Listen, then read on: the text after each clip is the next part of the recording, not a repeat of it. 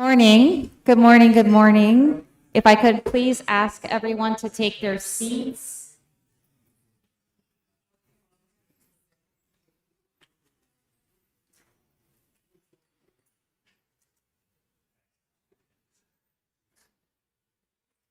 I'm so glad so many people decided to come on day two. I guess we're going to bore you. So this will be an exciting second day. So on behalf of the Victims of Communism Memorial Foundation, it's my great honor to welcome you to our annual China Forum for day two. My name is Rena Lipson. I'm the Director of Government Affairs here at the Victims of Communism Foundation, and I will serve as your MC for the day. Today's forum brings together policymakers, scholars, journalists, human rights activists, and members of the public who share a common purpose: to better understand the realities of the CCP and advance the cause of truth, freedom, and human dignity. At the Victims of Communism, we believe that remembering the victims of communist regimes is not only an act of historical justice, it's a moral responsibility and a guide for shaping policy today. Through initiatives like China Forum, we aim to promote informed, fact-based dialogue about China's political system, its global ambitions, and its impact to freedom and human rights around the world. As we gather here, we're reminded that the issues we discuss are not abstract. They affect real people, from those imprisoned for their beliefs, families separated by repression, to communities around the world grappling with Beijing's influence. We're fortunate to have with us today a distinguished lineup of speakers who will help us unpack these complex dynamics.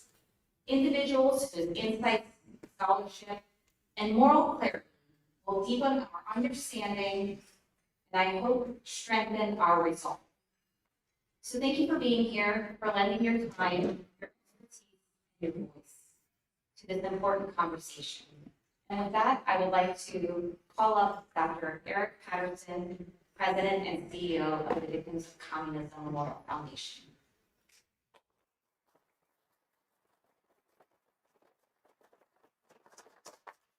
Thank you very much. It's a delight to welcome you all to this 11th annual China Forum. As most of you know, in 1993, the U.S. Congress passed a law that was signed by Bill Clinton that said that there should be some organization that should commemorate the 100 million people murdered by communism in the past and be an active advocate for the freedom of those still held captive by totalitarian regimes today. And of course, that organization became the Victims of Communism Memorial Foundation. And we do that work through education. We have student, teacher, and professor programs. We have curriculum and online training. We do it through the museum, just a few blocks from here. And I'd like to invite you, if you haven't been to the Victims of Communism Museum, just 2 blocks from the White House at McPherson Square, to come, to visit. It's part history museum, part art museum, and we always have a temporary gallery looking at more contemporary events. And then, of course, there is our policy outreach. And this program, in a sense, brings together leading thought leaders, policy experts, those with expertise on China. And what we do is we bring together the best of that knowledge and present it right here in Washington, D.C. for those who will be making decisions. And our China Studies team, led by Adrian Zenz, does that for the National Security Council, for the State Department, for the British Ministry of Defense, for the United Nations, and for governments, not just here in the United States, but literally around the world. Now, an event like this, of course, in this beautiful Willard Hotel, would not be possible without the generosity of sponsors, many of whom are with us today and listed in the program. I would like to direct your attention to our hero and freedom level sponsors, the Sarah Scaife Foundation, the Taiwan Foundation for Democracy, and Catherine Wendell's. Would you help me in thanking them for sponsoring this event?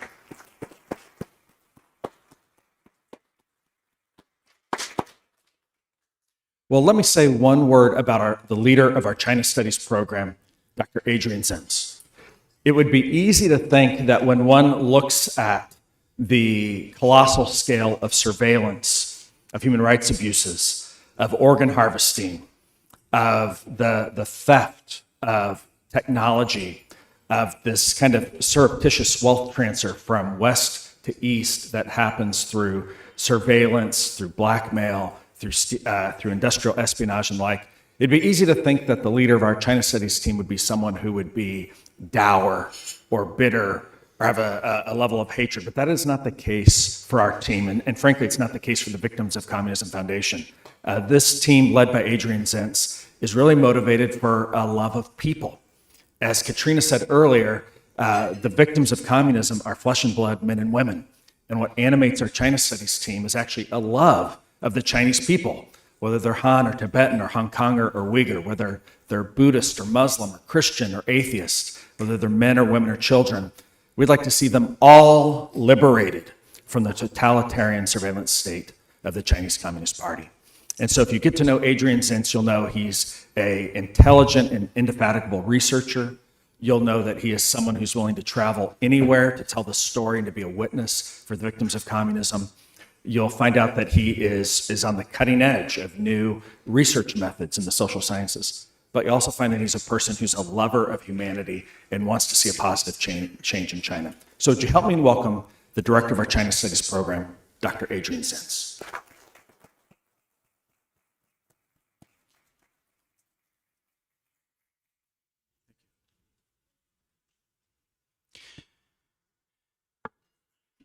Esteemed guests, thank you so much for coming here this morning, and welcome to the 11th China Forum.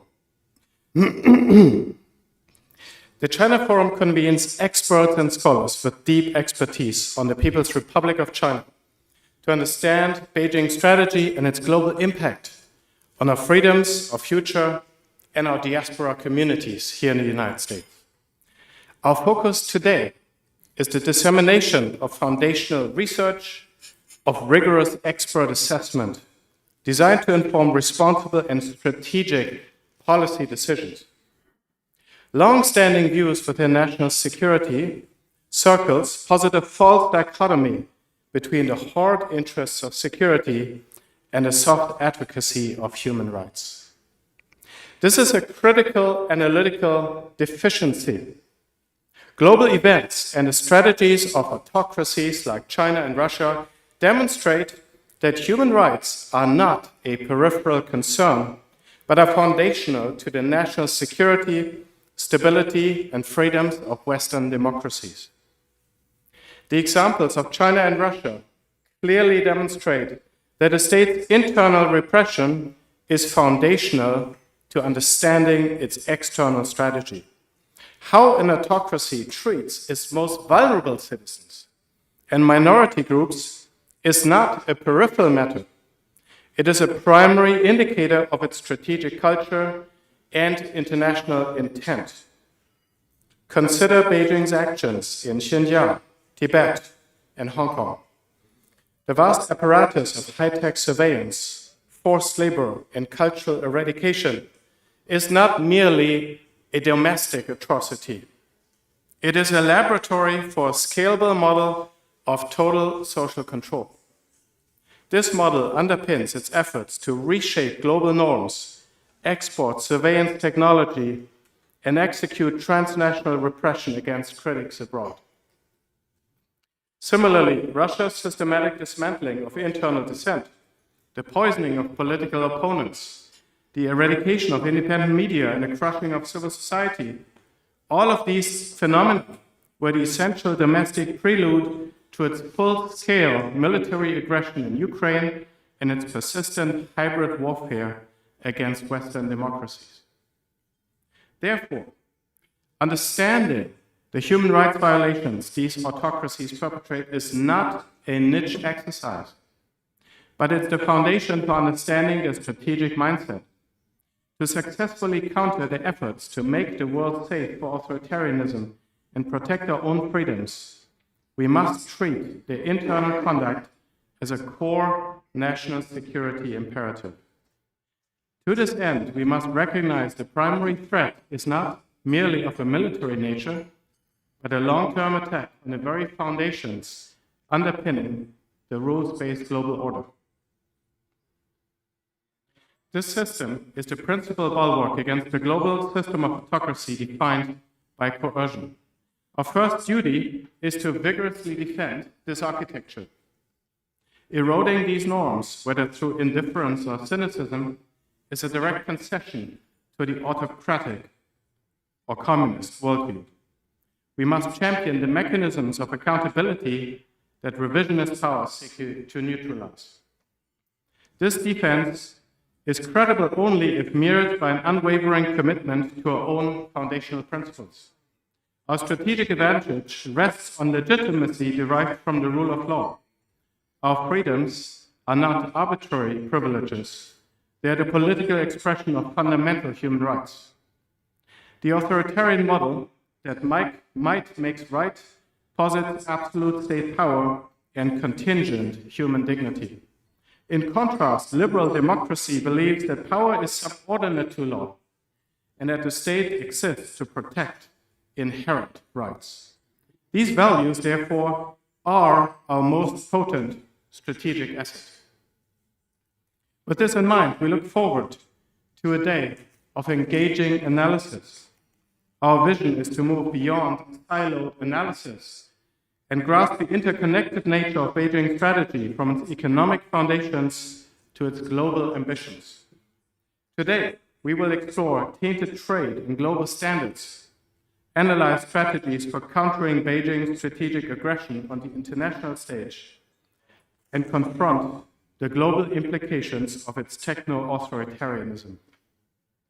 We will also hear an analysis of Xi Jinping's latest strategy and speak with the renowned historian Frank Dikötter, whom we will be presenting today with the Victims of Communism Lee Edwards Award for Outstanding Scholarship.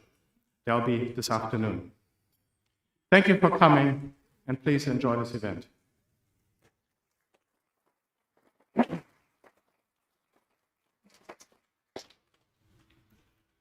Now it is my pleasure and privilege to introduce our very first keynote speaker this morning, Dr. Roosh Doshi, a person intimately acquainted with the inner workings of the Chinese Party state. Dr. Doshi is the C.V. Starr Senior Fellow for Asia Studies and Director of the China Strategy Initiative at the Council on Foreign Relations. He's also an assistant professor in Georgetown School of Foreign Service. His expertise includes China's foreign policy, U.S. strategy toward China, cross-strait issues, and Indo-Pacific security. Before joining CFR, Doshi was Deputy Senior Director for China and Taiwan at the National Security Council, where he served from 2021 to 2024 and helped manage the NSC's first China Directorate. During his tenure, Doshi coordinated U.S. government policy on China and Taiwan, drafted the administration's China strategy, and negotiated with PRC counterparts. That must have been very interesting. I'd like to hear more about that. He's the author of the book, The Long Game, China's Grand Strategy to Displace American Order, a book that I've read. And I must say, the research methodology reminds me very much of my own research approach of trying to assess, sort of looking into the black box from afar.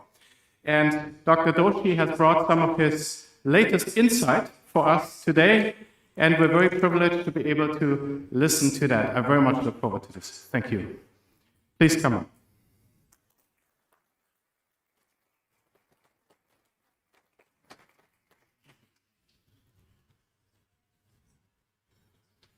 Well, good morning. I want to thank Dr. Zenz for that very generous introduction, especially suggesting that our work shares a common methodology. That really flatters me more than it does him, and I appreciate him for that.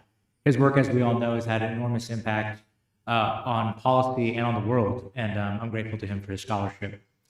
I want to start by just thanking all of you for taking the time to come join, and I think I have about 10 minutes before a very exciting next panel, so I'm going to keep my remarks brief. I want to talk a little bit about what China's worldview is and how that affects China's strategy, which is a subject that I've written about for a long time, and per Dr. Zenz, I'll update you at the end with where I think China's strategic ambitions and intentions are today. But let's take a quick step back. What is a grand strategy if China has one? It's a theory of how a country essentially can achieve security for itself.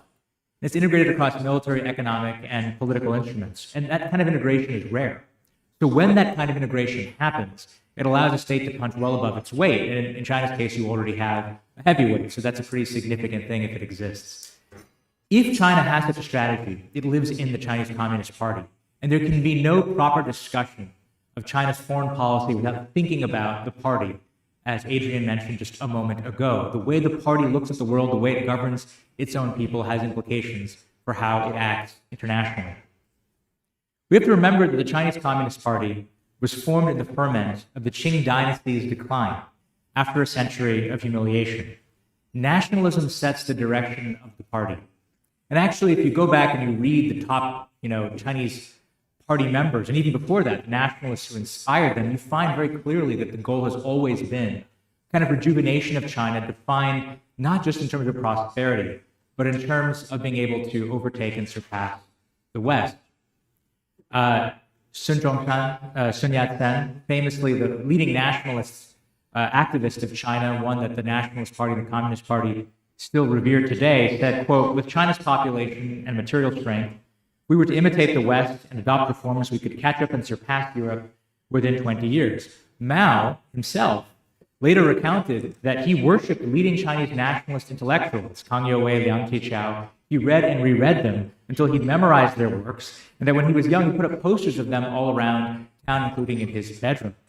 Deng Xiaoping, famously Mao's successor, went to France, where he encountered communism, and he decided to go there because he wanted, in his words, quote, China was weak and we wanted to make her stronger. China was poor and we wanted to make her richer. We went to the West in order to study how to save China. So again, nationalism has always been a major motivation of the Chinese Communist Party. And today, President Xi has talked about achieving this great rejuvenation of the Chinese nation. And he, of course, has a phrase that he debuted 8 years ago, which is the phrase, great changes unseen in a century, 百年未有之大变局. And that particular phrase is an incredibly important phrase. It means he believes this is the moment where China can finally achieve rejuvenation after waiting for so long. We'll talk more about that in a moment. But if nationalism sets the direction of the party, we have to remember the other half of the party, which is Leninism. Leninism matters. It is the means to achieve those nationalist objectives. And Leninism is about a vanguard of professional revolutionaries achieving power. It's fundamentally focused on the achievement of power, the maintenance of power, the centralization of power, and the exercise of power. Leninism is about power. And it is, in that sense, a deeply dangerous approach to governing human affairs. Power over all other considerations is the Leninist precept, and that requires extraordinary centralization. If you look at the Chinese Communist Party, it's, of course, a Leninist party. It penetrates every level of society. It penetrates every level of the state with a dual architecture to make sure that the politically loyal always have their thumb on the key institutions across the country. So with that introduction to the party and how it works, and in part what its view of the world is, how has its strategy changed over time? In my own work, I explore 3 periods where China's strategy changed since the end of the Cold War. But let's go back to the 1980s. Back then, the US and China were quasi-allies aligned against the Soviet Union. But then things changed. At that point in time, in 1989, we had Tiananmen Square. In 1990, the Gulf War. In 1991, the collapse of the Soviet Union. And after that trifecta of events, China's perception of American threat increased, and its perception of American power was quite high. And let's take a step back for just a moment. If you are a nationalist political party with a Leninist DNA, focused on the achievement and execution of power, the most important variable for you in foreign policy is the following: the relative power gap between you and the most powerful state, which is the United States. That is how you will see the world. And indeed, at the end of the Cold War, they saw that gap large, they saw the US threatening, and they decided to blunt American power quietly and non-assertively. Militarily, that meant focusing on asymmetric tools, mines, missiles, submarines. Economically, trying to join organizations like the WTO, not just to get rich, but to tie the hands of the United States in economic coercion, and politically to join and sabotage the institutions that the US had set up in Asia, in part to make sure they couldn't be used against China. And that strategy continues until 2008, when again, that key variable that I mentioned changes. This time, China's perception of American power had fallen after the global financial crisis. And we see China move from a blunting strategy under the precept, the strategic guideline, the 战略方针 of 韬光养晦, hide capabilities and buy time, to the new precept of actively accomplishing something, 积极有所作为, which is deliberately put in a dialectical relationship with the prior phrase. This was an adjustment in China's strategy, and the focus now was on building the foundations of order in Asia, and that is what China did. Militarily, it moved from focusing on keeping America out of the region to building the capabilities to be able to project power within Asia, capabilities that today we are now reckoning with. Economically, it went from trying to tie us down to actually investing in its own ability to use economic coercion against others, whether sanctions or beneficence through the Belt and Road. And finally, politically, it went from sabotaging American institutions in Asia or allied institutions in Asia to setting up its own, whether those are banks or new regional security organizations, to become the leading state within the Asia region. And that strategy continued until about 8 years ago, when China finally began to focus on expanding globally. And this brings me back to that phrase I mentioned, President Xi's phrase, great changes unseen in a century. That phrase evokes an earlier phrase from Chinese nationalists during the Qing dynasty. That earlier phrase was great changes unseen in 3,000 years. What that meant at the time was that China was in such profound decline, such profound depredation due to European and Japanese imperial efforts, that China was experiencing changes unlike any that had occurred for centuries, for millennia. Xi's phrase takes that statement of weakness and converts it into a statement of strength. Great changes unseen in a century is now a sign of confidence. And it is saying that the world is up for grabs because of geopolitical and technological change that all of us are tracking. And this is the moment to seize the mantle of global leadership. And what would that look like? Militarily, it means Chinese global bases around the world. My first few weeks at the NSC, I remember we had to push back on China pursuing a military base in Argentina, in the Western Hemisphere. But that's not the only place they're looking. The Mediterranean, the coast of Africa, the Middle East. It's a global Chinese military, but it's also a military that has capabilities that exceed the US capabilities, not just in Asia, but globally. Economically, it means a China that can dominate global supply chains. They talk about dual circulation, making the world more dependent on China and China less dependent on the world. And today, as we see the fallout from the trade war, where the rare earths tool has been weaponized against the United States, we see the virtue in their minds of a dual circulation approach. Third, technologically. They want to win the fourth industrial revolution. They see history as proceeding through a series of industrial revolutions. The first was the steam engine, which Great Britain won and became powerful. The second was electrification. The third was mass manufacturing. Think Thomas Edison to Henry Ford. The United States won that and became a global superpower. And today we are in the middle of the fourth industrial revolution. And for the last 17 years at least, if not longer, actually my math is wrong, 19 years, China has been pursuing an approach to dominate what it sees as a once-in-a-lifetime opportunity to seize the commanding grounds of the new industrial revolution. And that's what President Xi's investment in technology is all about. And finally, of relevance to this group is the political element of this project globally, which is not just to make the world safe for autocracy, but to reset the default settings of the system so that China's form of government is viewed as completely natural. These are the stakes, these are the ambitions of President Xi's political project, but they're not just Xi's, and that's where I'll end. We have to remember that too often our analysis personalizes the Chinese Communist Party.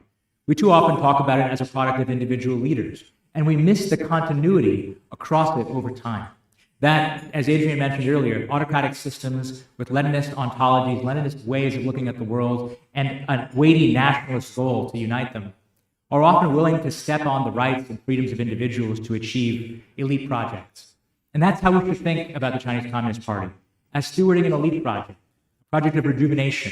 And in pursuit of that project, it's willing to do all kinds of things because it follows a simple logic of power. Just like Lenin, just like Mao, just like Stalin, and many others, Deng, and so on.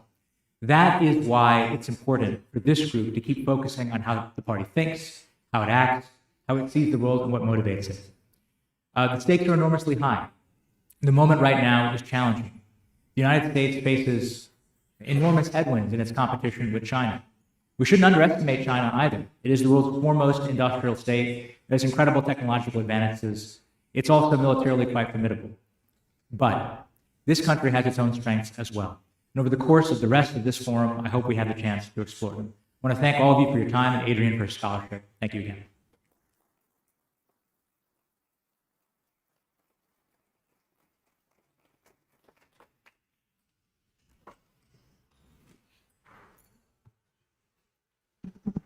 Even with the heels, I'm a little short for the microphone. Thank you so much, Dr. Doshi, for your remarks very insightful.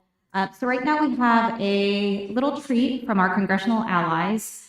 Obviously, we're in government shutdown, so they could not be here in person, but we do have a few videos that we would like to share. First, from Congressman Molinar, who represents Michigan's 2nd Congressional District. As Michigan's only member of the House Committee on Appropriations, Representative Molinar is dedicated to holding the federal government accountable to taxpayers. He strongly believes in fiscal responsibility and has been fighting to make the economy work for Michigan families and seniors. As a member of the committee, he serves on the subcommittee on agriculture, rural development, Food and Drug Administration, and related agencies, the subcommittee on labor, health and human services, education, and related agencies, and the subcommittee on national security, Department of State, and related programs. Representative Molinar also serves as chairman of the House Select Committee on Strategic Competition between the United States and the Chinese Communist Party. In this role, he leads efforts to stop the CCP's economic and national security threats. Under his leadership, the committee has made significant strides in countering the CCP's malign influence and raising awareness about the threats it poses to the American people. We will also hear from Congressman Raja Krishnamoorthi, who was elected to Congress in 2016 and is now in his 5th term representing Illinois' 8th Congressional District. He serves as the ranking member on the Select Committee along with Representative Molinar. And lastly, we will hear from Representative Tom Suozzi, who represents New York's 3rd Congressional District and is the co-chair of the Congressional Caucus, or Congressional Uyghur Caucus. With that, I will let the video play.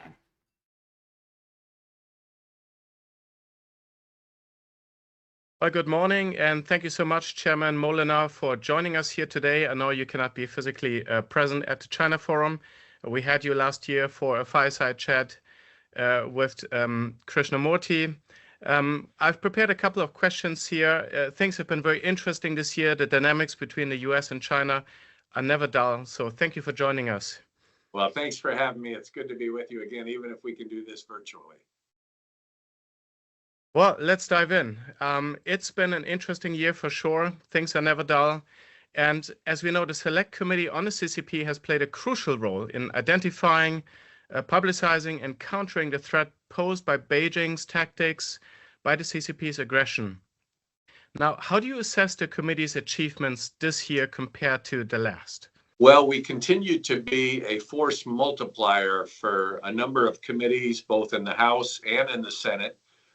When you consider legislatively, the National Defense Authorization Act has a number of our key priorities involved, from outbound investment to biosecure legislation. We've been looking at policies related to rare earth materials and supply chains.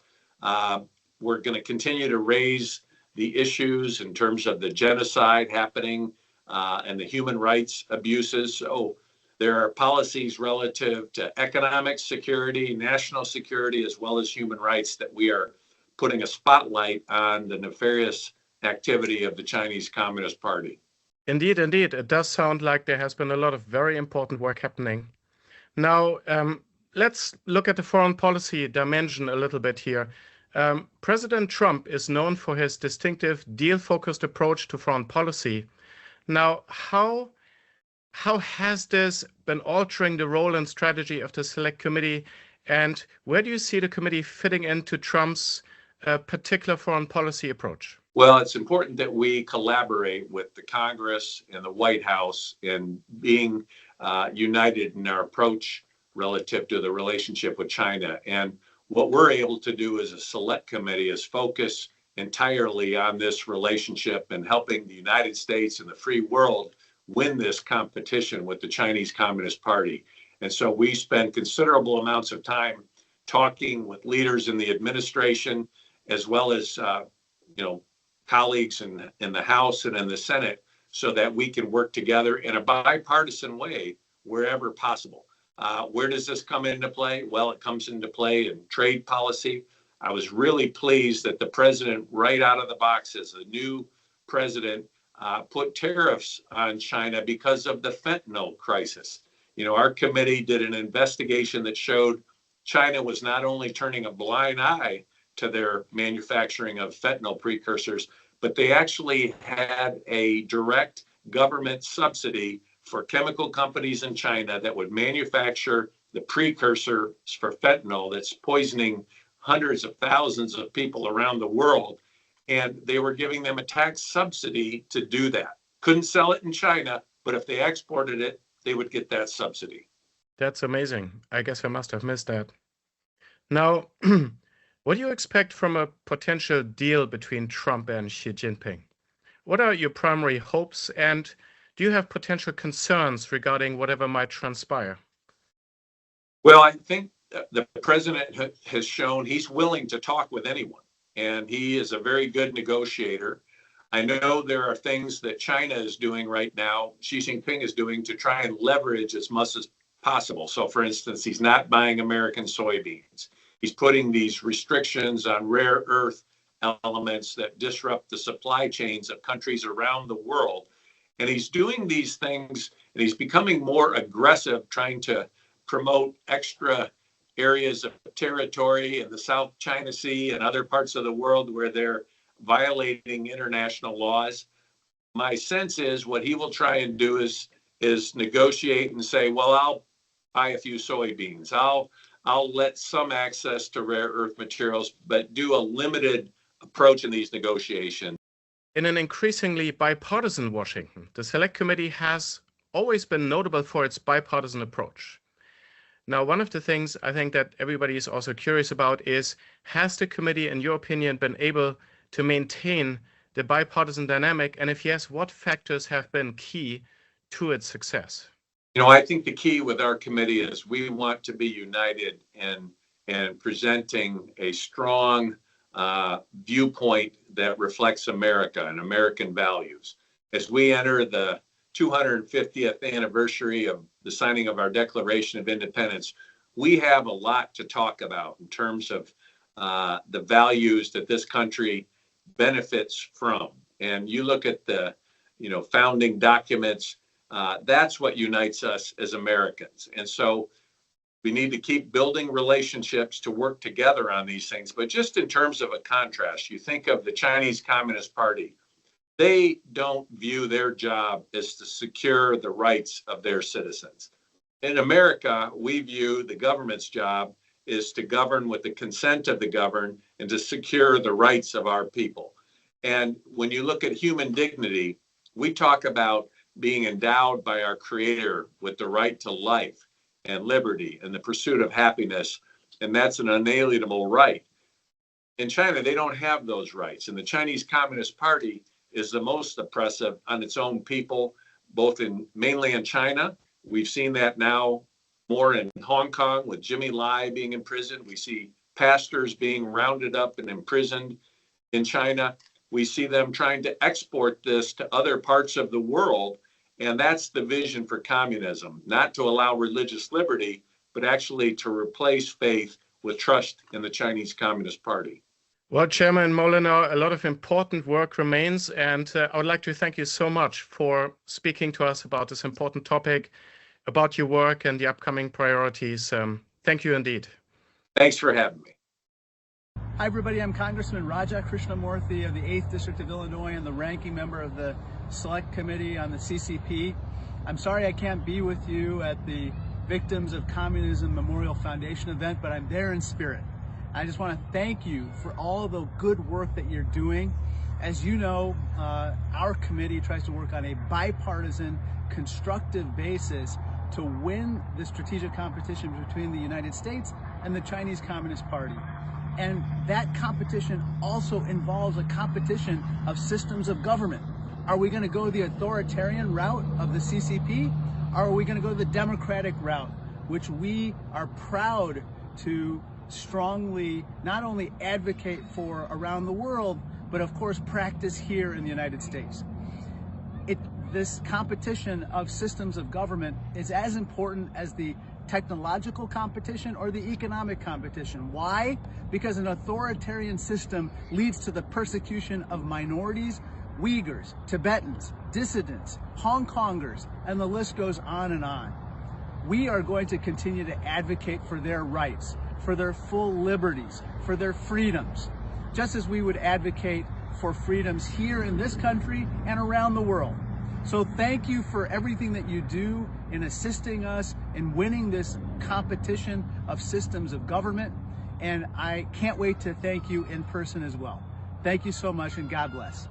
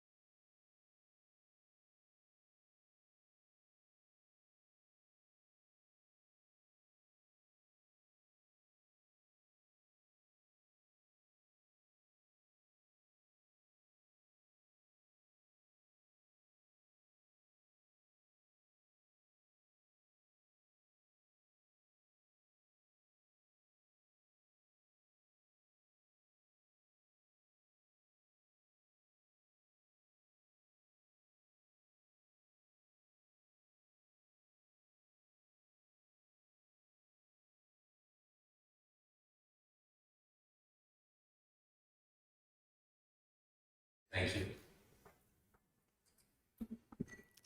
All right, and those were our congressional allies. We are sad that they're not here with us in person. It would have been a lot more lively, I'm sure, as it was last year, but there's always the following year. So I would now like to introduce our first panel of the day, which is the Forced Labor and Global Standards, Building Resilience Against Human Rights Abuses in Tainted Supply Chains. It will be moderated by Dr. Adrian Zenz, with panelists Judy Gerhardt, Research Professor for the Accountability Research Center, American University, and Samir Goswami, Director of Forced Labor Programs, Global Rights Compliance. Please join me upstage.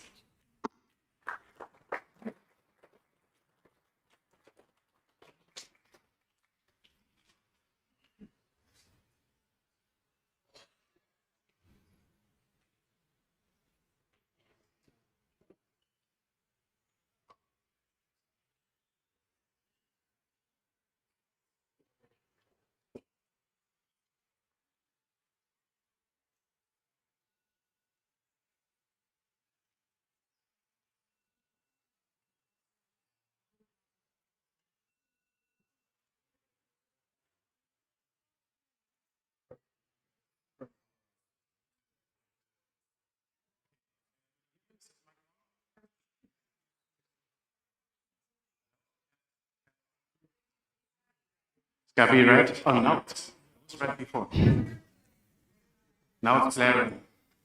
Well, thank you so much. Thank you, Judy and Samir, for joining me today at this panel. We were supposed to have one more panelist, Brian Hoxie from Customs and Border Protection, but we're all impacted by the government shutdown, and this forum is no exception to this. But nevertheless, I think we're going to have a very interesting conversation in this panel titled Forced Labor and Global Standards, Building Resilience Against Human Rights Abuses and Tainted Supply Chains. I'm going to start out with a few introductory remarks and a very brief PowerPoint to contextualize the situation of forced labor in the Xinjiang Uyghur Autonomous Region as part of my research. And then after that, I will introduce our panelists and have each of them give remarks, and then we're going to have an audience Q&A. So I look forward to that. Now, this panel is confronting a stark reality: the permeability of our global markets to goods produced by state-sponsored forced labor in China's so-called Xinjiang Uyghur Autonomous Region. The issue of tainted supply chains has evolved far beyond a single commodity, becoming a systemic challenge that implicates a vast range of industrial and consumer products. Our focus today is grounded in specific recent research that illuminates the scale of this infiltration. A renewed report from Global Rights Compliance, represented here by Samir, exposes the link between Uyghur forced labor and the processing of critical minerals. And late last year, research from the Victims of Communism Memorial Foundation from our China Studies team highlighted how Xinjiang's agricultural sector, responsible for a dominant share of the world's tomato and pepper products, is fundamentally compromised by coercive forced labor systems and land transfers. And of course, before that, we've had research related to solar supply chain, automotive supply chains, and many others, connecting state-imposed forced labor in the Uyghur region directly to Western goods and companies. A critical focus of our discussion today that I look forward to very much will be the crisis of assurance facing global supply chains. We're witnessing the systemic failure of established auditing protocols and social compliance standards, which are proving incapable of detecting state-imposed forced labor. In an environment of pervasive coercion, traditional audits are not merely ineffective, they are impossible. And the failure has been starkly illustrated. We'll hear more about that, but just very briefly from my own personal experience, as was the SA 8000 standard used by the audit of Volkswagen's Xinjiang facility, and similarly, major brands like Del Monte continue to procure from state-linked Xinjiang entities like COFCO, which our research implicates in forced labor. COFCO is a Xinjiang state-owned enterprise producing tomatoes. Based on the claim that COFCO has been audited using a globally acknowledged audit standard, the SEDEX SMETA. These audits, however, are not designed to identify what I personally have referred to as non-internment state-imposed forced labor mobilization. And I, on purpose, can try to coin a term that sounds different from just regular forced labor. Non-internment state-imposed forced labor mobilization too, and we've heard so aptly here about how, from Dr. Doshi, about how a Leninist party state penetrates society, civil society at the deepest level, and that is, of course, very much what enables this particular form of state-imposed forced labor mobilization. Could I please have the PowerPoint up? There it is. No, handling different things here. So just very briefly, I'm going to give just a very brief update of some of the recent situation in Xinjiang. I kind of struggle to see this, I guess. There's a remote control.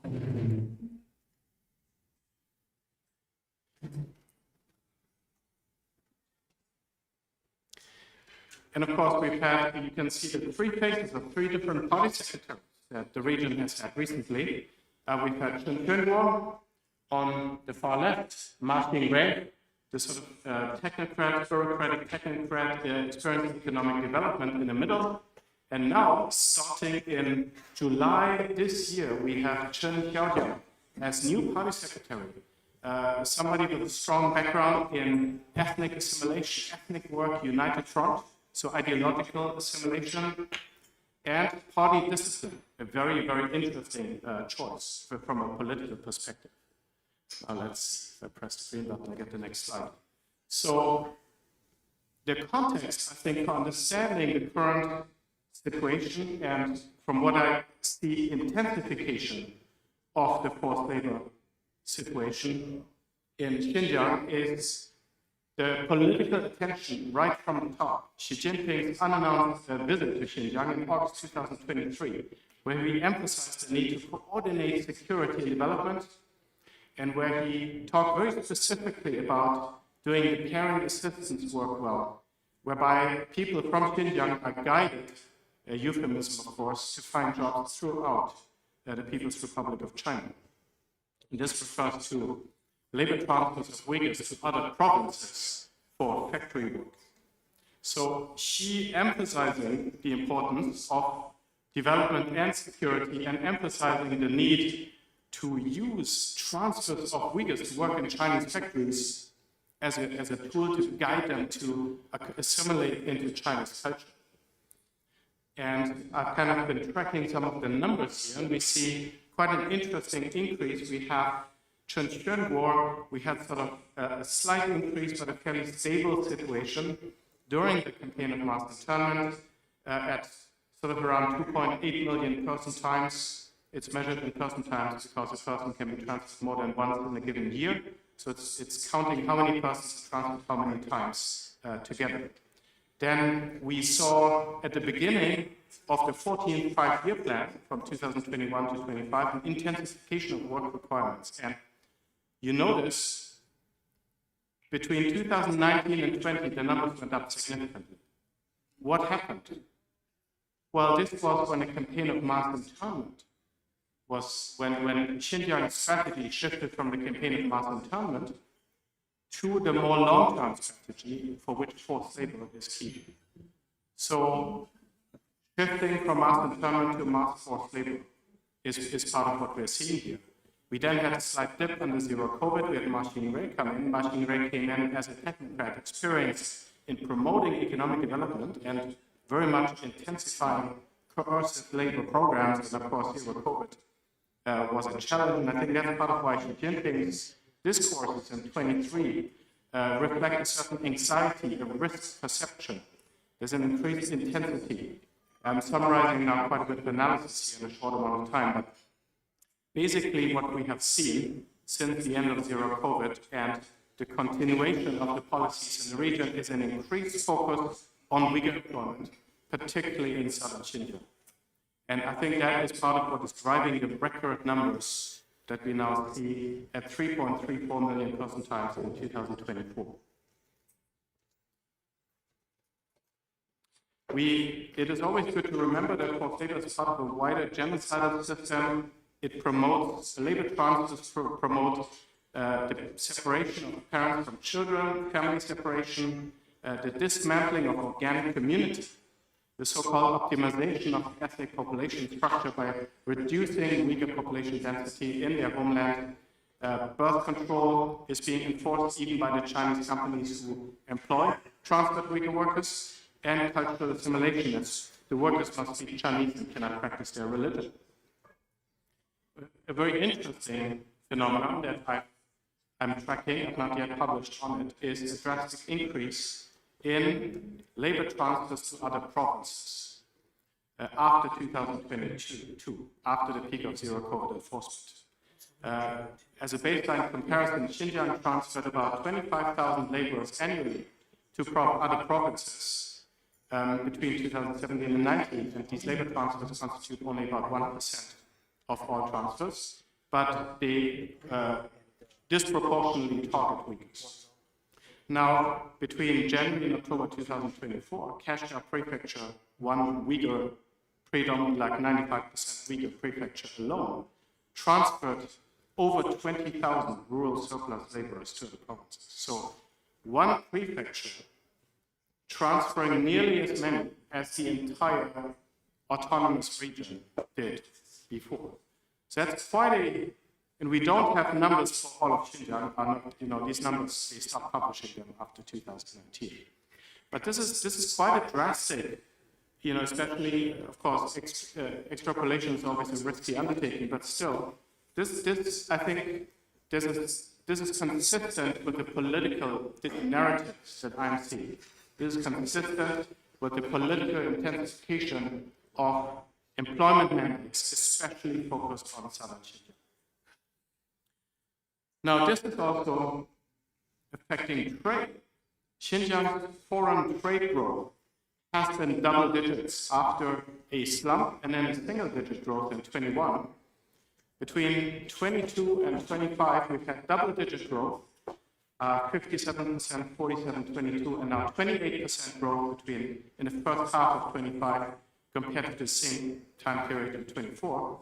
And what we see is the share of southern Xinjiang in manufacturing and exporting of all Xinjiang's foreign trade has increased and is now stable at a high level of about 1/3 of the entire region. We have to understand, just in recent history, southern Xinjiang did not really export. They didn't really export hardly anything. This is a new development that's part of intensified employment requirements. That's part of political pressure. And this is connected to the forced labor drive. And the forced labor drive is being monetized. And this is only the direct trade, of course, which is a drop in the bucket. Most goods that, for example, we receive from Xinjiang or the CPP status, 86%, for example, of CPP's detentions under the Uyghur Forced Labor Prevention Act are goods from Thailand, Vietnam, and Malaysia. And of course, just yesterday, we had news that there's a new trade agreement between the White House and Malaysia with language related to forced labor and to Section 201 of the Tariff Act, and talk about high-risk areas of forced labor. Now, it will remain to be seen what that actually means in practice, but still, this, I would say, from the eye of somebody who looks at this topic, this is something that has the potential to really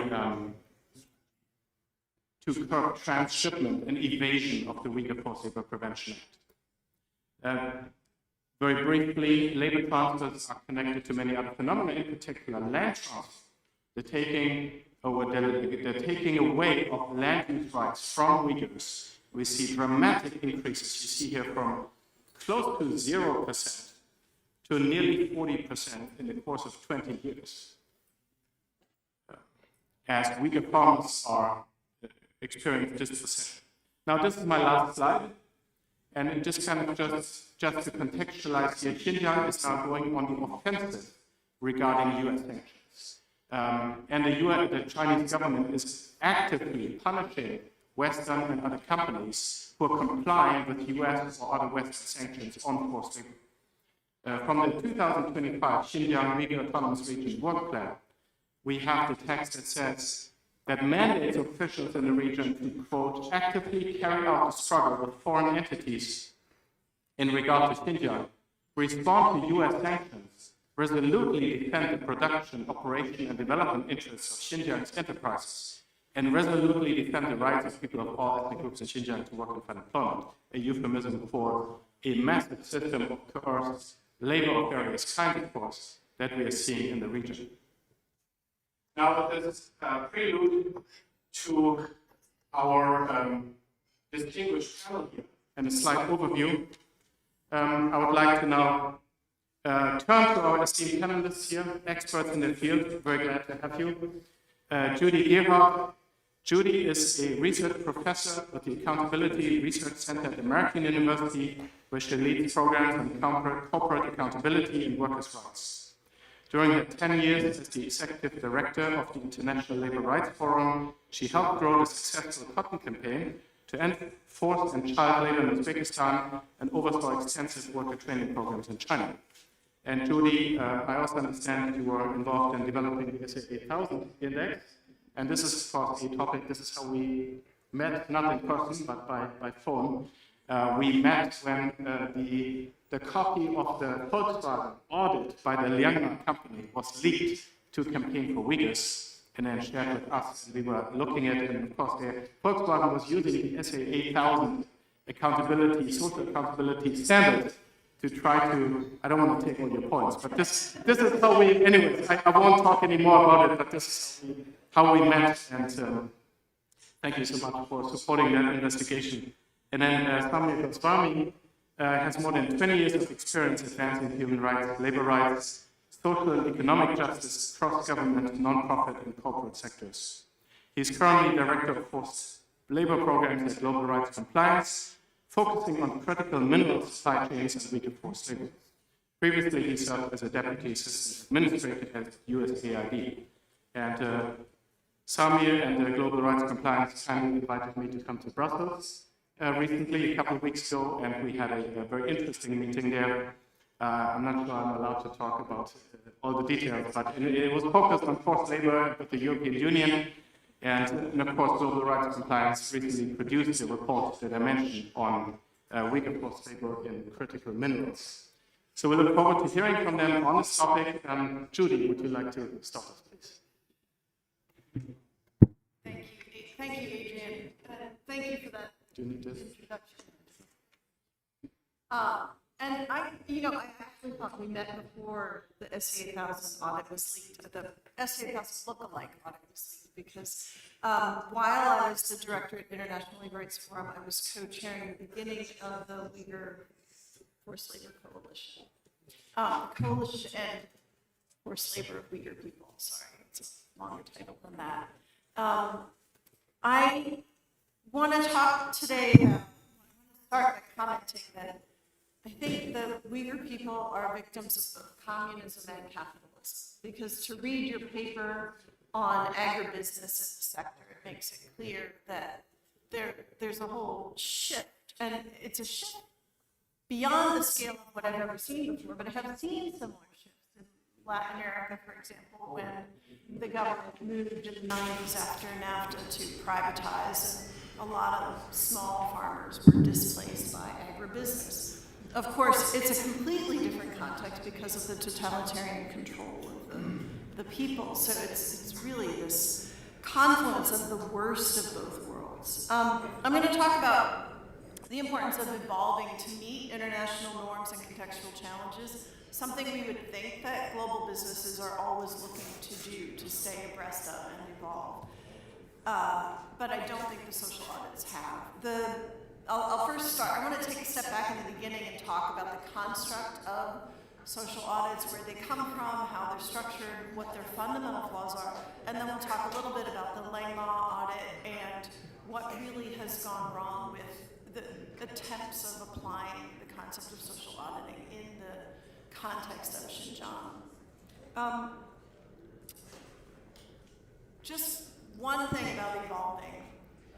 I would be remiss if I didn't acknowledge that this country, from the beginning of the 1800s until the 1960s, was forcibly removing Native American children from their homes and putting them in boarding schools so that we could kill the Indian and save the man, as was said at that time. So this forced displacement is something the U.S. is also guilty of. At the same time, this happened. And since then, we have the Universal Declaration of Human Rights and the two conventions that codify the Universal Declaration of Human Rights. I don't want to excuse by any means the practice that the U.S. engaged in, but I do want to note that in this interest of evolving, I believe the fact that the U.S. has apologized under the Biden administration, that we have sought to evolve. And that's really not happening with businesses that are still investing in the region of Xinjiang.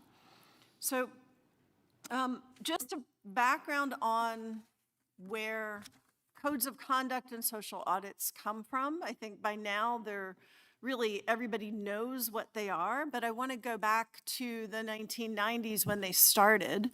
So really it started when the global unions were looking at how do we hold transnational corporations accountable for their supply chains. At the time, there was a lot of denial of even having responsibility for what was happening in their supply chains. This is 20 years before the UN Guiding Principles on Business and Human Rights. That's when social audits started. That's when we were drafting the SA8000 standard.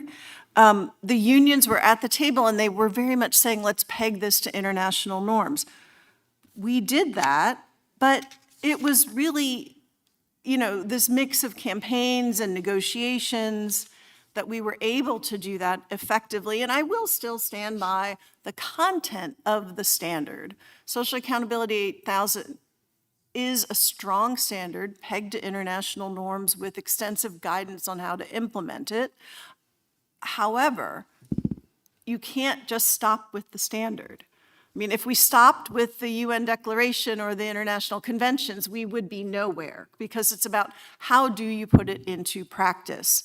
And I really, I shifted away from social auditing when I saw the problems, the deep flaws with the confidentiality clauses and the fact that worker complaints were not, the results of worker complaint investigations were not shared with workers. So that brings me to the construct of the way most social auditing initiatives are set up at the moment. And it's possible with the advocacy for human rights due diligence and the transparency and stakeholder engagement around mandatory human rights due diligence laws, that we could move beyond social audits. But the way most of them have been constructed, because of their history and the way they were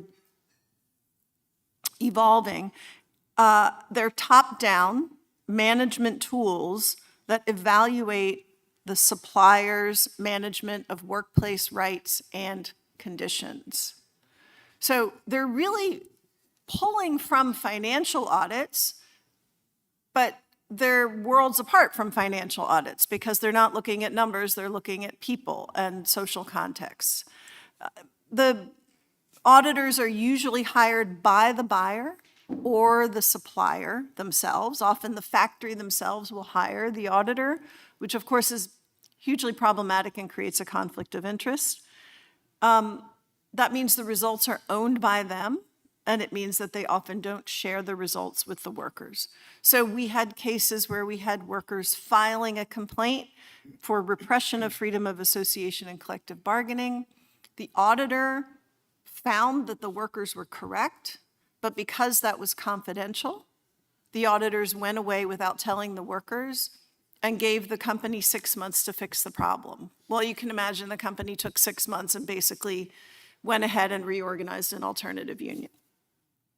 So the structural flaws that are embedded in most of these social audits is that they're voluntary, they're confidential, and because they're voluntary and confidential, they sideline workers. Workers don't really have a voice or a way to engage in the process. So these are set up to defend worker rights, but at the same time, they're constructed in a way that sidelines workers, treats them as widgets, basically. And they may be interviewed, but they're not really able to fully engage in the process.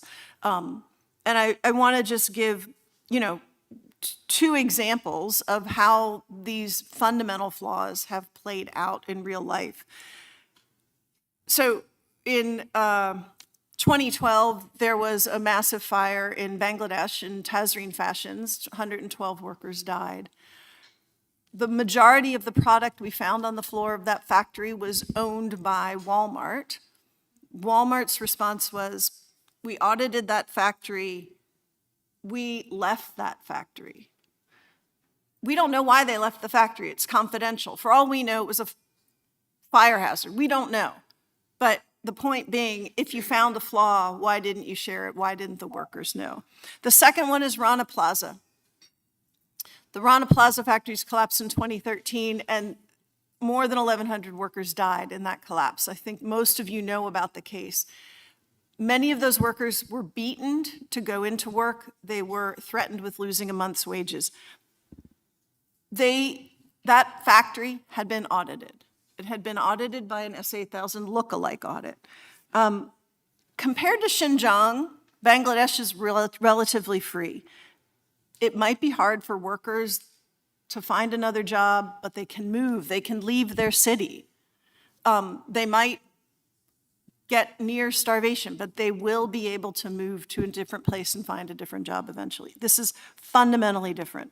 So basically, I want to just underline the fact that the social audits are deeply challenging wherever they're implemented, and they have not really evolved with the stakeholder engagement elements. They're beginning to evolve, but how do you apply that in the Xinjiang context, where social auditors are, even attempting to conduct a social audit in Xinjiang would ignore the pervasive lack of freedom. So when Adrian came to me and said, I have this leaked audit that tried to audit against SA8000, a standard which I helped draft and which I've written guidance for, I had to read it and I had to see it. And it's not an SA8000 audit. I don't want to malign Social Accountability International, which has said they do not have any certifications in Xinjiang, although they have not put in place any public declarations at this point as to banning those audits, which is problematic. And I think we would like to see them ban those audits. But what we've seen is that they're not really able to do their work because they're not able to interview workers in an honest and open way. they're not able to adapt to the context of the total lack of freedom that's existing that Adrian just described. And I want to circle this back to the Uzbek cotton campaign that Adrian referenced. We were able to succeed in Uzbekistan for two reasons. One was because we had all of the apparel companies were with us saying we're not going to source from Uzbekistan unless and until the laws are reformed and the forced labor is finished. But that combined with total access of the United Nations to monitor those legal reforms and what was happening on the ground. So if social audits are to be used as a tool, and I would say only if they're fully restructured and addressing the fundamental flaws I've outlined, then they need to have a full contextual analysis and effective stakeholder engagement. These are currently impossible in Xinjiang. The Langma audit had many flaws to it. First of all, the company had not even been trying to implement the standards, but there were a couple really just glaring errors, which I think is not only to the flaw of the auditor, but also to the phenomenal misconception of management of that facility. So management welcomes the auditors in and they say, okay, you can interview our workers confidentially. We won't be there. We will give you the corporate executive meeting room. Very nice. In fact, the audit goes on and on describing this triangular meeting room and everything. And then they say, and we'll let you live stream it so management can watch the interview from elsewhere. So they did interviews on site in executive offices with a translator, which I'm sorry, I disagree that translators can ever do as good of a job as actual people speaking with them. And they did it live stream. There was no confidentiality. The other really big flaw is they, on discrimination, they said, oh, there are no signals of discrimination. You know, this is the history of financial audits. Oh, we found no flaw, right? There's nothing more descriptive. But the truth is, on a social audit, in discrimination in a place where the context is endemic discrimination, you need to have broken out whose management. Are they Han people? Are they Uyghur people? What's the context of the workforce, and the management? So I think I'm almost out of time, and I should really just conclude by underlining the fact that social audits are in need of a deep reform. If not, they need to become different tools in terms of transparent, outcome-oriented reporting in the human rights due diligence context. But they also really cannot work in Xinjiang. None of this can work, even human rights due diligence, because of the current context. Companies need to stand up, and social auditing firms, I think, need to come with them and stand up to this deep, deep problem. I will say the Fair Labor Association has a statement on its website explaining the way that they will not allow audits in Xinjiang because of restricted access, unreliable information, and the lack of effective remediation procedures. The UN Guiding Principles on Business and Human Rights calls for all companies to respect the rights of workers and ensure remedy, and for governments to protect the rights of workers. You have none of those three happening in Xinjiang. Thank you.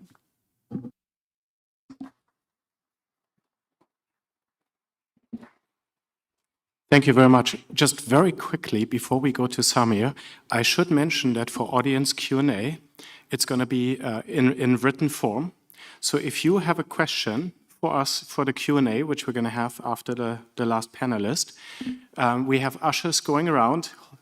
They're holding up their hands right now with cards and pens. And please do write down your questions for any of us up here. Thank you so much. Samir. Thank you, Adrian, and Judy, thank you for that. Got a little spicy there, I appreciate it. And I think that's why we're lucky to have the UFLPA here in the US, because it's just assumed that if it's coming from that region, then it's going to be forced labor. So I appreciate that point. And Adrian, I really appreciate what you said this morning about how the rule of law is foundational to liberal democracies. And Judy, your point about The Uyghur people are victims of both communism and capitalism, and hopefully you can build off some of those points as well. As Adrian mentioned, and thank you again to the foundation, thank you to Sirkin and Adrian for inviting me and GRC here. As Adrian mentioned, I'm Samir Goswami. I'm the Director of Forced Labor Programs at Global Rights Compliance. We're a Dutch-based nonprofit. There are about 200 of us around the world focusing on international human rights and development issues.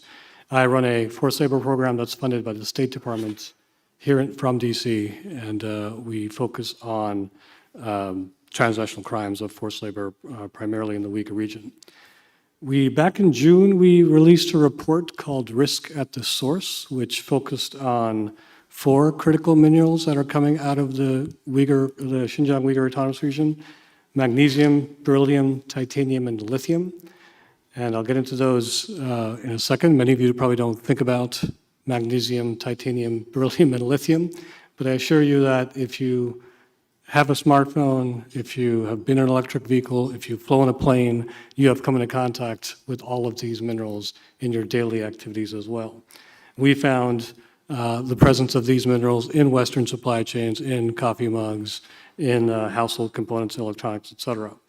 The report that we released back in June gained significant attention, including from the Chinese government, who I think within hours of releasing it, they'd announced it right away. So we did realize that we may have hit a nerve and that we're on the right track here. But let's also just start with some grounding, as these couple days have been. It's been well documented, but I think it's worth repeating what we've heard from research that's done, including by you, Dr. Zenz, and the courageous voices of Uyghur people. And we know about the fresh sterilizations. We know about the torture and the forced family separations.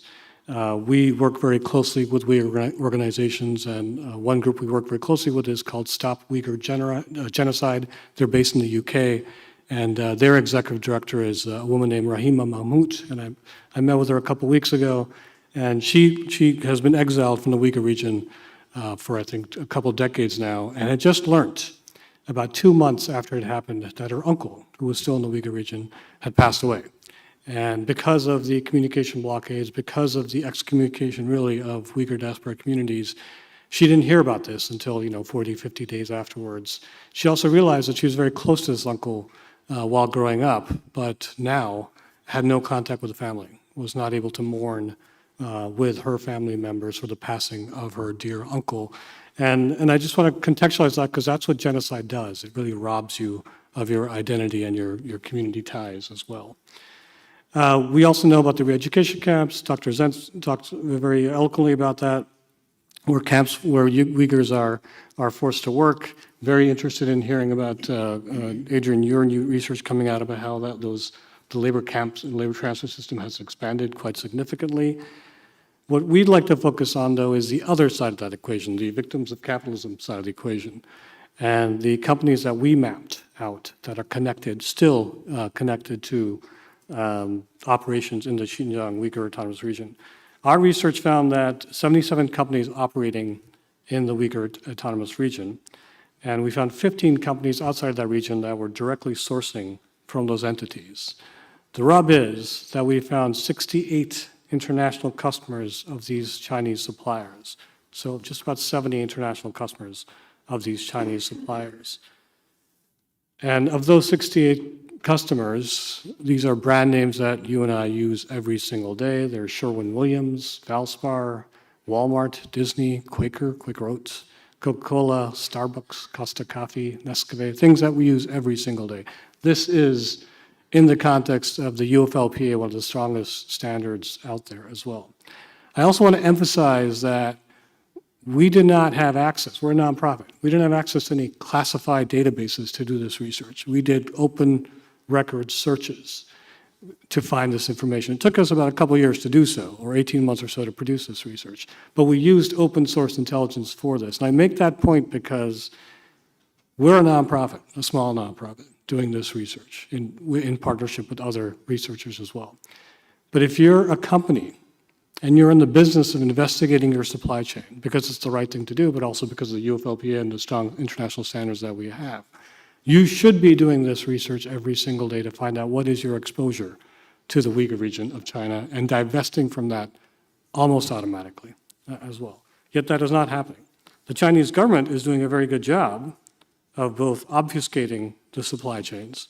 They're also doing a very good job of cracking down on any people raising awareness about the presence of forced labor in the Uyghur region. However, we also found that many of the sources that we looked at were Chinese Communist Party published documents. There are entities in the Uyghur region that own this production that are ending up in trade shows in Western markets as well. They're openly, and they have the name Xinjiang in their companies, and they're openly advertising this. This is how brazen the Chinese government has become as well. We found that these extractive companies in the region rely heavily on the state's labor transfer schemes, and now increasingly so with the Uyghur, the labor transfer program as well. And ultimately, these weak labor and environmental standards and opaque distribution systems all serve to artificially deflate the costs of goods made in the Uyghur region, creating an unfair playing field for legitimate businesses. And, we talk a lot about, of course, the moral crisis that is and our support for the Uyghur people, because none of us believe in genocide, including our policymakers. But it's also an economic security crisis that disadvantages American businesses. This is something that, Adrian mentioned, the recent trade deals that we've heard about. Even the USTR mentioned that labor exploitation is a detriment to American businesses as well.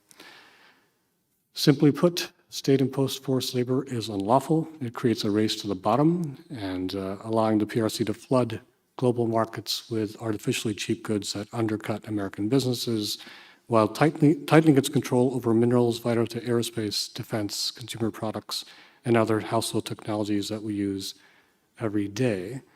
I have to say, though, that I think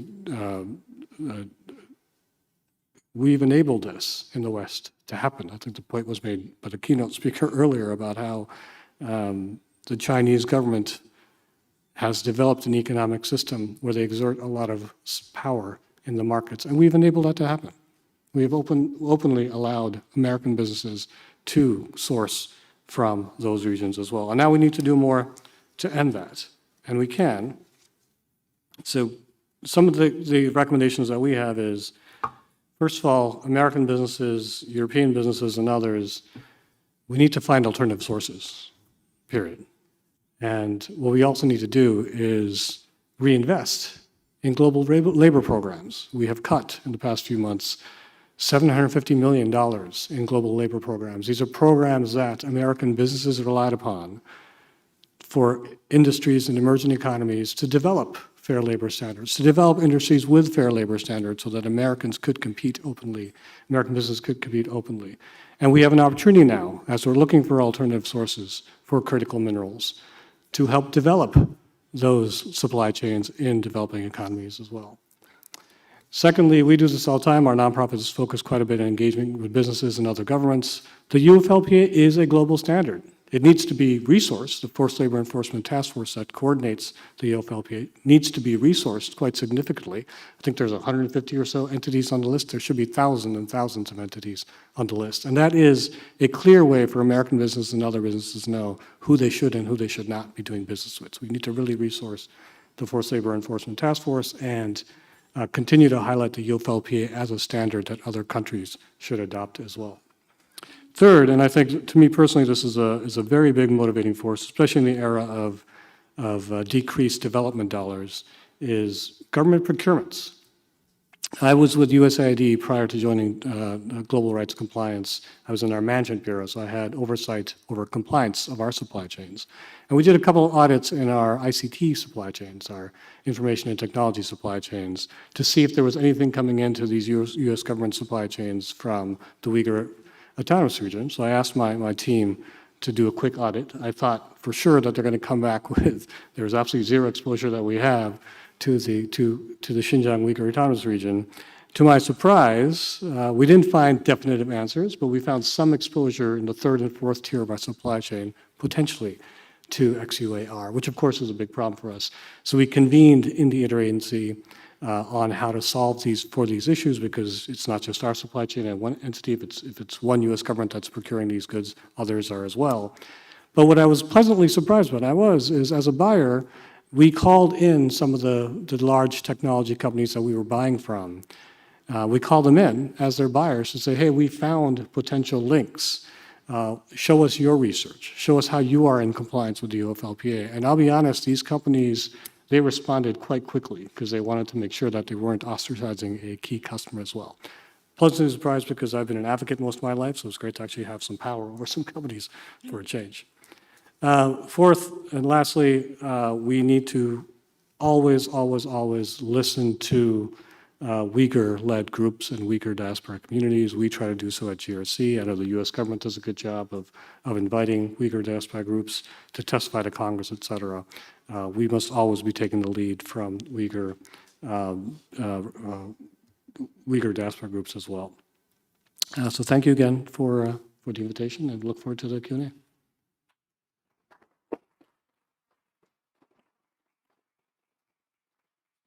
Thank you so much. Well, thank you indeed. I think we've heard some very important things here. The focus on victims, the focus on workers, and we see that, at the end of the day, this is about the people who are affected, right? This is about the workers who are suffering. We see that there's a connection between an autocracy, but the autocracy is using those structures and using these corporations just like some of what we are seeing here, right? We are seeing some of that, and then Western companies being complicit in that. And I think you made a very valid point, Samir, about the resources that it takes, yet you as a nonprofit in 18 months were able to do due diligence. And one of the things that never fails to amaze me is whenever there's a report about Uyghur forced labor and supply chains, the report always uncovers something, right? And oftentimes implicated are big companies with billions of dollars who would have many more times the resources than us here, right? To conduct these investigations and to obtain even expensive trade intelligence or other data. We have a number of questions from the audience, but one of the questions that I would like to start out with here, Judy, you were involved in the SA 8000 development. You've talked about its intent, its shortcomings, yet its capabilities. It must sort of pain you when companies like Volkswagen or Del Monte, this was the other example, Del Monte replied to myself when I asked them about that they obtained. We had data that they got tomatoes from Xinjiang state-owned company, COFCO. And they replied saying, well, we have, COFCO has produced a SEDEX SMETA corporate audit, stating that they're free of forced labor and we will continue to source from them. Now, this is Del Monte based in Singapore, and then they have like a bifurcated supply chain, because they, the United States and the Europeans are now going to come eventually. Now, how do you think, Judy, we could get the audit standard setters? Like if the audit standard setters, that should be where the buck stops in terms of abuse. But no, their audits are being used and abused by companies such as Volkswagen, Del Monte, or others, and of course, Chinese companies. How could we get these audit companies to make public statements to publicly ban the use of their audits or to come up with a different approach, whatever it might be? Yeah, thank you for the question.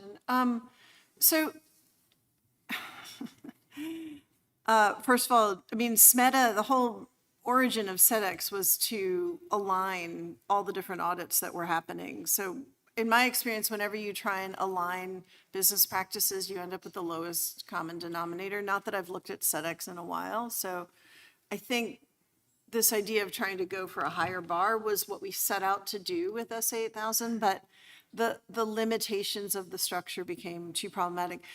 What's happening right now in China is a lot of these auditing firms have a quality control problem. I would say that they have a significant quality control problem in China writ large. Since Xi Jinping, I really was involved both for Social Accountability International and for International Labor Rights Forum on doing a lot of worker training and being involved with workers who were beginning to organize on social media when it was still possible. That is no longer possible. So, as the whole Xinjiang case has come into public attention, there's a broader shutdown of worker rights from the progress that we had made. How you get the social auditors to make a public statement. So in 2020 in the Wall Street Journal, there's an article that references 5 social auditing firms that made a public statement. But currently today, I'm not finding those. They're sort of dancing around this fact. Maybe they think that they've already said it, but I don't think they've said it definitively and strongly enough. And it should come hand in hand with the companies that are using them, would be the other thing. So I can put a campaigner hat on. I think the combination of research showing how they've got a quality control problem in terms of the look-alike audits and the misnaming of them should be incentive enough. That would be the sort of soft approach of asking them to please come and clarify this quality control problem. But on the other side, there's just campaign tactics that would be needed.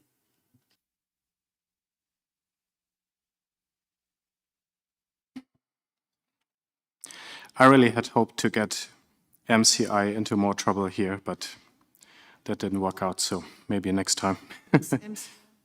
The ones who gave MSCI, I'm sorry, who gave Volkswagen, put on the red flag notice and then removed it because of Volkswagen's statement, and then because Volkswagen said that they had an audit, and that was enough for MSCI, the investment, who get the corporate social responsibility investment, who had a red flag on, and they removed it simply because of Volkswagen's statement. Well, we could go down the track of campaign tactics, and probably the first one is to have the socially responsible investors do a letter. I believe when we started the Coalition to End Uyghur Forced Labor, we had the Interfaith Center for Corporate Responsibility doing a statement and doing a letter. So starting with the socially responsible investment firms and then going to others. But I think you raise a really good point. I mean, there's sort of the sit down and negotiate. There's the get their investors to pressure the companies to then have the companies pressure the social auditors. And then there's the public exposure. But right now, because all these audits are look-alike audits, we haven't had that smoking gun. And SEDEX doesn't certify, so SEDEX is like a reporting mechanism. And unless you're a company with membership, you don't have access. And that's part of the problem, because I think, anybody can take and use, you call it a lookalike audit, but those who kind of use it for whatever purpose don't call it that way, right?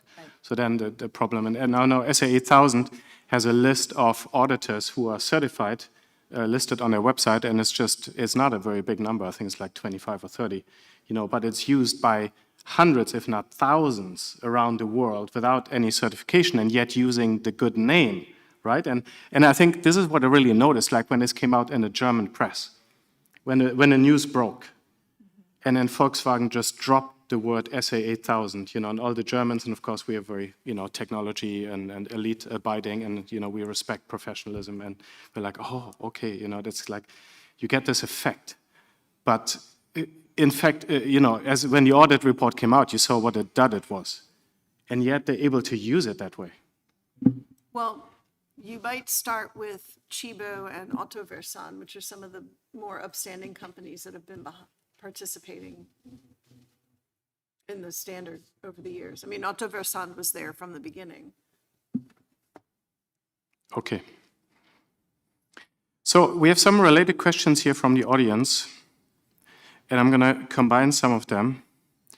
They go along the lines of supply chains in China. Is it possible to manufacture in China with a guaranteed clean supply chain? Is the only solution complete avoidance of the market or decoupling? That's one of the questions. And I would say a related question is, to what extent can you use satellite imagery to identify some of these issues as part of open source, I guess, even part of auditing? Either panelist can respond. It's going to be very simple about this. Avoid the Uyghur region, period. That's it. And then there is plenty of research to show where folks are being shipped around for the labor transfer program, and more research comes out every day. There are more due diligence companies that are starting to map this out as well, so there's like zero excuse for a company that's serious about its supply chain to not know if their suppliers are engaging in the labor transfer programs or in the Uyghur region itself. Again, we just did, it took us at USAID a day, maybe, and one analyst to go through all the public records that we had on our supply chain to find answers to this, and we were able to come up with enough to like give us pause and have conversations with our suppliers. But yes, I think satellite imagery and social media, et cetera, there are various tools out there that we can now more affordably access, and more importantly, companies can access to verify where the prison camps are, labor camps are, et cetera. But again, if you're in the U.S., you have to avoid the Uyghur region, period. Yeah, I would agree with that. I mean, I think concretely there are some things that we could do in terms of the Uyghur Forced Labor Prevention Act. The list, the FLETA for the forced labor entities list, I think needs some updating. For example, I think a year ago, seafood processing was put on the list of high-risk industries because of the labor transfers, and transferred Uyghur workers found in seafood processing facilities in China by the Outlaw Ocean Project. That did not then result in the companies being put on the entities list, which for folks, I think people are aware, but the forced labor entities list would then require those companies to use rebuttable presumption and prove in advance that their goods are not made in the Uyghur forced labor region or by Uyghur forced labor. So really getting more proactive about zeroing in on those companies would be the next step. I don't have anything to add, in total agreement with Samir on his comments to the question. I think the one question was specifically like, can there be a clean Chinese supply chain, and said generally about the whole country?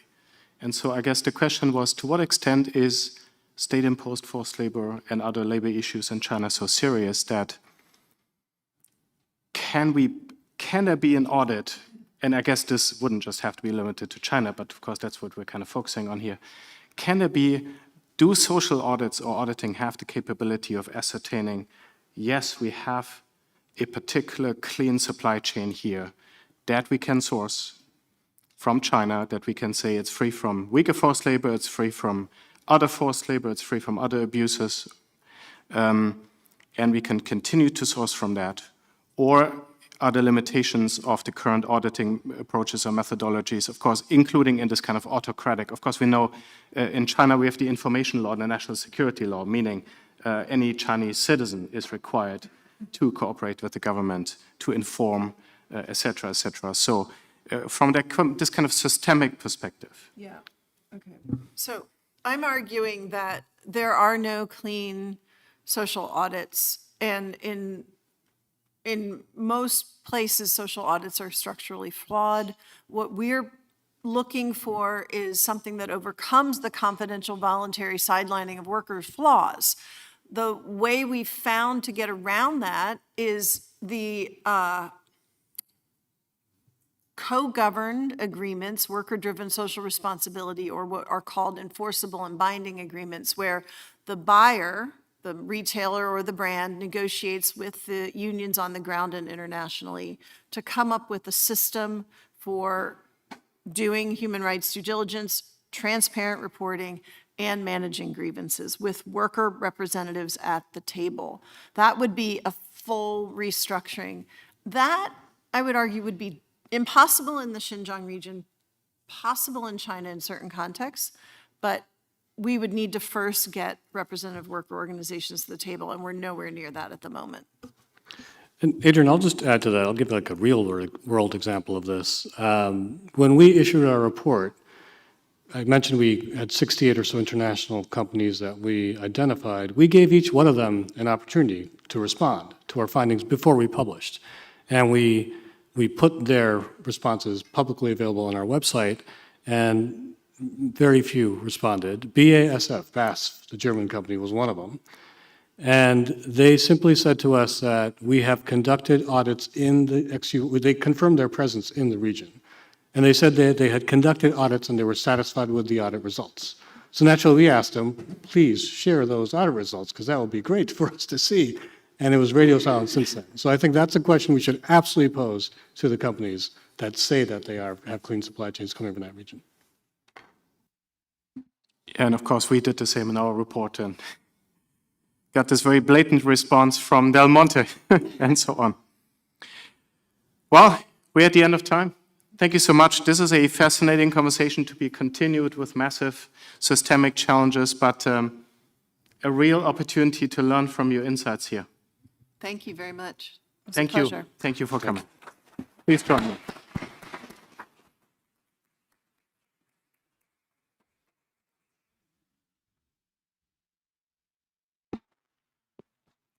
Thank you, panelists and Dr. Zenz.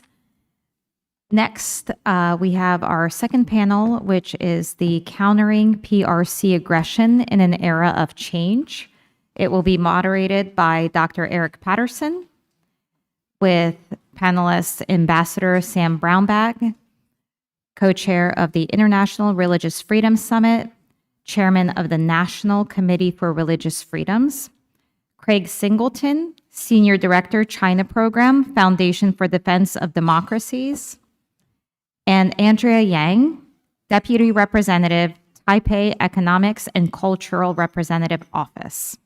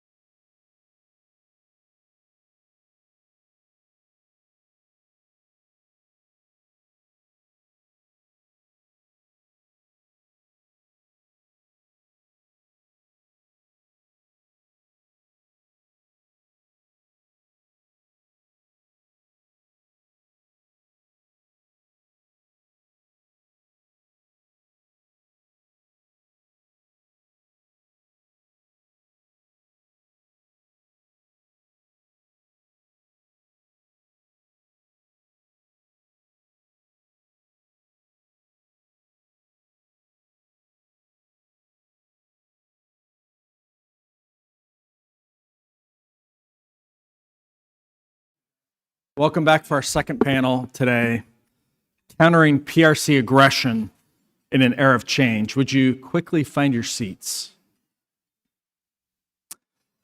Again, my name is Eric Patterson. I serve as President and CEO of the Victims of Communism Memorial Foundation, and I'm delighted that you could join us for this 11th annual China Forum here at the Willard Hotel in Washington, D.C. This panel is about the PRC's domestic human rights violations, its acts of transnational repression, and its expansionist ambitions. And really, the fundamental question is, what is to be done? Now, we live in a time of dynamic change, not only when we think about Beijing's policies, how they've been quite clever and manipulative in the way that they've not only manufactured a surveillance state and a slave labor state at home, but in the ways that they've manipulated international relations abroad through carrots and sticks in a variety of ways. What is the international community to do? What is the U.S. to do? It's a dynamic environment as well, because just this year, we've had a pretty significant change at the White House and a change of focus and dynamism here in U.S. foreign policy. Today, we have three distinguished guests who will each speak for about 7 minutes, and then we'll move quickly to Q&A. So I'd ask you to fill out those cards during their presentation so that we'll move quickly to Q&A. Our first speaker will be Ambassador Sam Brownback. Many of you know Sam Brownback has had a distinguished career of public service, serving in state office in his native Kansas, serving as U.S. Senator and Governor in Kansas, and then ultimately as U.S. Ambassador at Large for International Religious Freedom. In recent years, he's also co-founded with Katrina Lantos Sweat the International Religious Freedom Summit, an annual event that brings together over 1,000 experts on religious freedom to Washington every February. Second, we'll hear from Craig Singleton, Senior Director of the China Program at the Foundation for the Defense of Democracies. Many of you know Craig as a longtime China hand, more than a decade of experience at the U.S. Department of State, and many years working as an author, strategist, and expert on emerging technologies like AI, how to think about the Indo-Pacific, and China's military-civil fusion strategy. Today, he serves again as Senior Fellow and Senior Director for China at the Foundation for Defense of Democracies. And then third, we'll hear from Andrea Yang, Deputy Representative from the Taipei Economic and Cultural Representative Office here in Washington. Andrea has had a distinguished career of public service on her own. She served as Deputy Secretary General and Acting Secretary General of Taiwan's Democratic Progressive Party, the DPP. She was also the former Director of Press and Information for the DPP, responsible for external communications. She's worked for the Ministry of Culture, the Bureau of Cultural Affairs, the Taiwanese Parliament, and the Office of the President. So a fantastic group that we have for you today. And allow me to turn it over straight to you, sir, Ambassador Brownback. Thanks, Eric. I appreciate that very much. Delighted to have all of you here. I've worked with Eric over the years, and he and I years ago when we both had darker, more hair, were White House fellows in various administrations. So it's good to see you again, and also to see my co-chair, Katrina Lantos Sweat, and our faithful sidekick, Candace, with her as well here, that we push the religious freedom issues. Eric's very familiar with those, having worked at the Religious Freedom Institute for a while, and I hope you're familiar with them as well. Also, I want to just a quick shout out to Adrian Zenz. Dr. Zenz is the guy that first put me on what was taking place to the Uyghurs in the western part of China, and his work was absolutely groundbreaking. That he did. He uncovered what was taking place at the modern concentration camps and the surveillance states that the Chinese Communist Party was operating and perfecting, and then now we're seeing distributed to other dictators around the world. So he really deserves a great recognition there. China is at war with faith. It is a war they will not win. I first said those statements when I could still go to China in 2019. I'm banned there now. I deem that one of the greatest honors of my public career that I was one of the people that they banned when we banned from coming here Chen Guangguo, who was the party secretary, chairman, first over Tibet and then over Xinjiang, that put all the surveillance technology and the oppression in place. And you got to ask yourselves really why this is taking place. Why does China invest billions of dollars each year to oppress religion? And it's not just Christians and it's not just Muslims, it's everybody. It's everybody. It's Tibetan Buddhists, it's Falun Gong, and I would argue Falun Gong get the worst of all of it. As a domestic, indigenous religion, I put Falun Gong in the category of this is what Grandma taught us. She taught us this type of faith, and the people rapidly went to it, and it scared the Chinese Communist Party, and they thought we can't control these guys, we've got to kill them. Thus, you have 3 ongoing genocides in China right now of religious communities. The Tibetan Buddhists is certainly a cultural genocide, if it isn't a genocide regular from the start. The Uyghurs has been classified as a genocide, the Muslim Uyghurs, and it's really the Uyghurs aren't a problem, it's the Muslim in the Uyghur that is the problem. And they're fine with Uyghur culture, it's not the answering to a higher authority that Islam is. And then Falun Gong, who is, say, gets the hardest of all of it. Why are they doing this? The Chinese communists have to control people. And they find that the people that will stand up to them are people that are answering to a higher authority than the government. It's a very simple thing. It's a very clear problem that communism has had from its very outset. It's a very clear problem that communism has attacked from its very outset in most horrific, aggressive ways possible. I think then one of our clear responses to this should be is to back people of faith.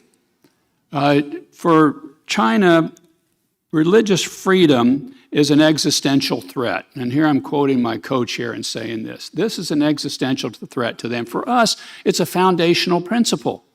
You can't operate a free and open democracy without having religious freedom with the people themselves being able to do that. And so we should stand up for who we are, and we should stand up against what China is doing, and we should be doing it very clearly.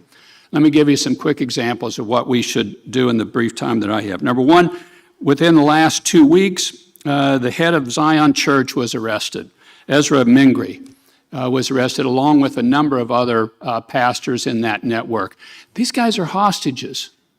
This wasn't done just willy-nilly, and they just didn't find out about the Zion Church. The Chinese Communist Party has known about this group for some period of time, and I think in building up to the meeting between Xi and President Trump, what's taking place here is they're grabbing more trading material.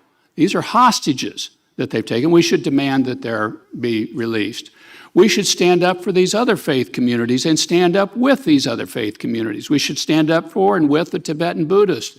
The Secretary of State, the Vice President, the President should fly to see the Dalai Lama in Dharamsala, India, and meet with him and say, we want to stand with the Tibetan people. I think we should endorse the third way that the Tibetan Buddhists have put forward, where they would have an independent country within China. I don't think China is going to allow that, but I think we should stand up for it. I think we should stand up and advocate for the Uyghurs to be released from the forced labor camps that they are in. I think we should stand up for the Christians that are being captured, taken captive, put in horrific circumstances and conditions, and demand their release. And I think we should stand up for the Falun Gong.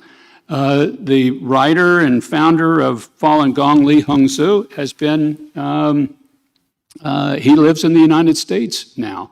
He sought asylum here. I think people in the White House should meet with him and declare that they should have religious freedom. And they should have it now. A final point on this, and I could go on a long time. I've written a book on this, on China's war on faith.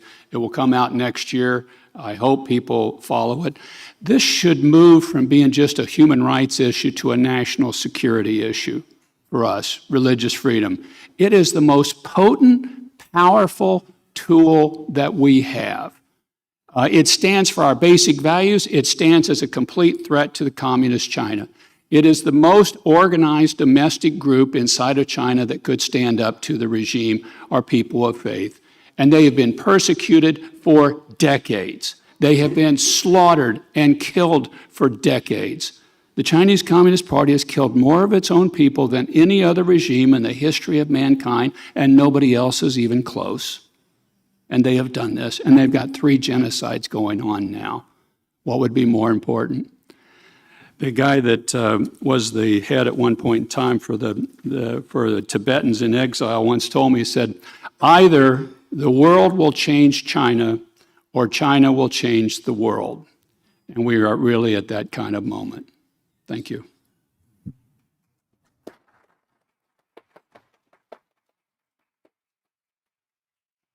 Hard to follow that.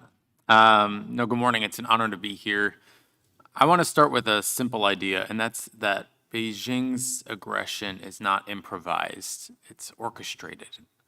We are witnessing a pretty methodical campaign today. I think it's economic, it's political, it's psychological, and it's designed to make coercion look like consensus and intimidation feel inevitable. China's goal, in my view, is not to burn down the international system. It's really to bend it slowly and silently, and in ways I think that feel very procedural rather than provocative.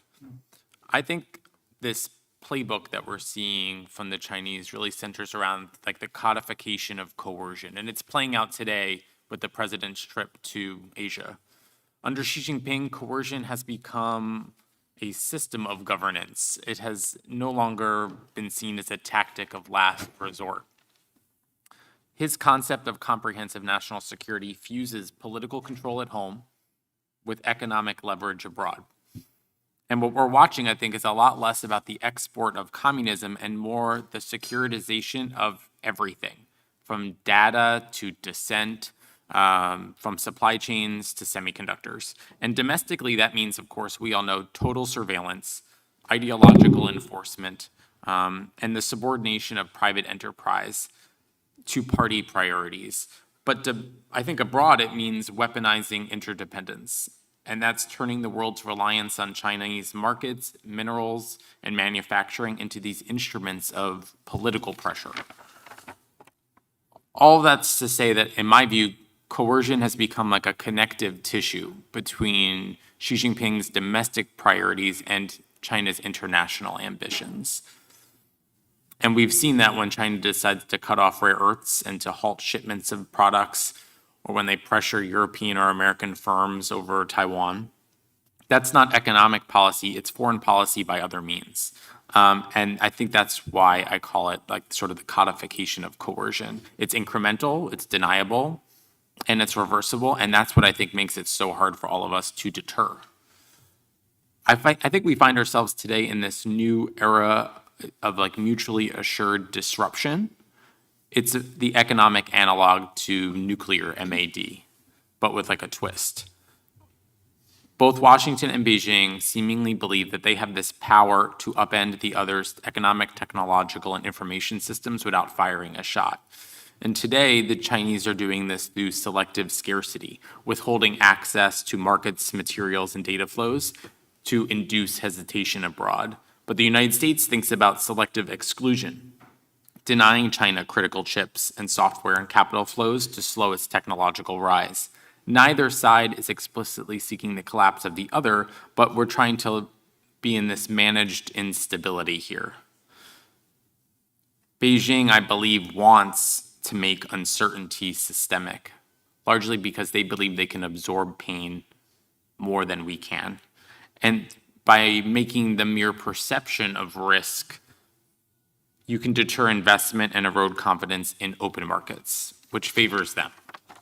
So when people ask me often, like, is China rising or declining or peaking?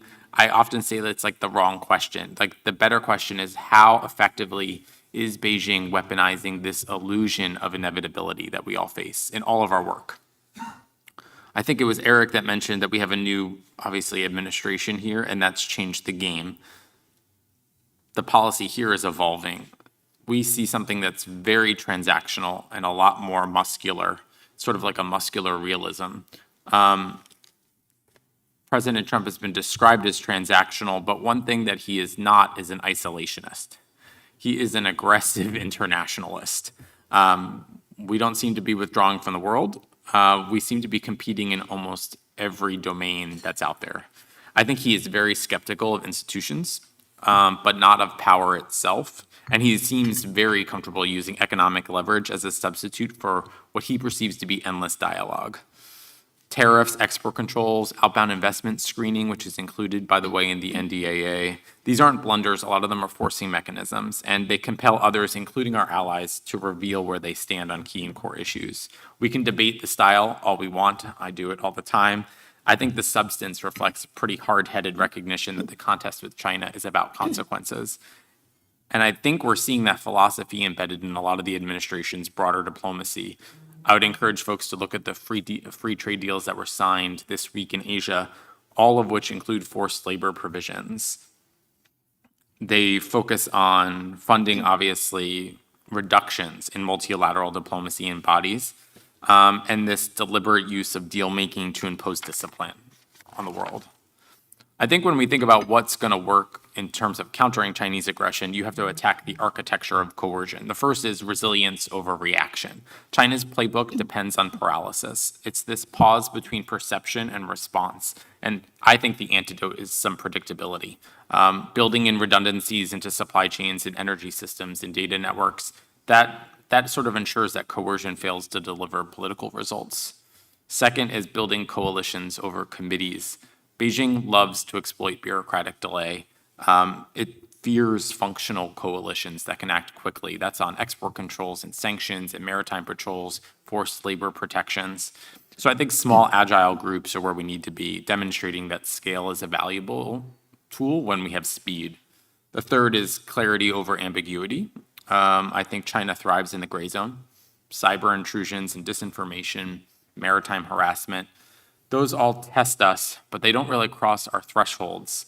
But there is a clarity of consequence that I think is really valuable, very visible and credible and collective, and I think that's sort of the best deterrent. And last, I think we really need to start to think about employing the private sector and the non-governmental actors into part of our national defense ecosystem. All of these firms, I think, are trying, the ones I advise at least, are trying to run away from great power competition, but I often sort of advise them that great power competition is gunning for them. I think forced labor sits at the center of that. So looking forward to the discussion and all the questions from today.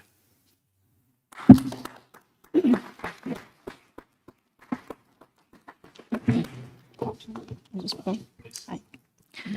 Good morning. Thank you for having me here. I remember back to 20 years ago when I was a university student, we studied about the rise of China, and we talk about whether China will rise peacefully. I even studied a book called, maybe many of you have read it as well, A Year Without China. It was more fashionable to talk about China's rise in the context of liberalism and constructivism. Turned out, I think China failed most of people's expectations. That's the China dream, our fantasy of having a peacefully raised China. I think we have now all awakened from that after COVID-19 pandemic hit the world badly. That ultimately China is still a communist nature and a communist society. Taiwan has everything the CCP wants, except our freedom and liberty and democratic system. It is hard to wake up from the Chinese dream because Taiwan used to contribute at least 50% of China's direct investments. And we used to put more than 80% of our foreign direct investment in China. After COVID, now it dropped to less than 8%. I think the business people are sensitive about the changing political environment in China. Taiwan at the front line, we have encountered a lot of challenges from China directly. The 1996 missile crisis across Taiwan Strait, that was the first time that the Taiwanese people felt direct threat from China. So that military threat, when we look back, over the past 20 years, that China has collected the world's capital to go against the world. They have investments around the world, and this is really the first time, if you look back China's 5,000 years history, that they never had an ambition to go into the water. So even if there's no one lives in Taiwan, even Taiwan is a no-man island, China would still want it because it's a perfect military base for them to go to the Pacific. Their investment on military, the dramatically increased defense budget, it makes the world to raise our individual defense budget drastically ever since World War II. So that's the real threat that China is posing to the world. That's not just US increased the budget, Australia, Japan, Korea, Vietnam, every single country that is facing a very dangerous moment. Of course, Taiwan also increased our budget in more than 80% over the past few years. And now we're aiming to increase our defense. President Lai has committed to increase our defense budget to 5% of our GDP by 2030. That's, if we have an option, I would rather put the money elsewhere in the cultural events, education events to nurture our society well. But I don't think we have an option. That inevitably, that we all have to be more serious about China's aggression to the world. So I think the free world should move as one to counter China's aggression. That Xi Jinping has his own "Make China Great Again" dream. He wants to be the greatest Chinese leader in China's modern history. And that legacy would have to come from not just economic rapid development, not to mention after COVID-19 that China is suffering from its own economic downturn that would not come back anytime soon. But this is the time for our world to work together as one. The people who care about lives and care about freedom, care about democracy, that it is time to really look at China's true color and understand China really wants to replace US to be the world's leadership. Anyone who still has the fantasy about China, it's okay, but then we have to be prepared for the worst scenario. So the reason, I think the US support for Taiwan is still very solid and strong, but there are reasons some weird articles talk about Taiwan abandonment, that Taiwan is not worth for defense, Taiwan is worthless. That kind of narratives are just very, very dodgy because there's, not to mention those arguments are not valid enough to talk about the geopolitical real situation and China's real intentions. But it always come out with a very funny time out of nowhere, criticize Taiwan being provocative when we are not. And then the small articles in the US would go viral back home in Taiwan. So all this information manipulation is an ongoing situation that China is, like Craig says, it's also a psychological game. China is playing in our minds. So we have to stay strong and brave and also wise, smart enough to look at China's real intentions in each single one of their moves. They want the world and they want to be the greatest power in the world. I don't think, I have no question or no doubt about that by far. So when look back 20 years ago, when we talk about China, whether China will rise peacefully, I think the answer is actually quite clear. When you look at their defense budget, which we look at least 36 billion by 2030. So looking at the figure, I hope we can at least see some real intentions, and otherwise I have no explanation of that budget. Thank you.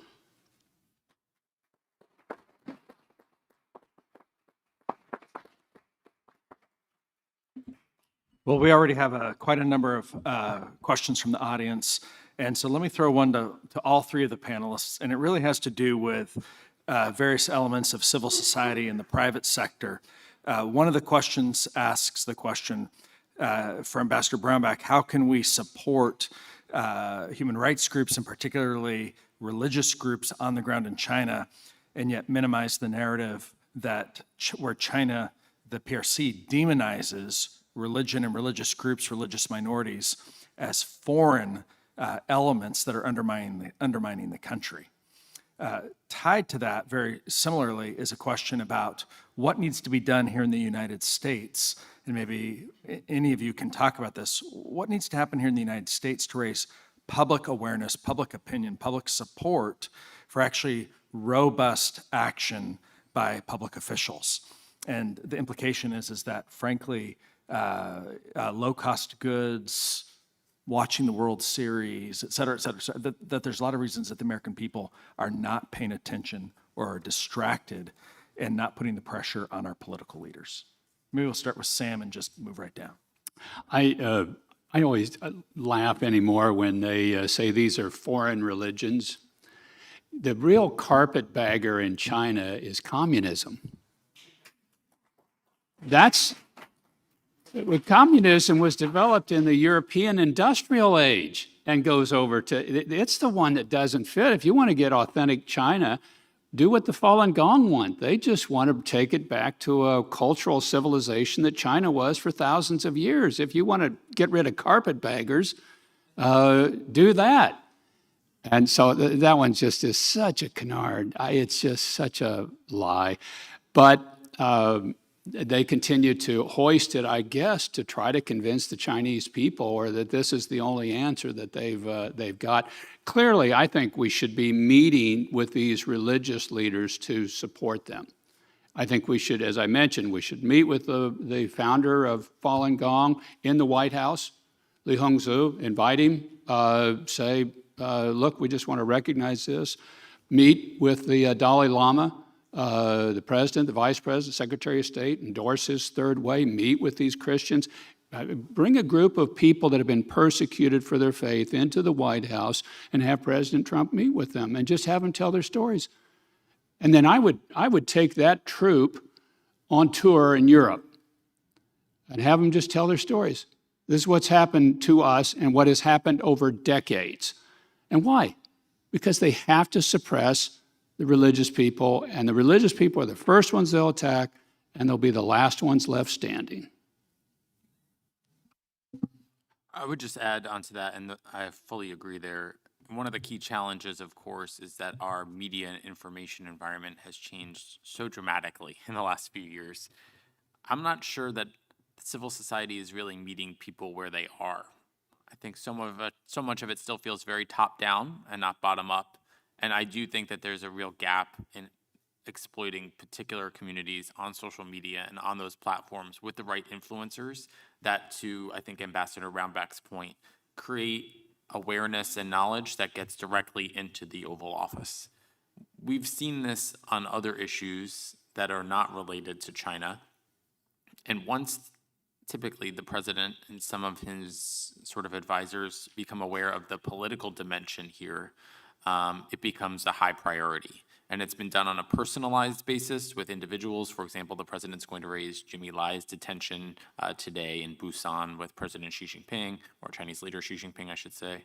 But again, I think normalizing these phrases, these words, these individuals, and these circumstances to a much smaller constituency of decision makers in the White House, as opposed to perhaps the prior administration, where you felt as if there were lots of touch points and policy could be top down. I think we need to be thinking very, very differently about employing discourse power, and also thinking a lot about employing social media and influencers in ways that, frankly, civil society has not done well outside of a few niche areas. I think there should be more discussions on the real situations now in China, because I think we used to talk about that a lot back in few years ago. But it became like a taboo that you don't criticize China, and you do not talk about their aggressions or how many people they kill because of the suppression of freedom and religions. That would be more important to talk about, not just in the U.S., but also in all democratic countries, that we look at China's real situation in terms of how aggressive they are suppressing people's beliefs. And you look at Hong Kong is a perfect example. It used to be such a free world, and now the implementation of one country system has made Hong Kong a very scary place now. So I think by talking about like now this forum that to increase the awareness and the visibility of China's real problems, instead of just focusing on China's economic issues, I think that would help a lot to rebuild and restore the value system that we truly believe in worldwide. There's quite a few questions that have to do with the private sector, and I think, Craig, you kind of shook the tree in a sense by emphasizing that the private sector has a role here. So I want to open this to any of you, but start with Craig. One of the representative questions is, what does involving the private sector, et cetera, look like when it comes to media or reshoring away from China? And there's a side question.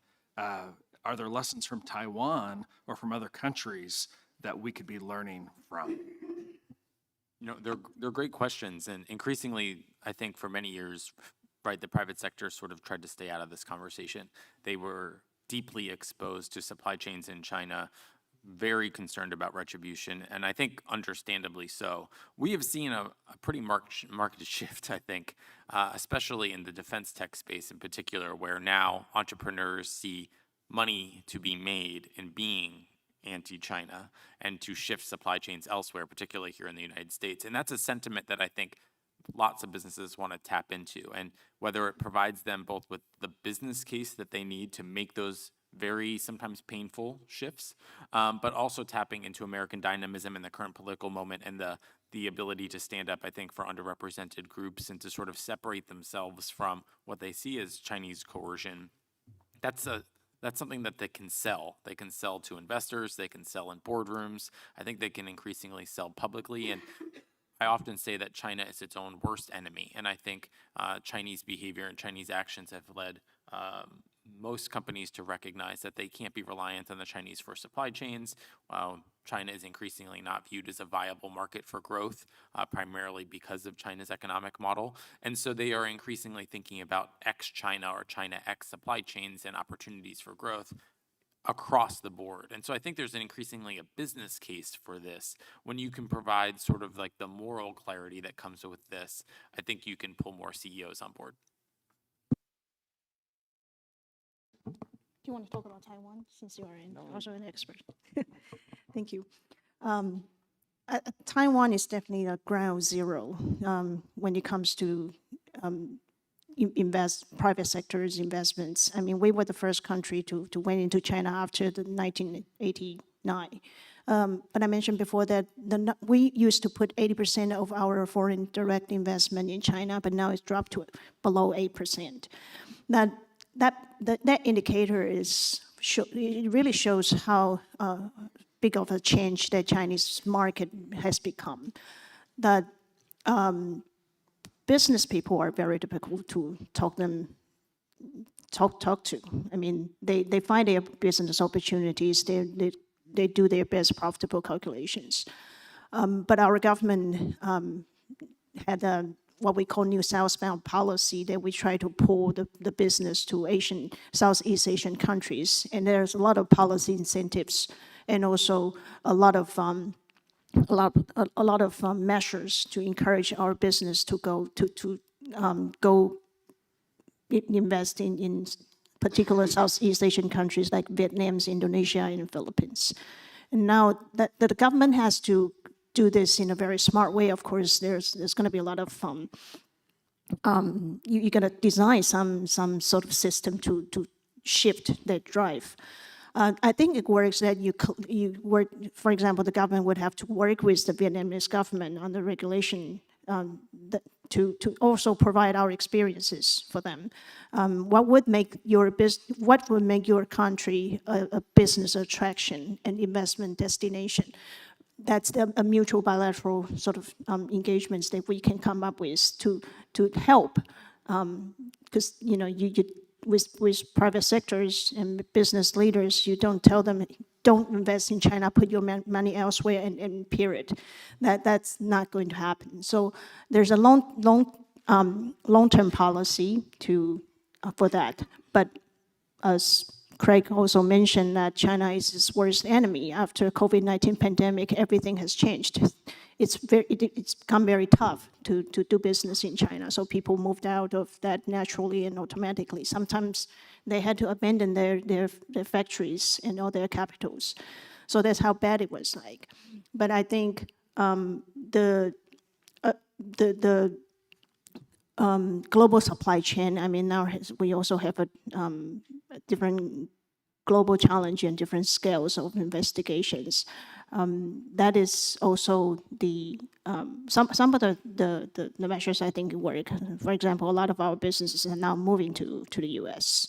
That's the de-risk and also to help people back in Taiwan find more opportunities around the globe.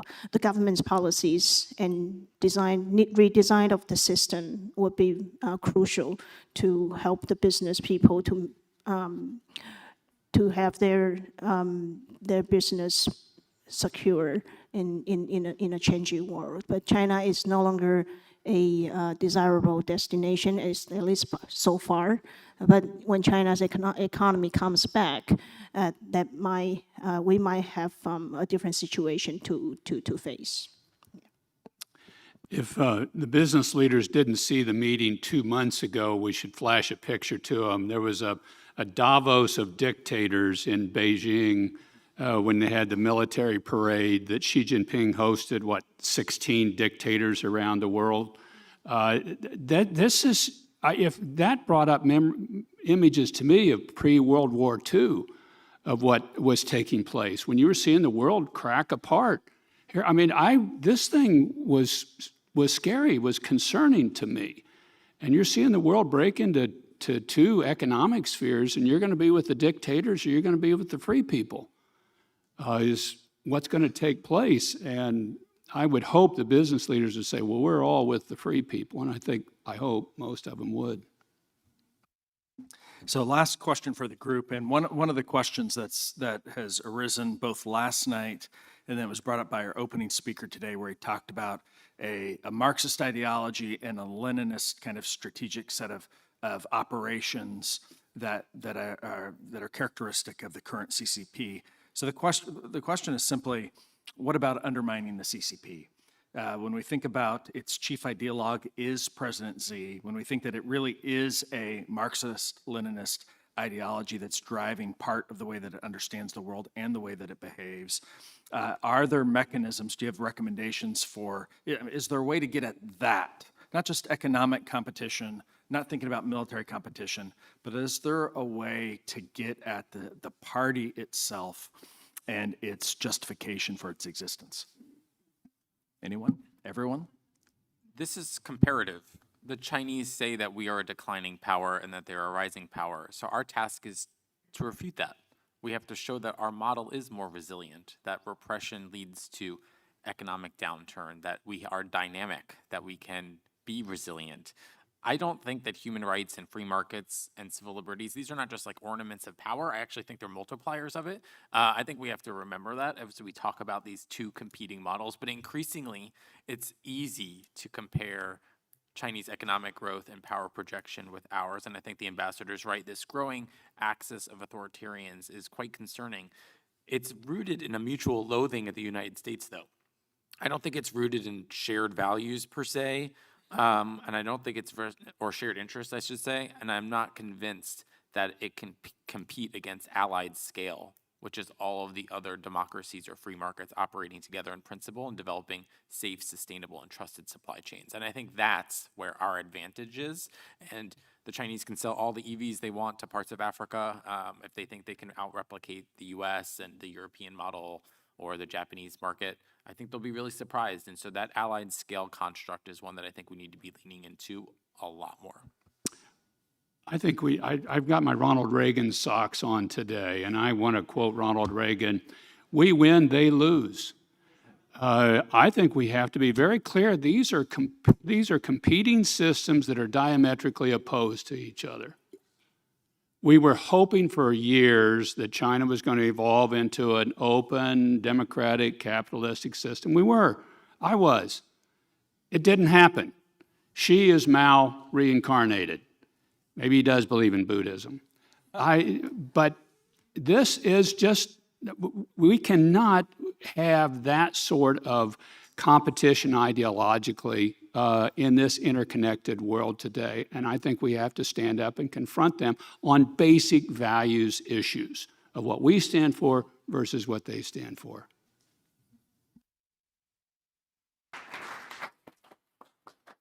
Thank you. Agree with most of the comments about the questions. I think China is just a country that we should stop our fantasies on, and to look at China's the true situation now in China, I think is crucial. The competition between U.S. and a free world and a communist world, I think we would all agree that it would be hazardous to make China prevail in the international arena. So we should also look at the functions of the international organizations and how China is taking dominance in United Nations and WHO and all these important international organizations. That we should not let China politicalize these places and become dominant powers. Well, you've heard from some of our foremost experts on ways of thinking about this as a multidimensional conflict. It's not something that's simply economic. It's not something that's simply political. It's not something that is only about the United States, but it's about the entire system of Western values and way of life. In other words, our lives, our livelihoods, our way of life. But you've heard a lot of good news as well, that the problems are identified, that we've seen time and again that there's resilience in democratic and free market systems because they're based on the truths about the human person and the dignity of the individual human persons. It does seem like we're in a time that's fraught. It's a time where it's uncertain about how things will happen in the future, in particular due to the ruthlessness of the PRC and the people who work for it. And yet at the same time, I think we've had a call from each of these three to be resolute that this is not that this game is not done, that there's a lot of energy and opportunity left for the West and for our allies. Would you help me in thanking our panel?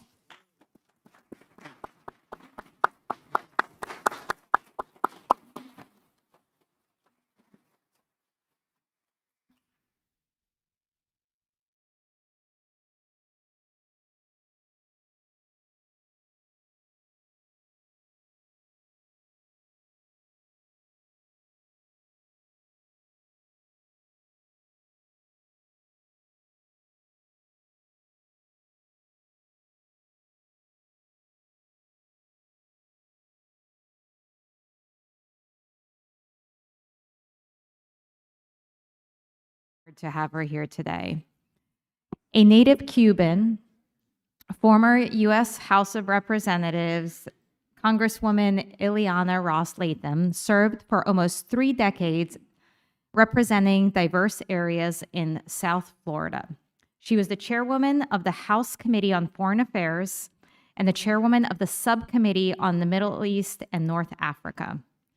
In these roles, she led on pressing foreign policy issues, including championing the advancement of freedom and democracy for all, fighting Islamist extremism, supporting free trade agreements with Colombia, Panama, and South Korea, and imposing sanctions on human rights violators in Venezuela.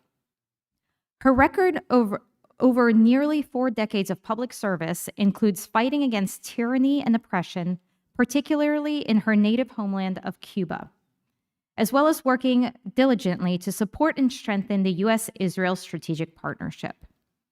Ileana holds multiple education degrees, including a doctorate from the University of Miami, master's and bachelor's degrees from Florida International University, and an associate degree from Miami-Dade College.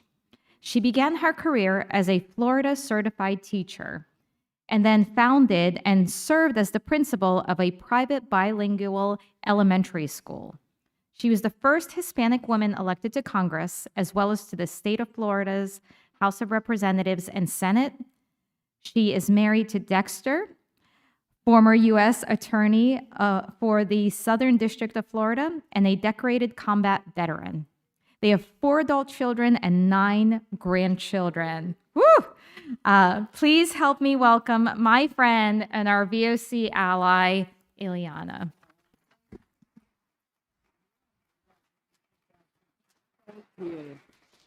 Yep, she saved the best part for last. 9 grandkids. I'm competing with you. Well, thank you so much. That was an amazing panel, was it not? Let's give them another hand if they're still around. Good morning, buenos días, y muchas gracias. I want to start by thanking this organization, the Victims of Communism Memorial Foundation, for organizing this forum. What you do here, preserving the truth, giving voice to survivors, fighting for those who cannot fight for themselves, this is essential work. Never stop doing it. Now I want to tell you a little something personal, something about me. I was 8 years old, as you heard, when my family had to flee communist Cuba. My father had been active in the Christian Democratic movement, opposing Castro, and when the regime tightened its grip, we had no choice. We packed what we could carry, each with one little bag, and left everything else behind. Our home, our extended family, the only life we had ever known. I still remember sitting on that plane, not really understanding what was happening, but feeling my mother's hand gripping mine.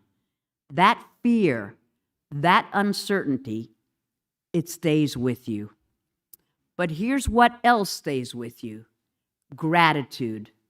Gratitude for a country that took us in, gratitude for freedom we never took for granted again, and a sense of responsibility to fight for those still living under that boot of tyranny.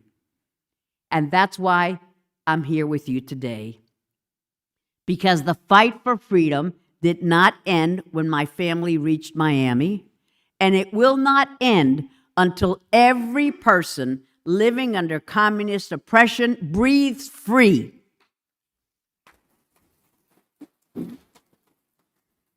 And as we know, right now, the greatest threat to freedom in the world comes from the Chinese Communist Party.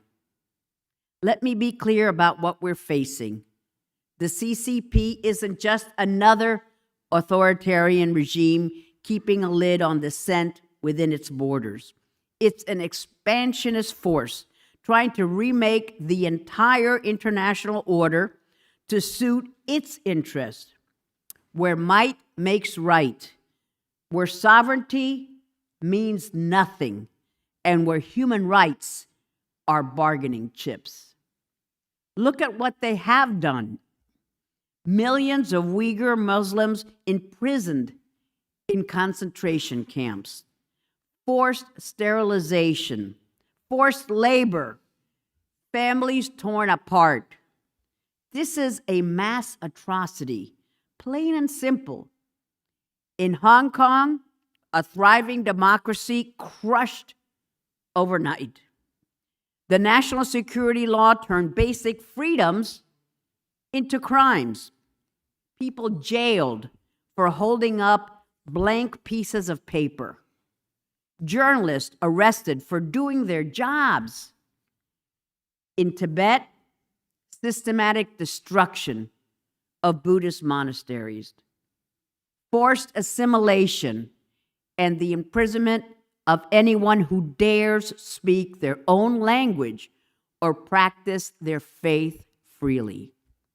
And then there's the surveillance state, cameras on every corner, social credit scores controlling who can travel, who can get jobs, algorithms tracking every word you type. Imagine living like that. Imagine your children growing up in that world. Consider Xi Jinping's 7 no's or 7 perils, which is official Chinese Communist Party policy, and which every Chinese citizen is expected to know by heart. No universal values, no press freedom, no civil society, no citizens' rights, no discussion of the party's historical aberrations, no privileged capitalist class, no independent judiciary. But here's the thing that should worry all of us. Beijing's ambitions are not limited to China's borders.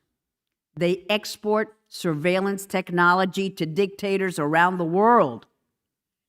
They use economic coercion, dangling access to their massive market to silence critics in democracies.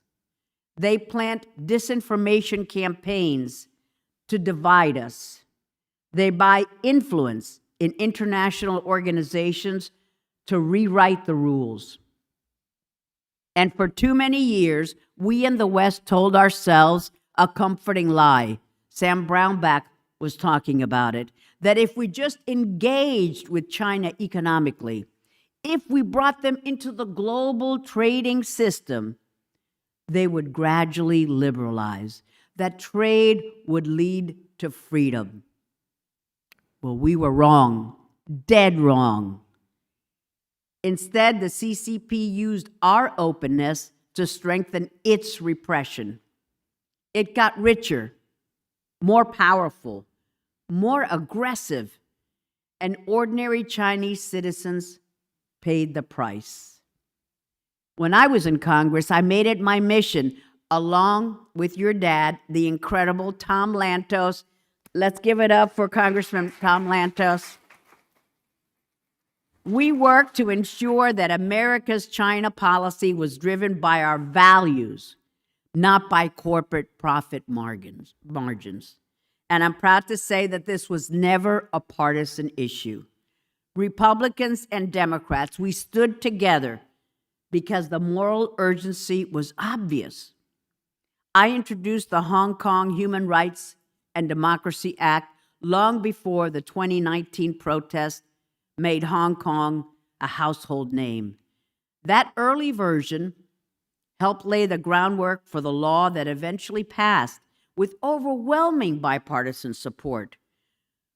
We gave the United States the tools to hold Chinese and Hong Kong officials accountable when they trampled on basic freedoms. I was a proud co-sponsor of the Global Magnitsky Human Rights Accountability Act. This was revolutionary. It gave us the power to impose targeted sanctions, visa bans, and asset freezes on human rights abusers anywhere in the world, including China. No longer could these officials hide behind diplomatic immunity while destroying lives. When we passed H.R. 343, condemning the forced organ harvesting of Falun Gong practitioners and other prisoners of conscience, The vote wasn't even close. This was Congress speaking with one voice. What the CCP is doing is barbaric, we said, and we won't look away. I also stood with the people of Tibet, demanding their right to self-determination and religious freedom. I fought for dissidents like Chen Huangcheng, the blind activist who exposed forced abortions under China's one-child policy, and then dramatically escaped house arrest.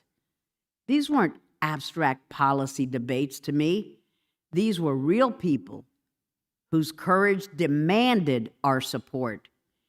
And I used every platform I had, hearings, floor speeches, press conferences, to speak for those who could not speak for themselves. The journalists in Chinese prisons, the mothers who did not know if their children were even alive, the democracy activists in Hong Kong facing decades behind bars for the crime of believing in freedom. None of this would have been possible without bipartisan cooperation. I served with incredible colleagues on both sides of the aisle. The amazing chairman of the Foreign Affairs Committee, Tom Lantos, one of whose daughters is here today. Stand up. What an amazing freedom fighter. She continues fighting in his name and in her mother's name, because her mom was also a force of nature. Elliot Engel, who is still with us today, although in declining health. Steve Shabbat, Chris Smith, Enai Falomavega, Don Manzullo. We did not agree on everything, but we agreed on this. America stands for something. And when authoritarian regimes crush human dignity, we have a moral obligation to speak up. Even when different administrations had different priorities, and it happened, even when some officials in the executive branch worried about upsetting Beijing or rocking the boat, Congress held the line. That bipartisan consensus is one of the most important achievements in my 3 decades in the House. And it's something we absolutely must preserve. Because here's what Beijing understands. They cannot intimidate a united America. But if they can divide us, if they can make us question our own values, if they can get us fighting each other instead of standing together, then they win. We can't let that happen. Let me talk about Taiwan for a moment, because Taiwan's story has always inspired me. I often describe Taiwan as a beacon of freedom. And you know why? Because Taiwan proves that democracy isn't just for the West. It's not a Western invention that doesn't translate to other cultures. That's nonsense. And Taiwan is the proof. Over decades, Taiwan evolved into a thriving, pluralistic democracy. Multiple presidential elections, peaceful transfers of power. We just had one between different political parties, a free press, civil society, the rule of law, the entire menu. Sounds familiar? That's exactly what we hope will happen in my native homeland of Cuba one day. I pray that it will. And it's what we dream for all nations still under the thumb of dictators. During my time in Congress, I worked hard to strengthen the U.S.-Taiwan relationship. I supported arms sales, including those F-16 fighter jets that Taiwan needed to defend itself. I fought for Taiwan's participation in international organizations like the World Health Organization and the International Civil Aviation Organization. How absurd is it that a democratic nation of 23 million people can't contribute to global health or aviation safety because Beijing would throw a tantrum. I pushed for legislation like the Taiwan Travel Act, which allowed high-level officials from both of our governments to visit each other. What a concept. Common sense, right? But Beijing hated it. In 2018, President Tsai honored me with the Order of Propitious Clouds. That ceremony in Taipei, I'll never forget it. It wasn't about me. It was about a message that there are Americans who will never abandon Taiwan, who understand what is at stake, who know that if we let freedom fall there, we've betrayed everything we claim to stand for here. Taiwan matters because it shows what a free China could look like. And that's exactly why Beijing is so threatened by it. We have to be clear-eyed about how the CCP operates. They don't just rely on military might. They're sophisticated. They use economic coercion, threatening to shut companies out of their market if they support Taiwan or if they criticize human rights abuses. They infiltrate universities and think tanks, funding research that paints them in a favorable light while silencing critics. They push propaganda through the Confucius Institutes. We even had one for a while in Miami, a community that understands what communism is all about. They were funding the Confucius Institute and other cultural exchange programs, propaganda. And here's something that should alarm every American. Our own investment dollars, often from pension funds and retirement accounts, are flowing into Chinese companies, complicit in repression. Companies that build surveillance systems, companies that operate using forced labor. Meanwhile, American technology has helped build the infrastructure of China's surveillance state. Silicon Valley sold them the tools, and Beijing used them to create the most sophisticated authoritarian system in human history. We cannot keep doing this. There's no such thing as morally neutral engagement. Not with a regime running concentration camps. So what do we do now? How do we confront this challenge? First, we maintain bipartisan unity. This cannot become another partisan wedge issue. Tom Lantos and I understood this. When human rights are on the line, Democrats and Republicans need to stand together, period. Second, we need to fully enforce the tools we already have. The Magnitsky Act isn't decorative. Use it. Sanction every CCP official involved in genocide, in crushing Hong Kong, in persecuting religious believers. Make them pay a price. Third, we end American complicity. No more U.S. investment in companies using forced labor or building surveillance systems. No more technology exports that help Beijing oppress its people. If you're in business with genocide, you're in the wrong business. Fourth, we support dissidents, we support civil society.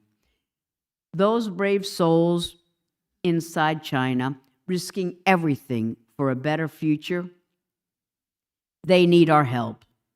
Amplify their voices, defend their families, give them refuge when they escape, fund independent media that can break through the Great Firewall and reach ordinary Chinese citizens with the truth that their government, that their regime fears so much. And fifth, we remember what this is really all about. It's not about the great power competition or economic rivalry.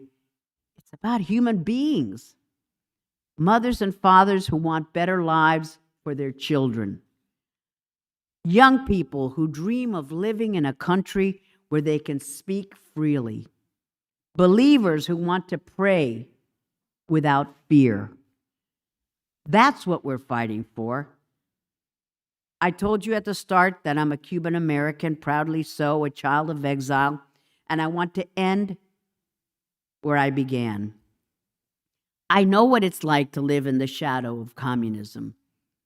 I know the silence that follows when dissidents are crushed. I know the pain of separation from loved ones who could not escape, but I also know the power of hope. Hope is what kept my father fighting for Cuba's freedom from exile, writing books, organizing resistance movements, never giving up, even when it seemed impossible. Hope is what drives a dissident to write another essay, even knowing that it will mean prison. Hope is what moves a mother in China to whisper her children's names in prayer, trusting that someone somewhere remembers that they exist. Hope is what inspired those young people in Hong Kong to flood the streets, chanting for democracy, refusing to accept that their future had been stolen. Hope is what brought protesters to Tiananmen Square in 1989, only to be attacked by the tanks and gunfire of the People's Liberation Army. That hope exists in China today, and it will not die.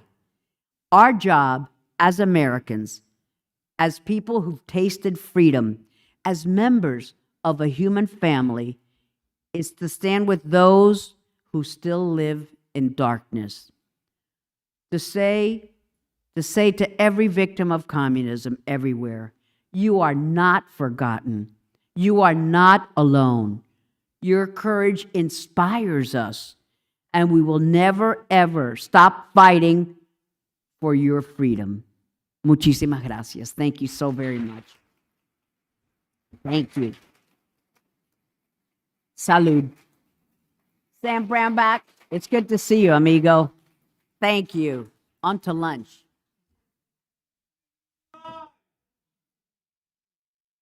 Thank you. That was an absolute treat. And now we are going to break for lunch. Just to give a little bit of logistical heads up, you are welcome to sit at any table except for the ones that have a reserved sign on them. So with that, thank you all and enjoy lunch.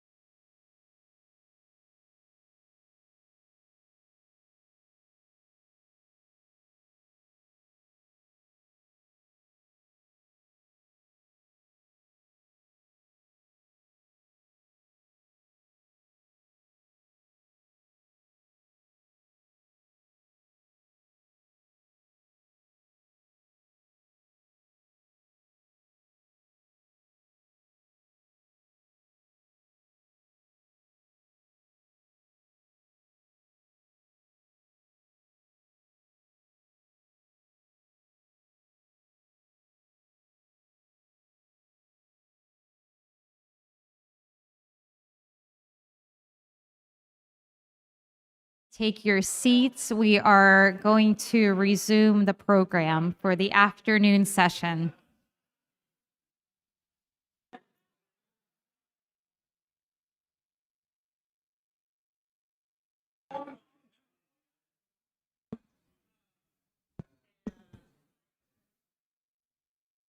You good?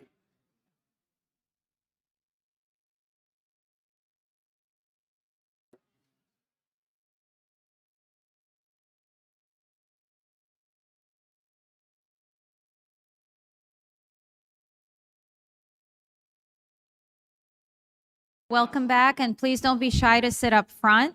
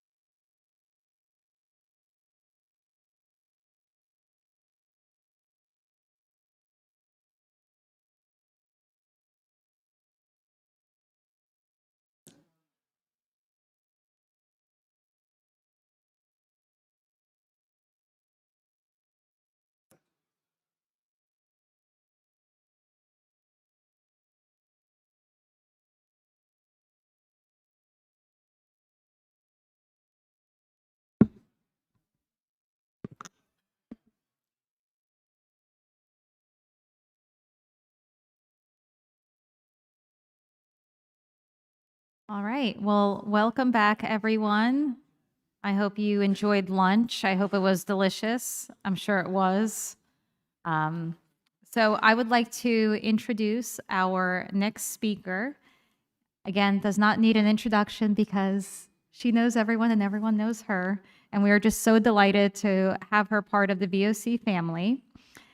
Dr. Katrina Lantos Sweat serves as the president of the Lantos Foundation for Human Rights and Justice. It was established in 2008 to continue the legacy of her father, the late Congressman Tom Lantos, who served as chairman of the House Foreign Affairs Committee and was the only Holocaust survivor ever elected to Congress.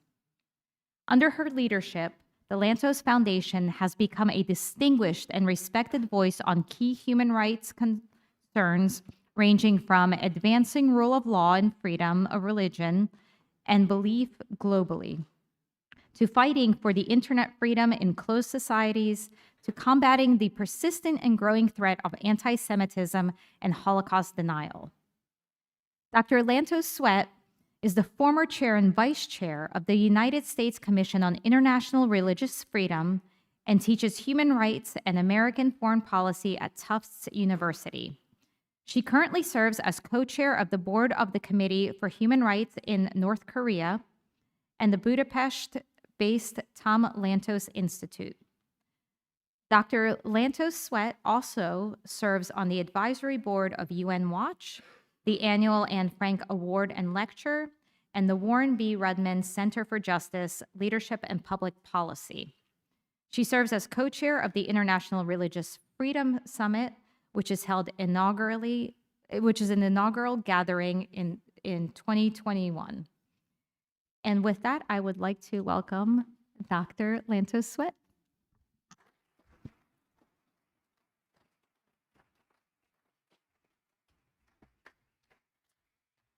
Thank you so much for that generous introduction. It is a great pleasure for me to be here with all of you today, and I have to say that I felt so inspired by the speakers who preceded me. I am sure you all agree with me that Congresswoman Ileana Ros-Lehtinen was absolutely fabulous, as was, yay, I don't know if she's still here, as was my dear friend and partner in the annual International Religious Freedom Summit, Ambassador Sam Brownback.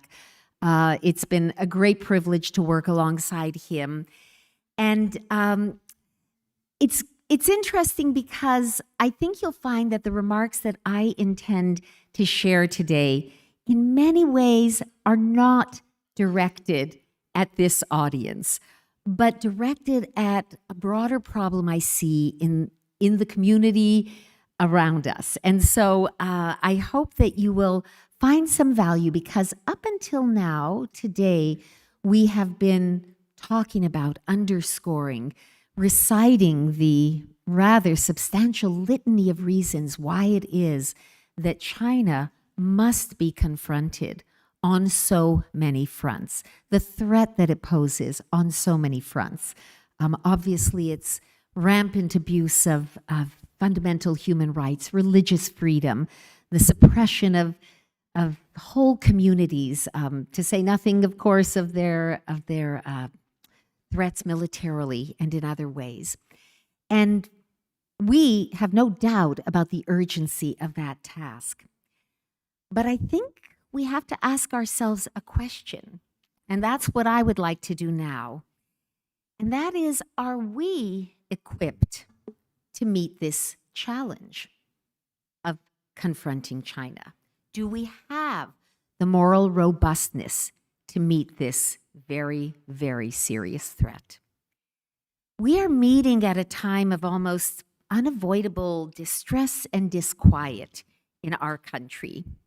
Nearly every day, we are being confronted by terrible tragedies, often with stomach-churning and vivid detail. A few weeks ago, there was the assassination of a young political leader, Charlie Kirk. We read of the murder of innocent school children during a mass at a church, a Catholic church in Minneapolis. Not that long ago, there was the murder of a beautiful young engaged couple, they both Israeli embassy staffers, who were killed outside the Capitol Jewish Museum, right here in D.C., not far from where we are today. There was a brutal stabbing, again, very, very recently, leading to the death of a young Ukrainian refugee woman, randomly on a train in Charlotte, North Carolina. And just a couple of weeks ago, there was a targeted arson and shooting attack at a Latter-day Saint congregation that left 4 people dead and others wounded. These terrible events piling up, one on top of another, are, of course, upsetting and very, very terrible in and of themselves. But at a deeper level, they seem to embody a growing nihilism that I believe has taken hold in parts of our society. Nihilism, of course, is the really awful belief that life is without any meaning or purpose, no intrinsic value. Some people split it into 2 varieties: moral nihilism, a world in which there is no such thing as objective right and wrong, and existential nihilism. In other words, no meaning to life itself. And probably both of those are afflicting our communities to some degree. So what is the result of this spirit of nihilism? It's often despair, disillusionment, a kind of feeling of moral disintegration for individuals. And for society, there's this uneasy feeling of disorder and, of course, division and suspicion. I can't help but be reminded of the brilliant Yeats poem, The Second Coming, in which he wrote, "Things fall apart. The center cannot hold. Mere anarchy is loosed upon the world. The ceremony of innocence is drowned. The best lack all conviction, while the worst are full of passionate intensity."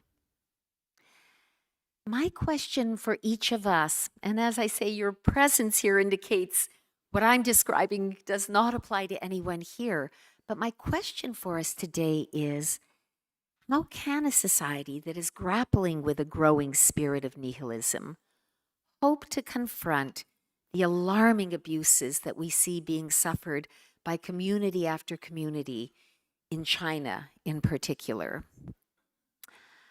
I would suggest, and you may have gathered from my resume, chair of the U.S. Commission on International Religious Freedom and co-chair with Ambassador Brownback of the annual Earth Summit.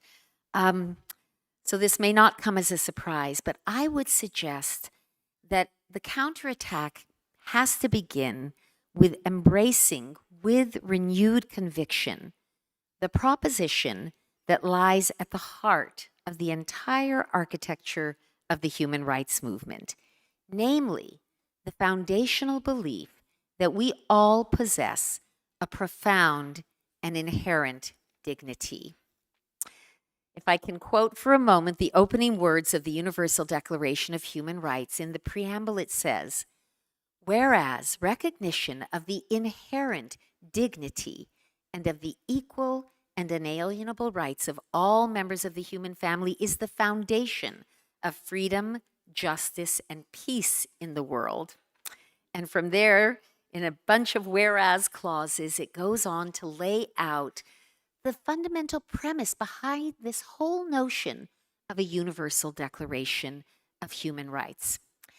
Now, what is fascinating about the Universal Declaration is that it does not anywhere actually define this all-important inherent dignity and where it comes from.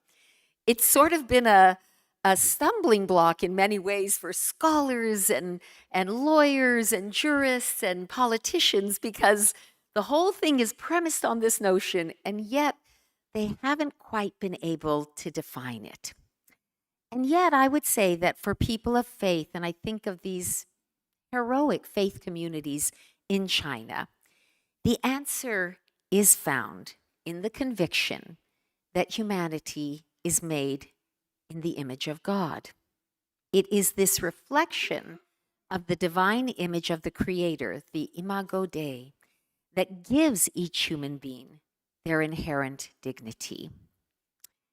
This is, of course, such an ennobling belief about spiritual identity and inherent dignity of the human race, and I believe that it can be the beginning of the most powerful antidote to some of this despair and division that I've spoken about. Now, I think there may be some signs of hope in this somewhat gloomy picture. There's been a lot of talk about a resurgence of conviction and seeking after fundamental and profound truths. And it's particularly encouraging to me that a lot of this seems to be happening among the younger generations. So there is something hopeful, I think, to look for. But the next question I have for us today is, how do we take our conviction about right and wrong, good and evil, and translate it into action? Well, obviously we know that it requires moral courage. The kind of courage showed by so many individuals, both people from faith communities, the sorts of groups that Ambassador Brownback spoke about, democracy activists, free speech activists in China. How do we find that courage? I appreciate the writings of the Dutch historian Rutger Bregman, who has studied this rare but necessary quality that enables some people to overcome the natural fear that we all contend with. Bregman has concluded that the essential ingredient that creates moral courage is what he calls moral ambition. High and noble values wedded to ambition, a determination to do something, to accomplish a desired goal, not just to hold the ideals and hold the convictions, but to do something about it.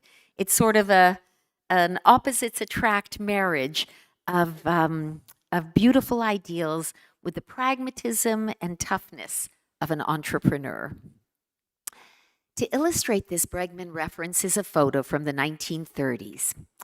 It is a picture of workers at a Nazi shipbuilding factory in which hundreds, if not thousands of them, are all standing together giving the infamous Nazi salute. All except one. In the middle of the throng, there is one man, quietly defiant, with his arms crossed, refusing to go along. That story reminds me of a young boy who I didn't know as a young boy, but who would become my father one day, who was taken to a slave labor camp outside of Budapest, along with all the other Jewish boys from his neighborhood. And for some reason, the commandant in charge of their particular barracks decided he was going to burnish his reputation by compelling all of these Jewish boys to get baptized. Now, they were frightened, they were alone, they were terrified. And so all of them did, all except two, my father and his best friend. They were beaten very badly for their refusal to go along. But as I look back, as I try to imagine where my father found the courage to say no and to stand up for who he was in a circumstance where everything was at risk, I think it had to do with a kind of moral ambition that he had. He was not going to have his identity overridden in that way. And of course, both of these stories remind me of another powerful, powerful image of quiet defiance, the famous tank man of Tiananmen Square. None of us can ever forget the image of that lone man quietly, bravely defying the tanks. He had moral ambition, and we need it as well. You know, I was talking earlier over lunch and just bemoaning with some of my fellow summit attenders how many things in some ways seem to be going wrong. We are in a time of great division and stress in our country, of great uncertainty and disruption in the world. And as I say, a time where we see demonstrations of this kind of moral nihilism around us. And someone said, well, how do you feel? What do you see for the future? And my response was, I have no choice, of course, but to be an optimist. My father, who I've referenced already several times, had lived through the very, very worst that humankind was capable of inflicting on one another. And yet, he remained one of the most profoundly optimistic men I have ever known. And whenever I would be dismayed, discouraged, ready to give up by some small challenge in my life, he would say to me in his inimitable Hungarian accent, he would say, "Oh, darling, don't worry. We are just bending a windy corner of history. But right around this corner will be bright blue skies and wonderful possibilities."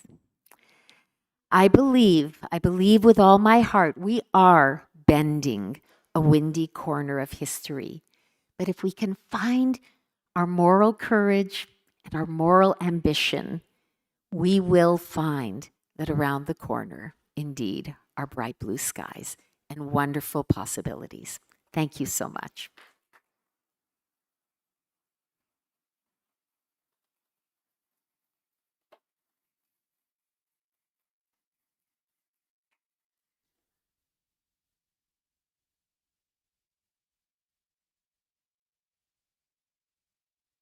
Thank you so much, Dr. Lanto Sweat. It's always a pleasure to hear from you and always a pleasure to see you with your optimism. And we need more of that in our lives. So next, I would like to introduce our interview with Dr. Frank Dikötter, who is the Malleus Senior Fellow at the Hoover Institute at Stanford University and is the chair professor at University of Hong Kong, and Dr. Adrian Zenz.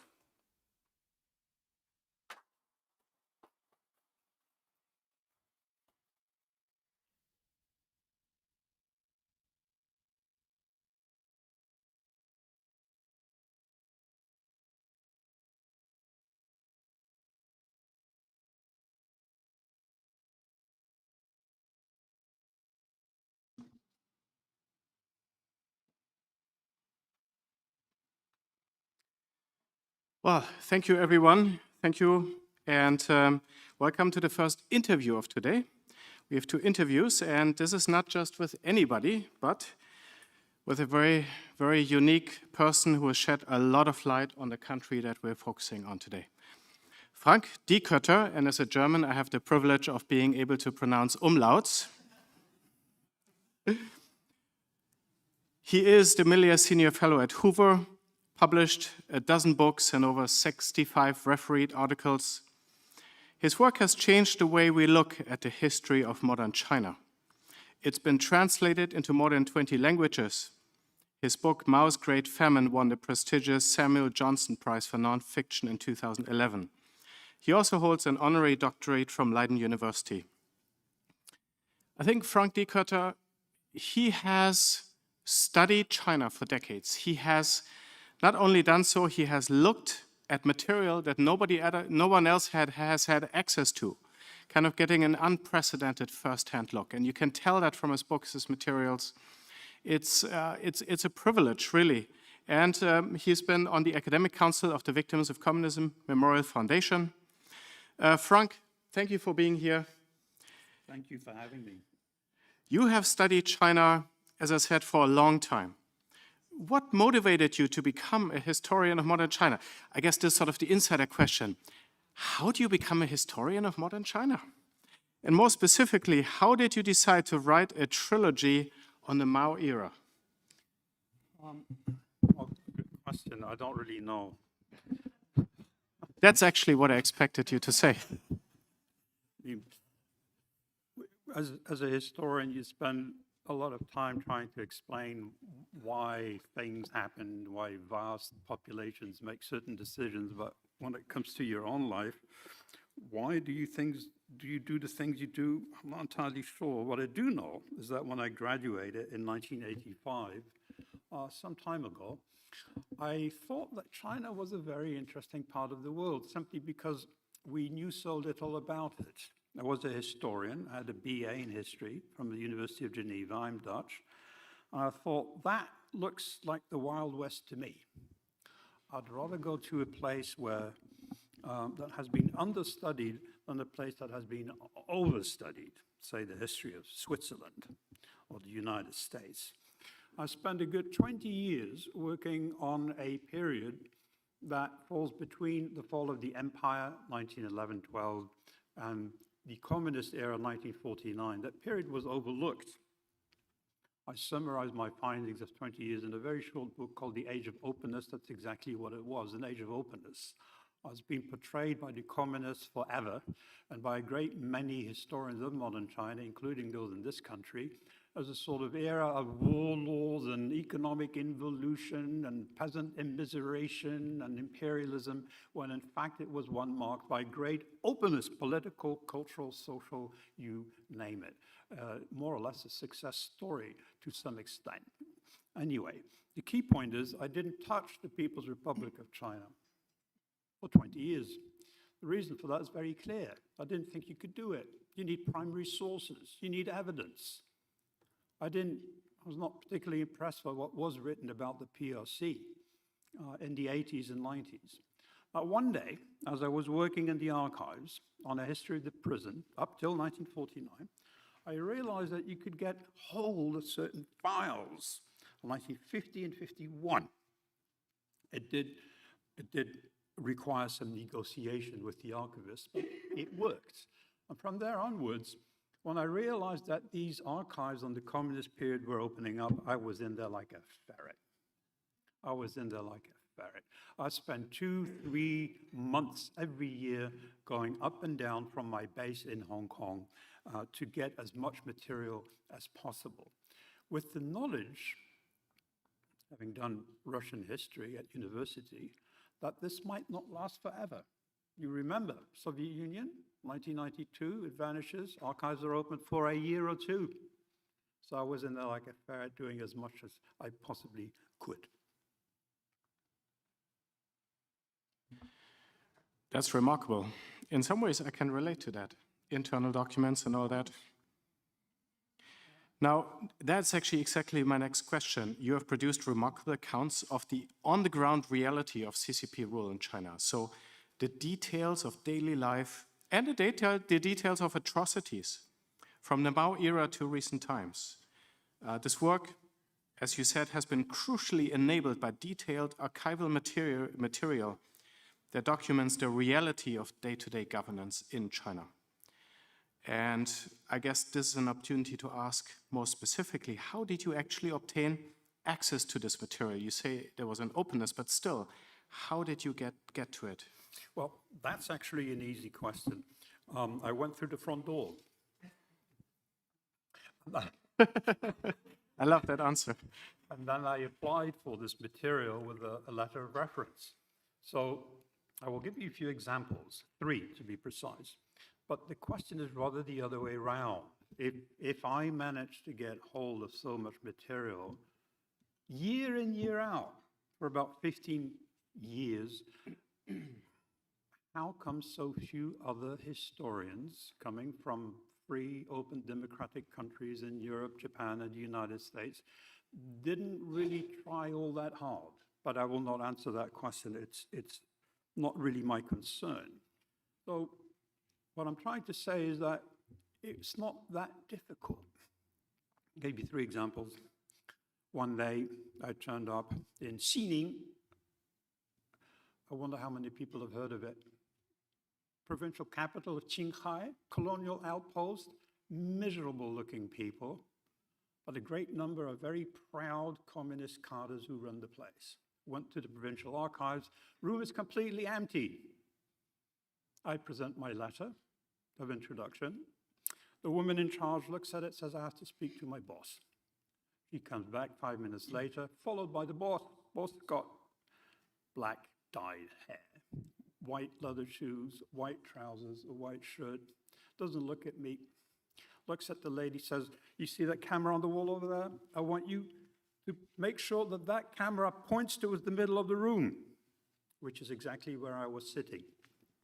Lady gets on a chair, adjusts the camera to make sure I'm right bang in the middle of it. And then after a silence, somewhat awkward silence, about 10 minutes, she says, maybe you should go back to your hotel and then phone us to find out whether you can use our archives or not. I smiled and I said, I think that's a very good idea. And off I went. And I ordered my ticket to another provincial city for another provincial archive. I did phone, of course. The answer was no. No, not for you. So this other archive I'd visited earlier on. The first time was in 2007, I believe. It was in Gansu, Lanzhou. I walked in, always a woman, always from the army, frontline archivist. I ask, can I use the archives? She looks at my letter, says, yeah, the computer's over there. So I ask somewhat sheepishly, can I photocopy anything at all? She says, no. Have you got a thumb drive? So what's a thumb drive? A thumb drive. You put it in the computer, you download what you want to read. And she says, just tell us roughly how many pages you download. So off I went, bought myself a cheap-made in China thumb drive, put it in the back, had 10 days reading material, downloaded hundreds and hundreds of pages, including material, detailed statistics about the number of cases of cannibalism in a place called Linxia, compiled by the Public Security Bureau, the verbatim reports of top meetings, including Chairman Mao and all the others. It was just one of these moments where you think this is unbelievable. I came back 6 months later, every computer was sealed. That was it. That was the end of it. I'll tell you a third story if we have time. This is in Xi'an. I have published my first book in this trilogy, Mao's Great Famine, was translated into Chinese.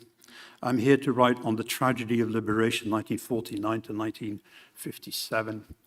Frontline archivist, very friendly, again, woman from the army, comes up second day, says, I checked you out on the web. I know who you are. So you say that some 45 million people were starved to death during the Great Leap Forward under our chairman, Mao. I said, well, you shouldn't believe everything you read on the internet.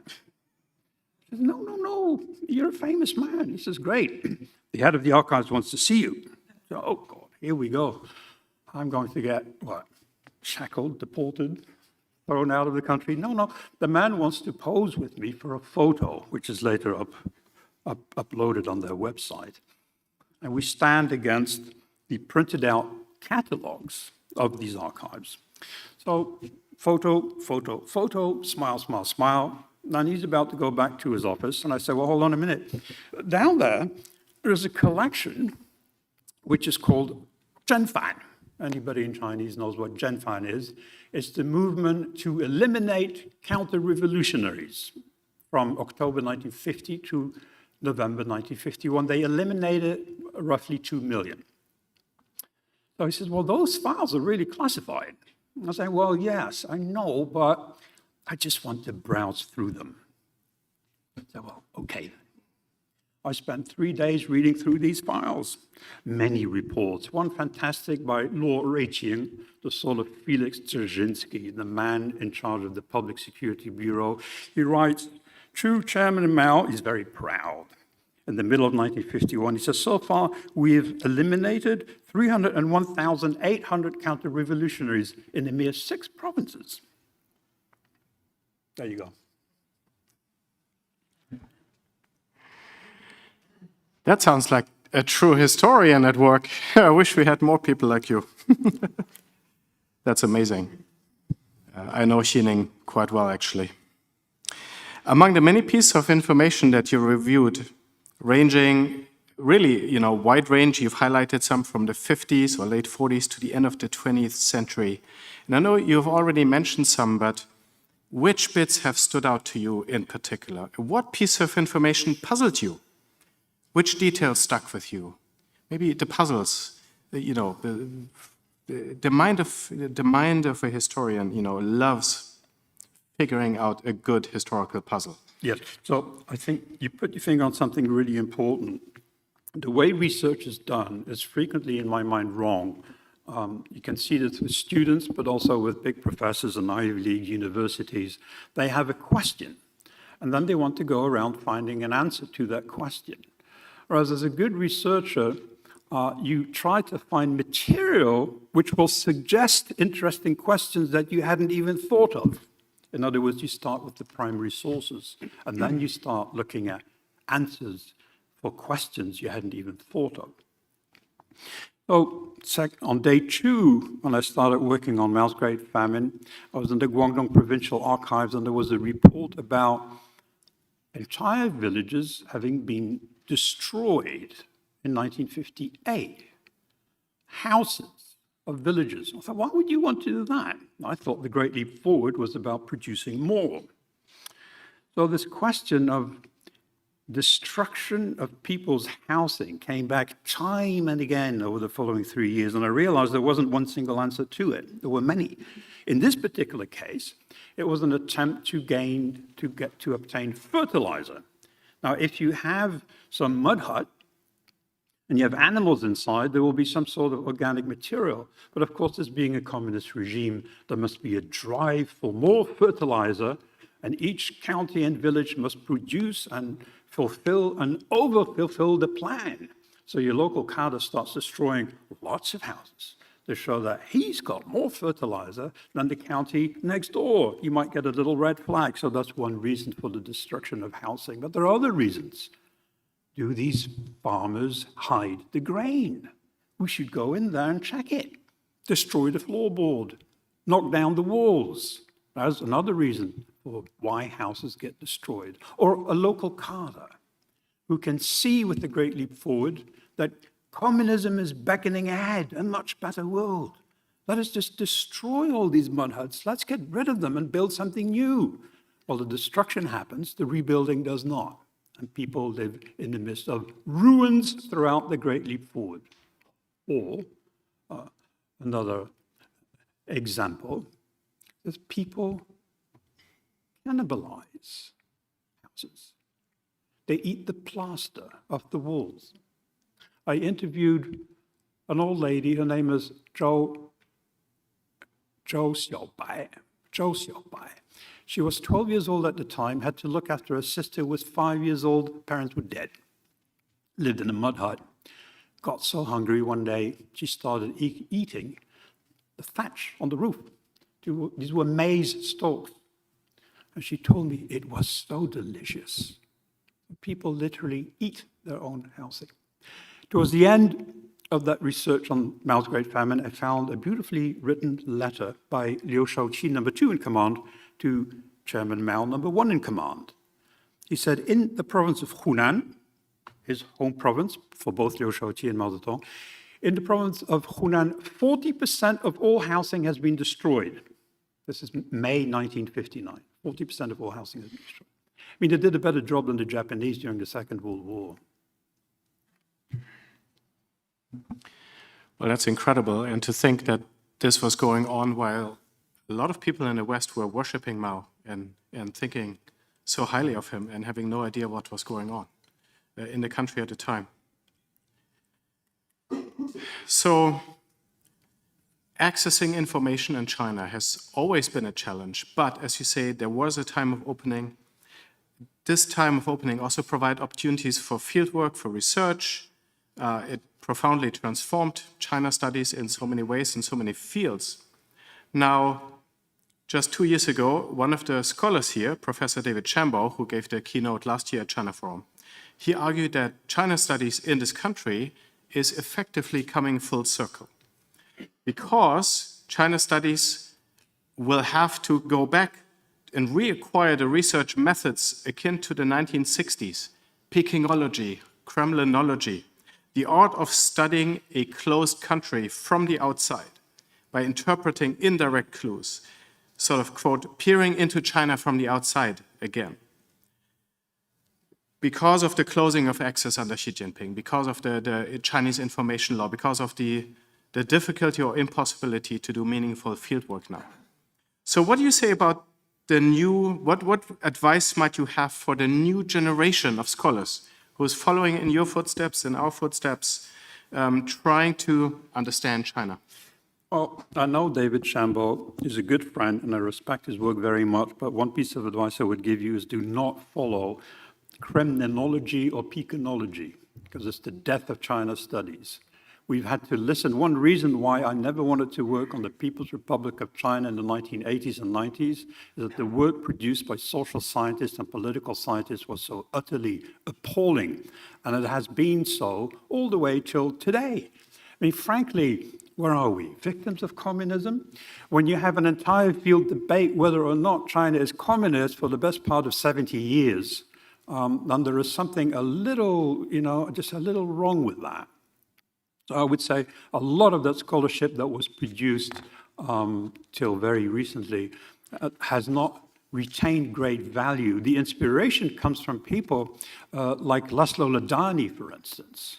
Laszlo Ladany, a Hungarian Jesuit who established himself in Hong Kong and would listen over the radio to news reports from the PRC, published a book in '75 called The Communist Party of China, a self-portrait showing all the horror that was going on the basis of their own reports.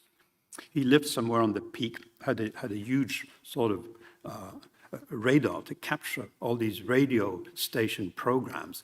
They also had apparently a very big and nasty dog to keep intruders away. Of course, he wasn't the only one in Hong Kong. There was the French sinologist who I admire so much, the father of this whole field, really, Pierre Ryckmans alias Simon Lace. And he could see the bodies come down, dead bodies, come down the Pearl River into Victoria Harbour in Hong Kong at the height of the Cultural Revolution. He never set a foot in the People's Republic of China, but wrote these searing essays denouncing not just the cult of Mao inside China, but also the cult of Mao among sinologists in Europe and this country. Of course, had to leave for Australia. He was hounded out by the sinological profession.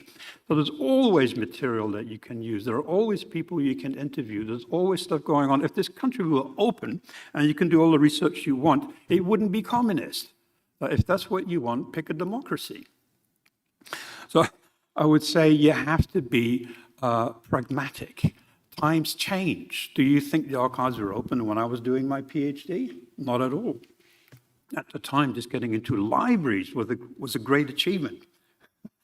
Getting into the Beijing Library and reading stuff in there, 1985, wow, what an accomplishment.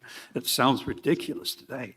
But times change, you have to adapt yourself. I was locked in by COVID, didn't cross the border, but I I bought 300 books online, published internally up till 1989, with nothing but archives from the Communist Party of China from 1923 to 1949. 300 volumes. I bought them in PDF from some dubious merchant in Shanghai for the princely sum of 640 renminbi. And I used that for a book which is coming out in February. Fascinating. It's always, if you look, you find, right? That's basically, that's what it boils down to. And big country. I think I would, if somebody would ask me about my research method, it would be very similar, actually. You know, if he who seeks shall find. And I think we very aptly, you know, with Katrina Lantos at the keynote, you know, the moral fiber, the moral pursuit, the ambition to want to do something. And I think that was so apt. So, and I think that characterized your work and our work is characterized by a drive, a pursuit of a goal. And that's what I'm hearing from you. Pursuing a goal will lead to results. And speaking of which, and you've hinted at it now, and now, of course, I have to ask the question since you've hinted at it. Very, very clever marketing, by the way. You continue to be a prolific author. Tell us more about your current book project. Just since you did talk about drive, I was thinking research, you know, it's my wife. She's just such a great cook. Now, is she going to come up with a great menu and then go to the market to find out that half of the ingredients are lacking? No. I mean, a good cook goes out there in the field, goes hunting, fishing, goes to the market, sees what one can find, and then decides what the menu will be. Well, that's how you should do research. That's how you should do research. So many people start with a menu. I will research this, that, and that, and answer all these questions. Well, no, you will not. My next book, Red Dawn Over China, How Communism Conquered a Quarter of Humanity is the title, comes out in February. It's a prequel. I did 3 books on the Mao era. I followed it up with the sequel, China After Mao. Tells you everything you want to know and need to know. But then came COVID. I thought, now what? Uh-oh, I'm blocked. Can't go across the border into the People's Republic of China. So I thought, how about the prequel? How about looking at the history of the Communist Party from 1921 to 49? Wouldn't that be interesting? I already knew, having been to the archives probably about 100 times, in all sorts of provincial, county, municipal places, I knew that there was very little that had been preserved on pre-49.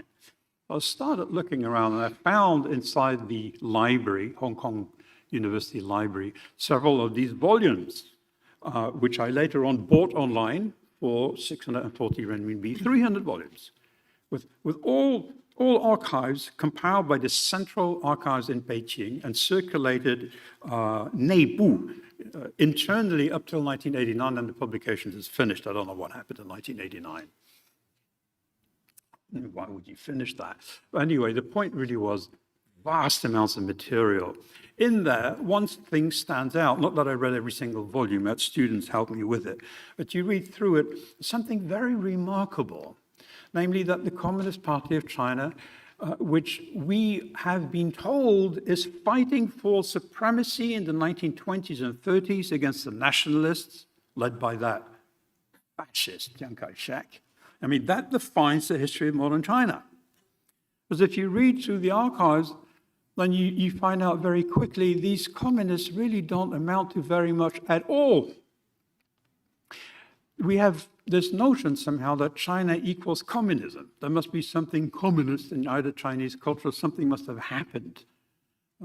But I cannot think of a country that is less communist than China in the 1920s and 30s. They are a small band of bandits who survived thanks to massive support from the Soviet Union. There are more communists as a proportion of the overall population in any one country in Europe than in China at the time.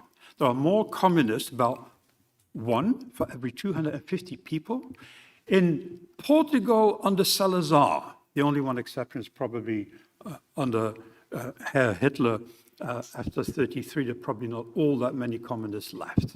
But by 1940, in China, there is 1 party member for every 1,700 people, which is, if you believe the inflated reports from the Comintern, which is about the same as in this country, United States of America, not generally considered to be a major component in the story of the communist revolution, I think. So that's the first point to bear in mind. Communism is a very minor phenomenon. It would never have prevailed without the help of Stalin and later on the United States. So that's point number 1. Point number 2, all these books about land reform, how the communists gained the support of the peasants by freeing them and handing them over the land. No, they do not. They're a bunch of bandits, and they are pressed time and again to extract as many resources as possible. So what you see before 1949 is what you see after 1949. Something called, I think they call it economic involution, but I won't use that term, economic destruction. A band of guerrilla fighters arrives in the territory, takes possession, starts extracting as much as possible, squeezing it like a lemon till every villager is entirely impoverished to the extent that the Communist Party must move on to find new territory to exploit. So that's another very interesting conclusion there. They are not very good at running an economy. They're not very good at recruiting people. Now, I've got 2 minutes left, which I will use to explain to you why they managed to win, which is always the question from my students. Now, I always tell my students, there's no such thing as a stupid question, really, but this is a bit of a funny one. I mean, are you going to ask me why Poland became communist after 1945? Are you going to ask me why Romania became communist after 1945? I think we all know the answer. Got invaded by the Red Army, the Soviet Union. Now, what do you think happened in China? Got invaded by the Red Army, Soviet Union, all of Manchuria, 1 million soldiers. They stay, they're not leaving. They hand over Manchuria to the communists. They back them up, they build them up as the Americans walk away. And most of all, once they have the weapons, and once they have civilians that they can use, they wage what I refer to as unrestricted warfare, using barrier troops to make sure that unarmed peasants move forward, using human wave techniques to exhaust the bullets of the enemy, encircling Changchun in a siege that lasts 5 months and famishing 160,000 people to death, using tactics that nobody can adopt, using a strategy that nobody can possibly defeat, as the Americans will find out in Korea a few years later. Thank you.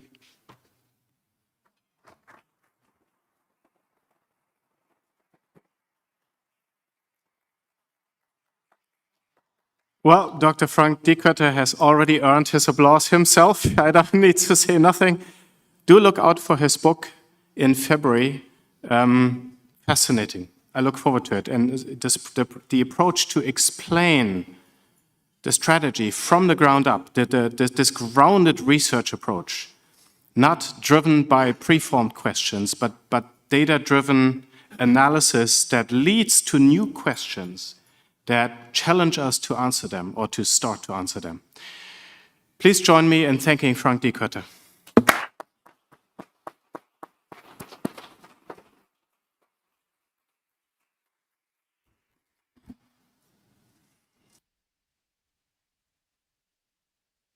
Thank you so much, Dr. Zenz and Dr. Dikötter. And I would like to introduce and bring up our chairman, Dr. Elizabeth Spalding, to the stage to present the Lee Edwards Award to Dr. DeCotter.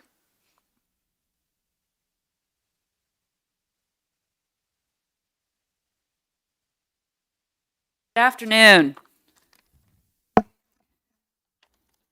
Dr. Lee Edwards, who passed away last December, was co-founder of the Victims of Communism Memorial Foundation.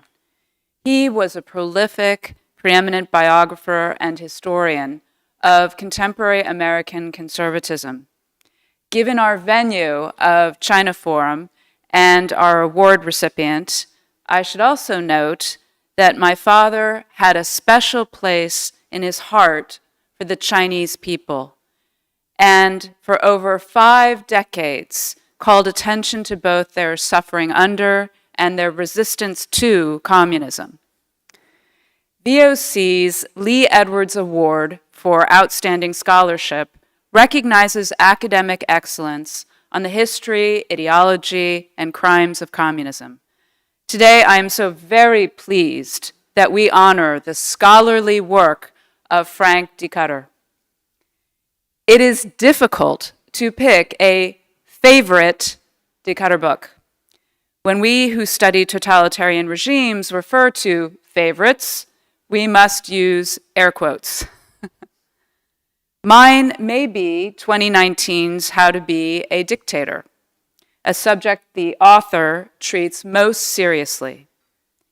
And then, as we've already been talking about, through his masterful People's Trilogy, Mao's Great Famine, The Tragedy of Liberation, and The Cultural Revolution, Dr. Dikötter documents the impact of Mao Zedong's Communist China on the lives of ordinary people.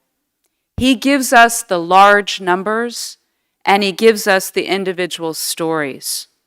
And as we've also been hearing about, some of his pioneering research is not even currently accessible because the Chinese Communist Party, true to its nature, does not play fair with its archives. If Dr. Dikötter had just produced his essential trilogy, that would suffice. But as we've also been hearing, his 2022 China After Mao is as important and effectively brings the People's Trilogy up to the current day. And I really am eagerly anticipating next year's history of the establishment of the CCP, Red Dawn over China. And this scholarly prequel to the People's Trilogy or tetralogy is going to be so very important and timely. Dr. Dikötter has devoted his career to uncovering the truth about one of history's most murderous regimes. His work matters now. Today, more than 1.5 billion people still live under communist rule. The Chinese Communist Party is central to this problem as it continues its brutal oppression of Uyghurs, Tibetans, Hong Kongers, and other Chinese. It threatens the freedom and national security of Taiwan. It is the most powerful state in the axis of aggression against the entire free world. Dr. Dikötter's documentation of the CCP's system of repression helps us understand the past and present. This also matters for the future. At a time when some romanticize socialism and minimize or even ignore the crimes of communism, Dr. Dikötter's scholarship gives the air and refutes the lies, including the fundamental lie upon which communism itself is based. With an eye to the future, museums should teach all generations, keep memories alive, and help guard against repeating the mistakes of the past. And that's what we strive to do every day at the Victims of Communism Museum here in Washington, D.C. First-rate scholarship should do the same, and Dr. Dikötter's life work ensures that all the victims of communist China are remembered, even if they cannot be individually named. In recognition of his exceptional academic contributions, I am so very happy to present the Victims of Communism Memorial Foundation's Lee Edwards Award for Outstanding Scholarship to Dr. Frank DeCutter.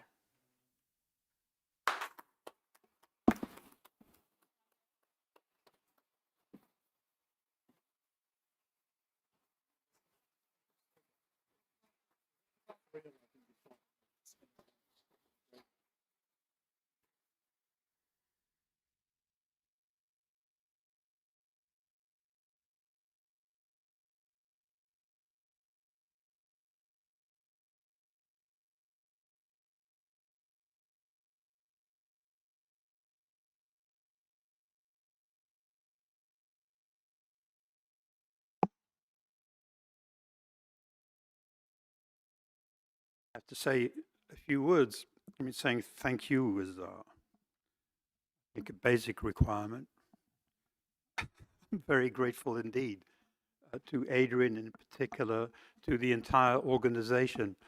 Although, if you don't mind me saying so, deep down, I just feel it would have been better if someone would have received this award presented by an organization called Victims of Communism, established by a bipartisan act of Congress in the People's Republic of China. Well, there are very deserving candidates. Of course, though, the problem is, if you want to have a bipartisan act of Congress, well, you must have more than one party, which is a bit of a stretch for the People's Republic of China. They're still trying. So I don't think that is going to happen anytime soon. Now, how did I get into this? When I was a young boy, aged 12, I read a book written by a young girl, aged 15. I never met her. She and her family were destroyed in 1945. Her name was Anne Frank.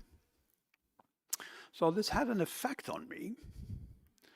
Being 12 years old, I had no complaints about life. I had a wonderful upbringing, but I thought possibly human nature isn't all that it appears to be. And then most of all, I just acquired this fear of ignorance. I mean, what would it be like to grow up in the Netherlands or any part of Europe or the world and not realize that there was something like the Holocaust? I mean, that's pretty dreadful, really. Now, I didn't really have to worry about the Holocaust.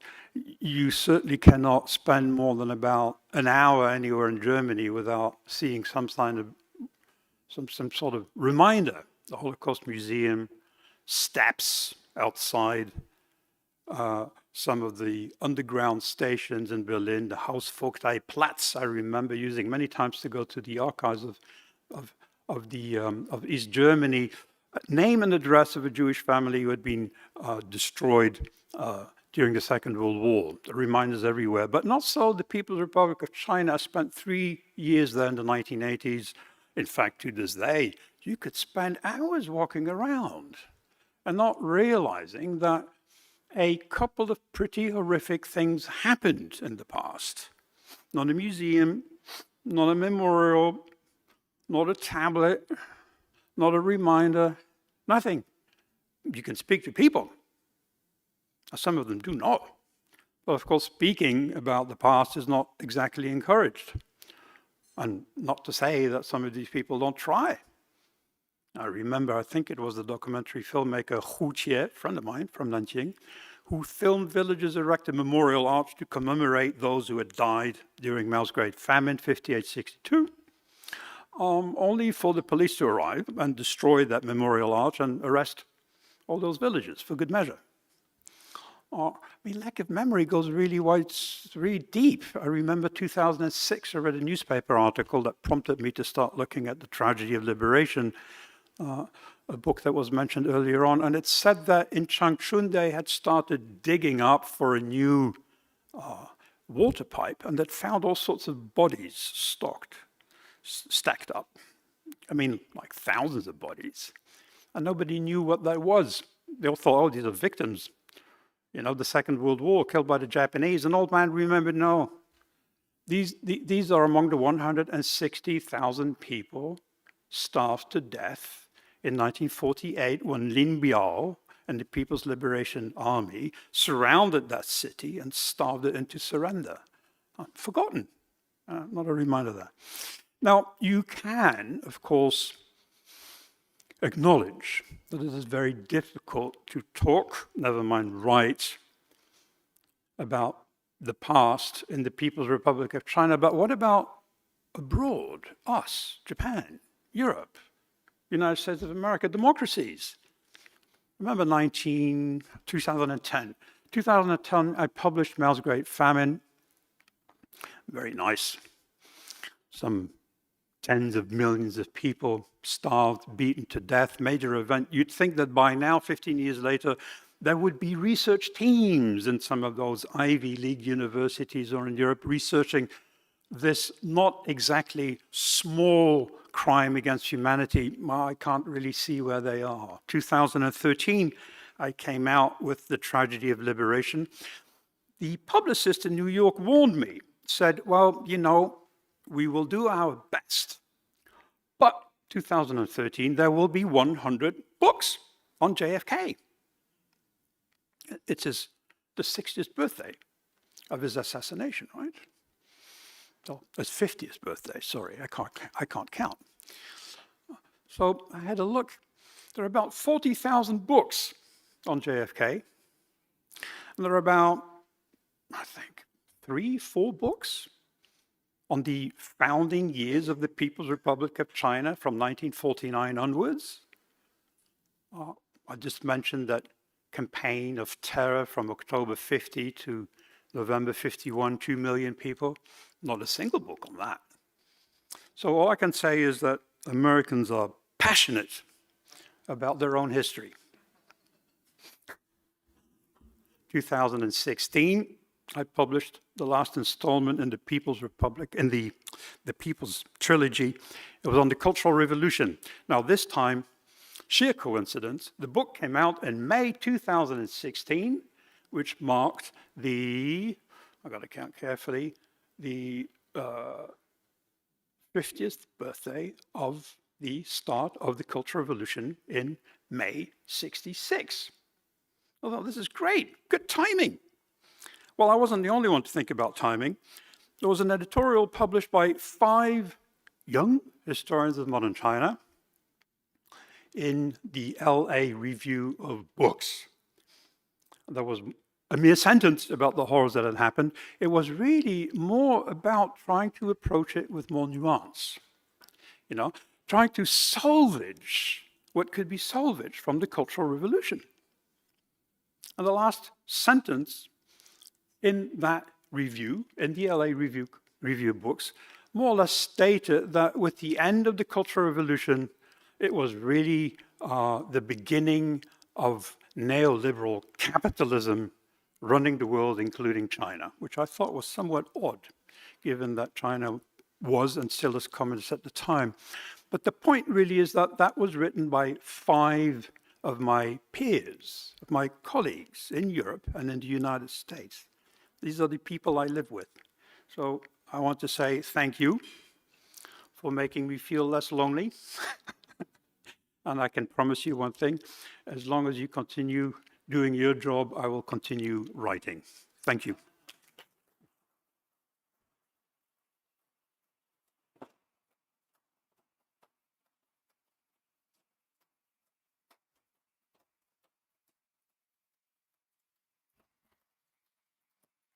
Congratulations.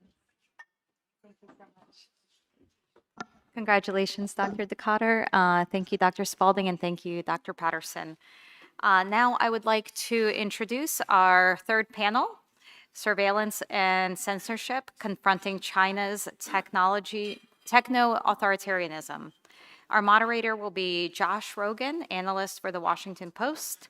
with panelists Connor Healy, Director of Government Research at IPVM, Peter Mattis, and Yachu Wang, Chicago Forum Fellow at the University of Chicago and former Director for China Research at Freedom House.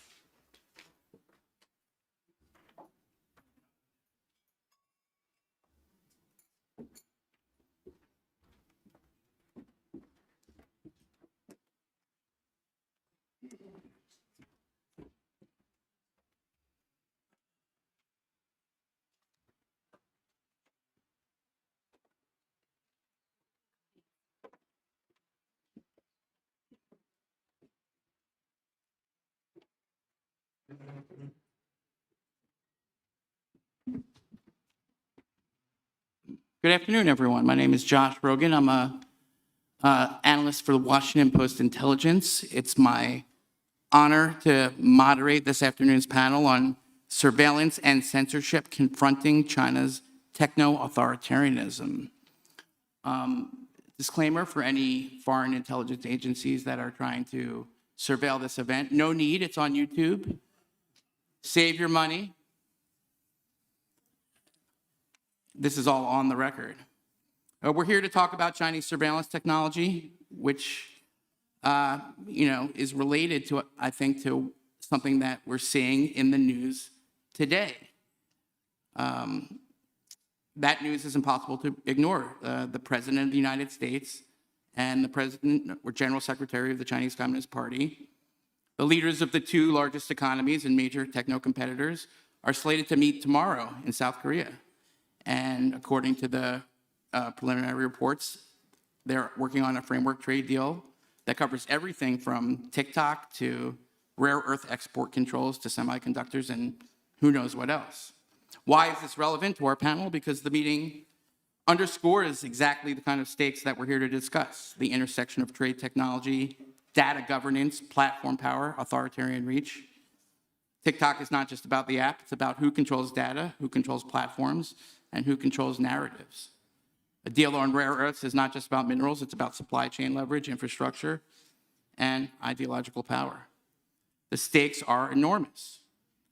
On one side, the ability of a government, in this case, the Chinese Communist Party, to embed surveillance, censorship, and influence domestically and export it globally. On the other side, the challenge for democratic societies to protect open innovation, free expression, supply chains, and critical infrastructure, while not sacrificing what makes us open societies. If we lose that balance, it's an economic disadvantage, but also a strategic one. What will be the norm, techno-authoritarianism or something else?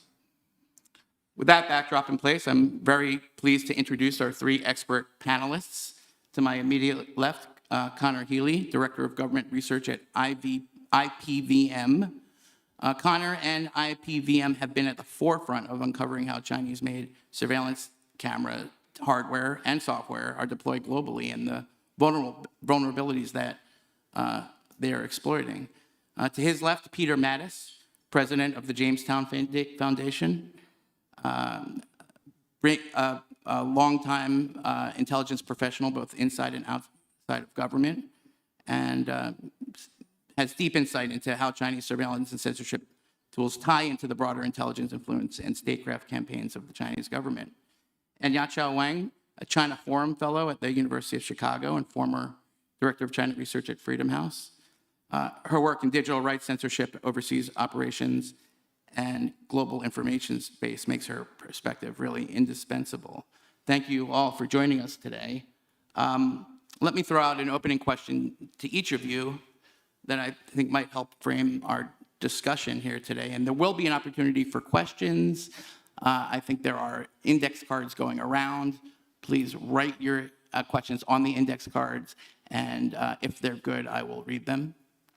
But start thinking about them now. So let me start with you, Connor. Chinese techno-authoritarianism kind of combines classical CCP information warfare tools with the digital age.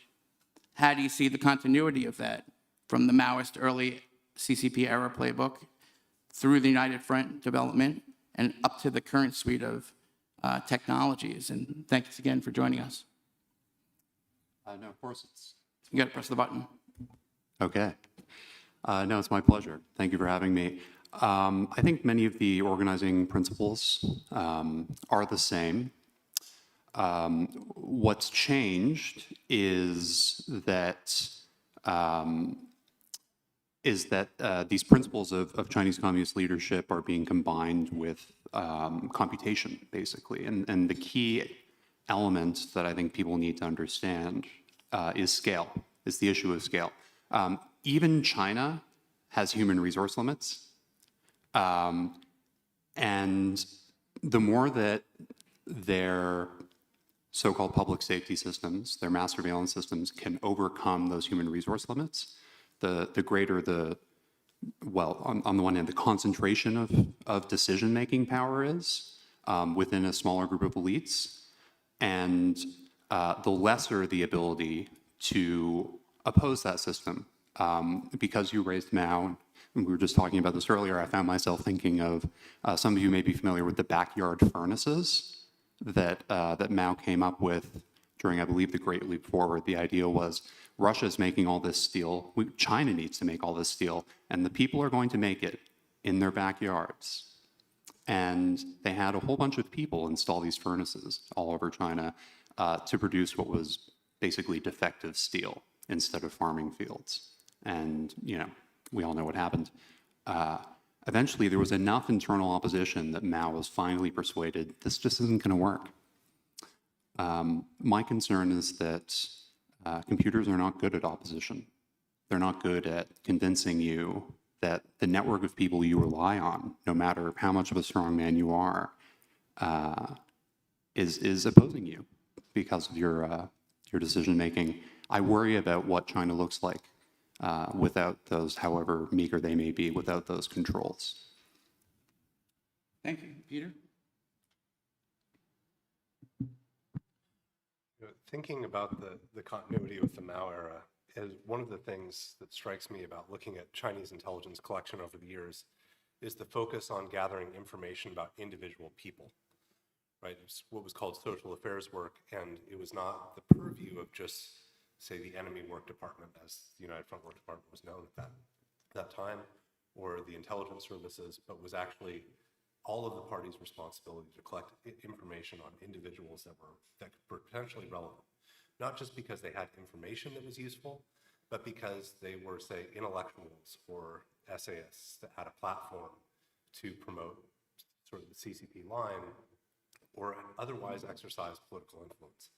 There was this mapping feature that I think you can see through the years as being a really consistent feature, right? So if you think about the hacks in the United States, going after the Office of Personnel Management, going after Anthem Insurance, going after United, going after Marriott, companies that have a relationship with the US government are frequently used by US government-related travelers. Like, you can even see it in Taiwan, going into trying to hack local district databases, or in one case, it seems like they were able to recruit the head of personnel for the National Security Bureau, something around 25 years ago. And if you think about what all of this digital technology allows you to do, it automates this function in a way that is not possible otherwise. And whether it is something that is sort of deliberately built in, you know, in a sense, a backdoor that is purposely there to collect information, or whether it is, in the case of the National Counterintelligence or Cybersecurity Center in the UK that was funded by Huawei, but was also sort of reviewing Huawei's equipment, they just thought that the security vulnerabilities were in fact a feature rather than a bug, that Huawei continued to not clarify or to not strengthen. And so the more that this kind of technology is put out into the field, and also as IPVM chronicled, I think, sort of a lot of built-in vulnerabilities in the Hikvision cameras, among others, right? It's not a question of specific intent of saying this device does these things. It is simply that it is exporting a set of security vulnerabilities that can then be exploited, and that this collection can be automated, and we can see things and put together patterns, or certainly the party can, in ways that were not simply possible before. And if you look at the organizing principle behind the informatization of intelligence, both in a domestic context and an external context. It is about getting closer and closer to the individual before they become a danger, right? Before they're able to organize across groups, across geographies, across classes, and that they want to preempt rather than simply sort of respond as things develop. And I think this is something that Adrian and many others have shown in the case of the Xinjiang Uyghur Autonomous Region. You can see it in actually a lot of the work that Freedom House has done over the years. So I think that's a good way to transition to Yajio. Yeah, thank you for that. I would like to talk about the difference in terms of the Chinese government's propaganda. I think in the past, the propaganda very much stayed.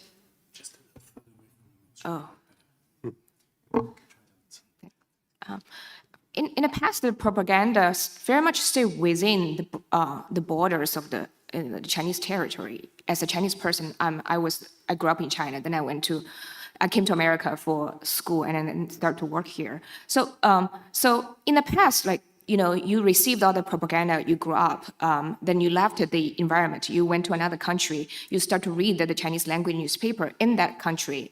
You know, if you live in New York, there are newspapers in Chinese language catered to the New York Chinese community.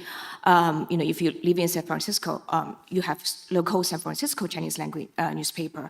But since the popularization of social media, the Chinese people who left China, they are still they're still receiving the information from China, just because, you know, if you grew up in China, you're so accustomed to the information you received from the Chinese social media, especially WeChat, now Xiaohongshu, and you came to the United States, you're still reading the information from the Chinese environment, which of course is censored and surveyed by the Chinese government in a way that you never left the propaganda environment, even you have physically left China. I mean, this is I feel just it's a huge difference, and that's, you know, I think that plays a huge role in why the Chinese community in the diaspora is ideologically, many of them are still, you know, pretty aligned with the Chinese government. They never really opened themselves up to the alternative information that are available outside of China. Excellent, thank you. So far, we've already covered automating surveillance, poor oversight of Chinese tech companies, the strategy to get closer to the individual, and the Chinese government's use of social media. All of that seems relevant to the TikTok debate. So let me do a round specifically on that. What we're led to believe is that a deal will be struck whereby the most popular social media app in America by far will be transferred to partial U.S. ownership. The data will be transferred to some system of U.S.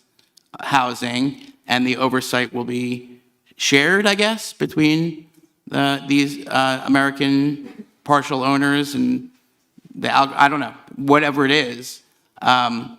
Is that going to work? Does that solve the problems and the threats posed by TikTok, both in the data collection sense, in the surveillance of Americans and their habits and actions and keystrokes sense, and also in the influencing Americans through the abuse of the algorithm sense? Let me start on the other side with Yacha this way, and we'll go this way. And you got a person? I feel there might be some mitigations from, you know, the transfer of the ownership, but then there are a lot of still unsolved problems, like, you know, data can be freely sold between companies, even when you're owned by an American company, you know, there's no law banning the American company to sell the data to another company, which then that company can sell it to a Chinese company. In terms of a huge problem that a big reason I supported for the ban of the TikTok is the algorithm, right? The Chinese government controls the algorithm, whether, you know, they're promoting information that's that is, you know, aligned with the Chinese government propaganda, whether they are suppressing information that is critical of the Chinese government. I do think.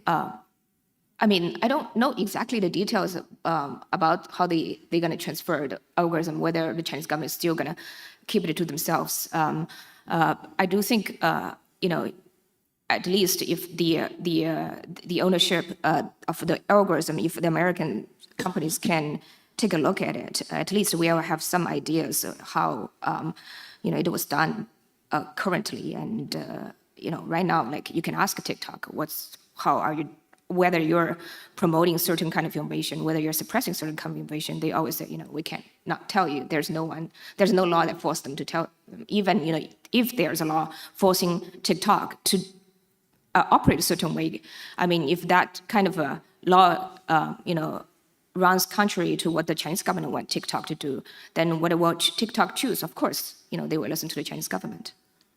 Got it. Thank you. Peter. Look, the central problem with TikTok is whether or not there is CCP access to the algorithm and CCP access to the data and ability to change those things or move them around. Right? If you can't solve that problem, there's no deal that actually is true to the letter and spirit of the law. And I mean, the reason why you have to think about it this way is simply that if you look at the company ByteDance, it has a host of obligations to the party state, whether it's a party committee inside, whether it's strategic cooperation agreements with the Ministry of Public Security, or a range of other sorts of arrangements.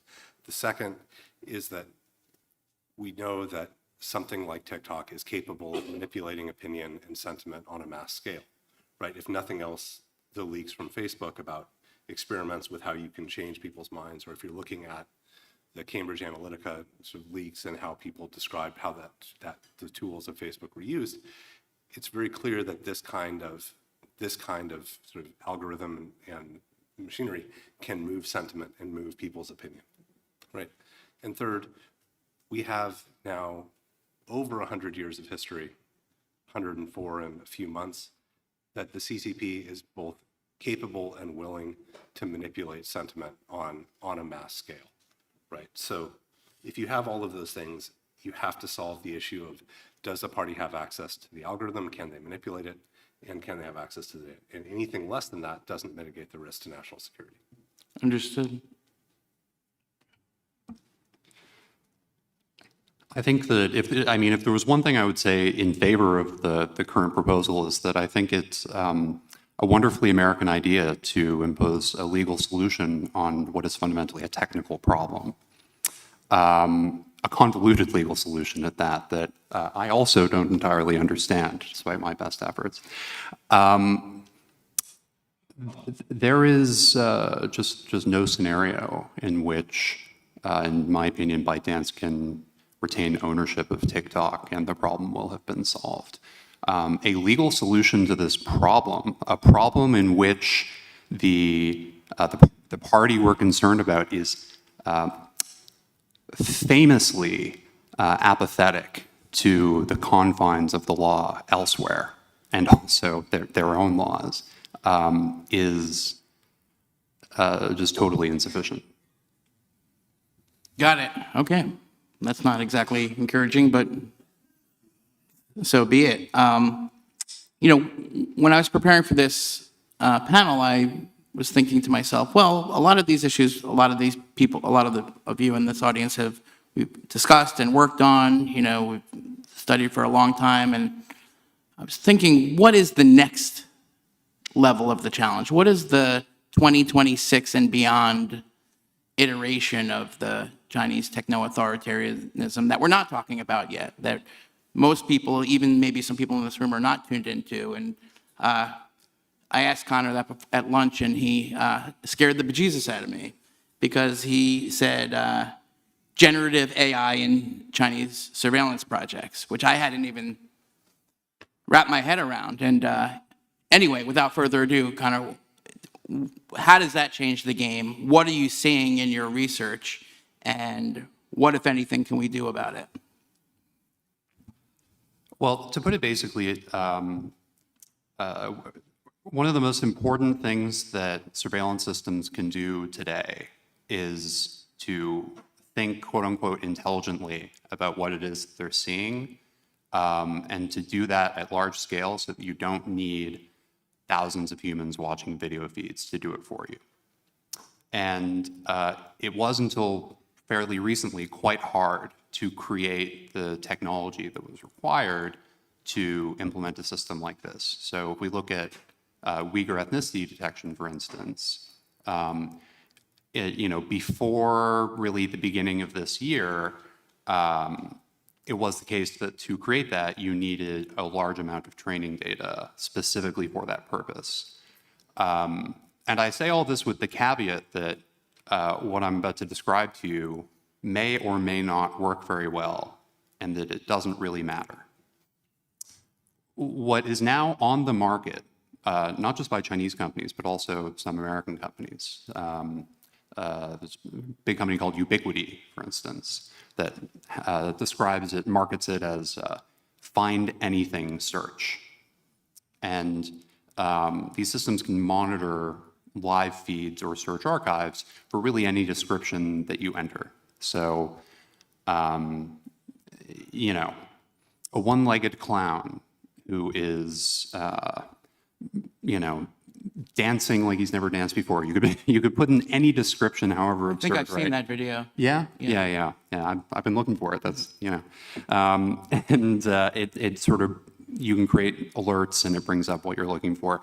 Why this is also concerning is, it goes from being an expensive, time-consuming process to create a system that automates something that you want to do or do to your population to a much less time-consuming process, which means that the applications are going to become far more various, far easier to implement, and implemented with relatively low friction. So I think we'll see a lot more abuse of video analytics as a result.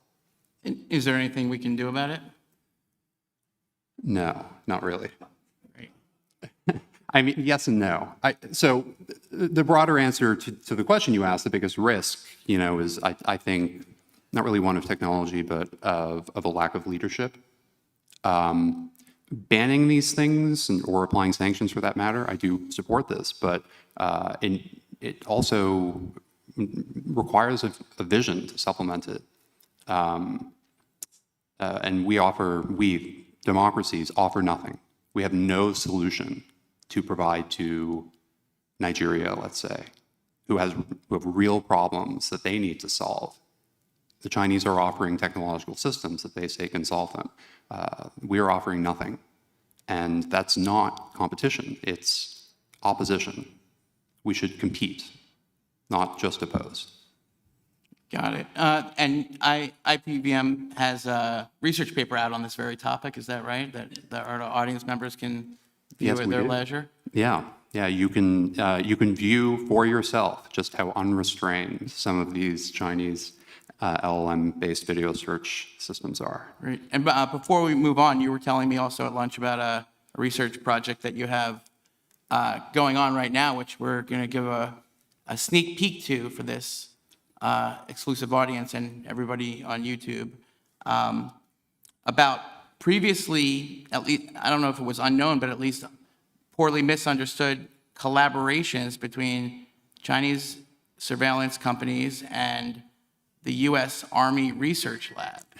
And this is kind of a crazy story. I'm sure I never heard it before. I don't know how many of you have heard it, but once Connor told me the story, I'm like, we got to talk about this on the stage. So before we go to the next thing, what's that all about? Well, it's a bit unbelievable to me, too, because these research papers have been kind of hiding in plain sight out in the open. But between and you can go look them up yourselves, between 2018 and 2020, there was a series of 3 research papers co-published by Pu Shilang, who was until recently Hikvision's head of research and development, and simultaneously ran a major lab at the Ministry of Public Security. Between him and 3 U.S. Army lab researchers who are listed as such on these papers. The papers mostly have to do with inventions of new ways of managing large networks of devices that are using neural networks and using video analytics. So basically, in fact, I just double-checked after we spoke about this. They spell out explicitly how you could use these systems to build a large system with lots of devices distributed over a large area that uses a lot of deep learning, uses a lot of video analytics, and how you could make it really efficient and really good at its job. Enter Chinese mass surveillance. That is exactly the kind of system that it was built for. These papers were published again, the latest one in 2020. It's happened. To the best of my knowledge, not ongoing, but it's worth understanding how we got to where we are, I think. So that's breaking news for the journalists in the audience, that the U.S. Army Research Lab has been working with Hikvision to develop surveillance technology research. That's pretty crazy as far as I'm concerned. Even if it's not ongoing, what are the implications of that? Well, it was happening at the same time that the Department of Defense was saying that Hikvision should be banned. This is an almost comical example of a disjointed, poorly aligned set of policies. What should we do with that? I think that if I were to ascribe this to anything, it's academic naivete. Even the U.S. Army Research Lab, these are PhDs, and I have no doubt that it didn't occur to them that this was a terrible idea. And I personally still see that today in conversations I have in academia, a lot of confusion over what the standards are, for instance, with commerce sanctions. And I think greater clarity is needed on what is and is not an acceptable collaboration. Clearly. Thank you. Peter, while the U.S. system seems, as Connor just explained, pretty disjointed, what do you see on the Chinese side? Is this surveillance tech infrastructure integrated into broader Chinese intelligence and influence operations? If so, how so? And how does this advance the Chinese Communist Party's overall intelligence and influence operations objectives? Well, I would say the PRC's sort of growth through the technology stack, moving beyond sort of 5G, beyond some of that core infrastructure into things like the underlying connective technology for Internet of Things, getting into the software itself for AI, right? It doesn't have to be perfect. It does not have to be as good.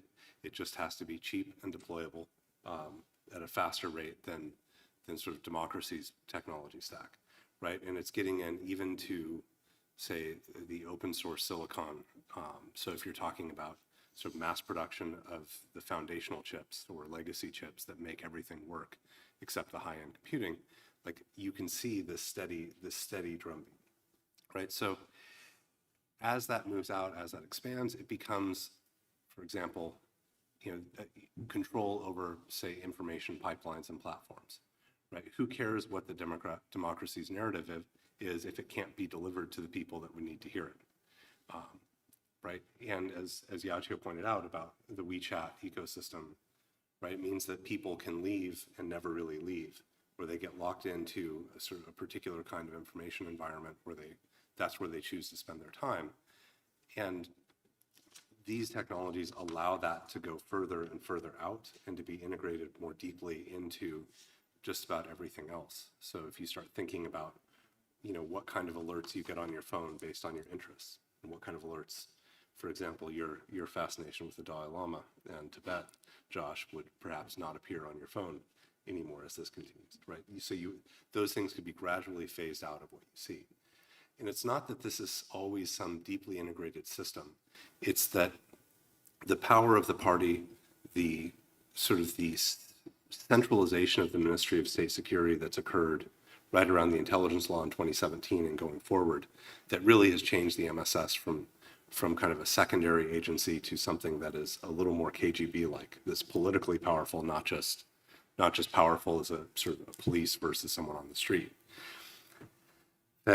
That gives the party or the intelligence services the ability to go tap into whatever these technology companies are doing and take advantage of that capacity without having to replicate or rebuild it themselves. There's a series of articles, I think, in Foreign Policy by Zach Dorfman, now about 5 years ago, that was pointing out how these companies collaborated with the MSS, which was essentially that the MSS or the military intelligence services showed up and said, we want to know this, this, and this. Here's a data dump, or here's this, or we want you to use your computing power and your technology to answer those questions for us, right? And so I think part of this works because they're not trying to control it. They're not trying to integrate it this way. They're letting the market, they're letting the forces that have propelled these companies to a global position to provide them the access and then to exploit it. Got it. Thank you. Before we move on, that sort of raises a question in my mind, since you brought up the hardware and the chips. We'll start with Peter and then go. I'm not sure that there's a proper way to mitigate it unless you set forward a set of security restrictions around what allows something to be certified as safe to be sold on, say, a U.S. market or a European Union market. And that ultimately, if you come up with those kinds of safety standards, then it's going to require the kind of inspection regime that the PRC has increasingly not allowed. But I think that's the only way to mitigate those kinds of risks, is to provide a set of standards and go through it. Because yes, it's almost an infinite vulnerability to be thinking about the hardware that way, which means like you can't check every single piece of equipment that is being sold or being pushed out of the PRC, and nor could, say, the Ministry of State Security or the Strategic Information Force or any of the relevant PLA actors exploit every single piece of equipment every single time. But it is a vulnerability that is almost impossible to check on the scale that those pieces are moving out. So you have to set certain kinds of production standards that, for lack of a better way of putting it, mean that those products, without sort of some kind of physical inspection in the production line, sort of external monitoring of the production line, which the PRC won't allow. Got it. So we're not there yet. Connor, do you have a view on that question? I would just say I completely agree with Peter's perspective about setting standards of safety. I think that's very much the right way to look at it. And as for the question of lock-in, I would say the cameras are literally bolted to your ceiling. It is, and continues to be in the United States, an arduous process to replace these devices, even within government to an extent. So yeah, there's a major lock-in risk, and the lock-in risk is much worse for scenarios where they're being used for like citywide infrastructure, like safe cities projects and such. Thank you. Yachao, your research on Beijing's global media influence operations kind of fits into this because so many countries have this tech already, the software and the hardware. And you studied, 30 countries? And so you were in a position to help us understand how that system is being used. What examples are there to show us how those platforms are being controlled and what are those implications for those societies, especially democratic societies, but not only democratic societies? Well, I mean, before TikTok got so popular in Western countries, the Chinese apps were already very popular in Southeast Asia, in South Asia, whether it's social media platforms or messaging apps or online shopping platforms. So, I mean, online shopping platforms, it's not necessarily ideological, but it's possible that you cannot buy certain T-shirt that says Free Tibet, or you cannot buy certain books. So, even I'm just taking an example of a Chinese app that is not, has nothing to do with ideology. It still can be used as a way to, suppress certain kind of spread of certain information in other countries and promote other kind of information in other countries. So, I mean, a big change over the years is that the Chinese-owned, platforms became more and more popular around the world. I mean, I feel like the West only woke up to this trend only when TikTok became so popular in America. But this has been going on for a long time. Then people start to realize, well, the other apps, the shopping Temu apps and shop whatever, all this, like, oh wow, they're all controlled by the Chinese government. So that has been going on for a long, long time. Nobody paid attention. Suddenly they realize, oh, this is a huge problem.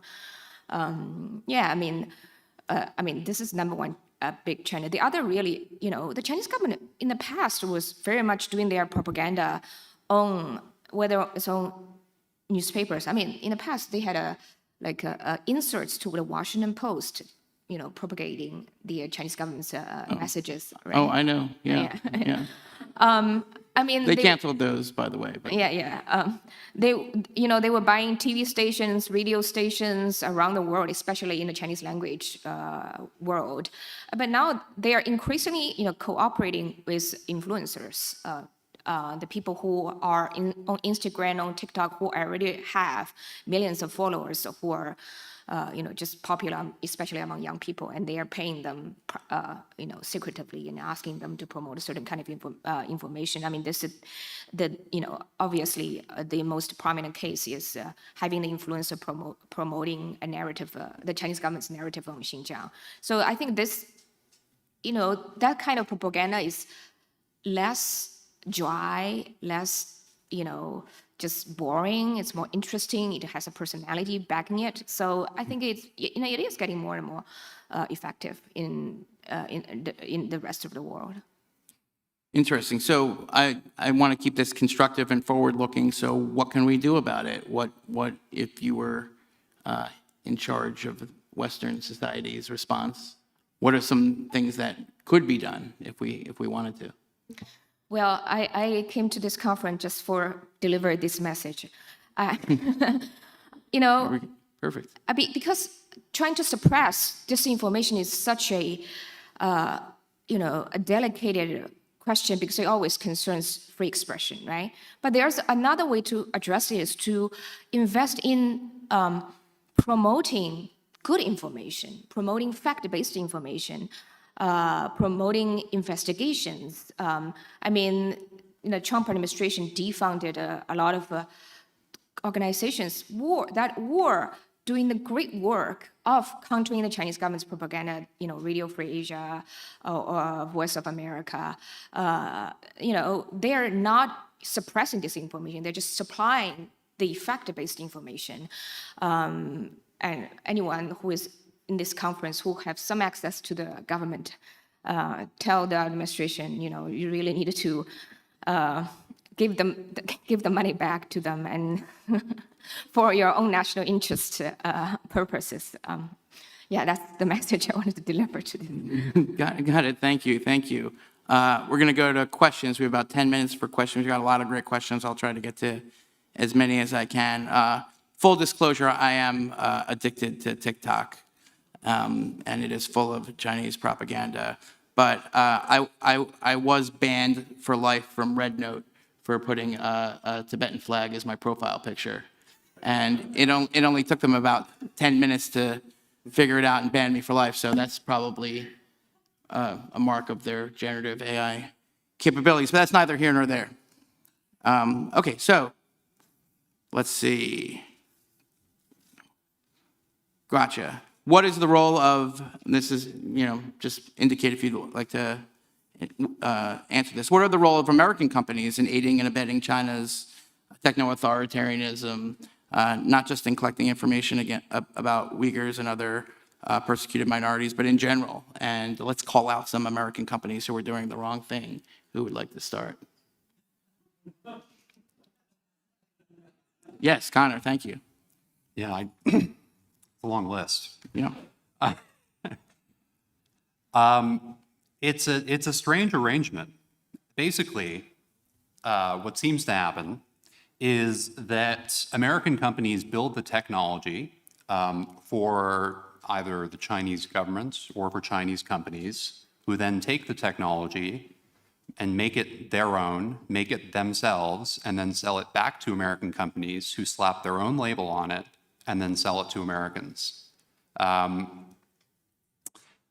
This is an absurd system, and one that it's actually more perverse than I think the fact that it enables sort of China to build up this incredible industry that is totally has totally dominated surveillance manufacturing hardware and, to a lesser but still significant extent, software. It's that there's this perverse circle of a lack of responsibility that now exists across all the stakeholders who are involved. A very brief personal anecdote. After I joined IPVM, for the first 3 years, I was living in an apartment that I was lucky enough to have a Hikvision camera installed right above my doorway, which I thought was pretty funny because, I would spend my days looking at the problems with these devices. And I eventually spoke to the management, and they basically said, oh, well, that's going to have to be our integrator's problem. And I've had that conversation with systems integrators. They're going to say, oh, well, that's our distributor's problem. That's our manufacturer's problem. And the manufacturer says, oh, no, that's the end user's problem. And we're right back at the beginning. American companies just aren't taking responsibility. Which ones exactly? Well, I think the worst offender is Honeywell. What is the most common Chinese device on federal networks? Honeywell cameras, which are Dahua cameras that have had a Honeywell label slapped on them. Maybe I'm naive. I personally think that when you have tens of billions of dollars in contracts, including to run a substantial portion of the U.S. strategic nuclear reserve and triad, that you cannot also at the same time be a distributor of devices that can be used to hack Americans. I think these two things are in opposition. Interesting. Thank you. Anyone else? Would you like to name them and shame them? I would say Apple, because just such a, so much percentage of Apple's products are made in China, and also Apple is China's Apple's second market. So they have done so many things to self-censor, to share data with the Chinese government. Speaking as a Chinese person, it's like, anybody in China, they can't have access to certain apps because the Chinese government has allowed them to, and then Apple just gladly comply with, as if the Chinese people don't deserve the same standards of free speech, free information, privacy rights as Americans. And the Apple always say, well, we're just complying with local rules. But there's no evidence in terms of they have even done the minimum to push back. When I was working at Human Rights Watch, we have those private conversations with Apple, and it's the PR people. And I just felt a portion of my career has been wasted in talking to people who just recite what they're supposed to say to us, and then they check their box saying, oh, we talked to human rights organizations, we have done our good work. And every time we're having those conversations with them, I was like, okay, you guys are paid several times of what I am paid, and you just need to read what is already written on the paper. What an easy job. Yeah, good point. Journalists have the same issue, actually. Peter, was there an American company you would like to There's a nice list in the original introduction of the Uyghur Forced Labor Prevention Act of companies that are complicit, but I think for the purposes of this conversation, Deutsche Telekom, and the fact that it is one of the largest sort of 5G or telephonic infrastructure providers in the world, yet even as they're putting restrictions in place in Germany or in some of the European markets, or cooperating with their those companies that they have here with those restrictions, they're still pushing forward and pushing Huawei equipment out around the world, and will continue to do so. So again, it's sort of like what Yachio said of well, only some people deserve these standards, but everyone else, gets the stuff that spies on them.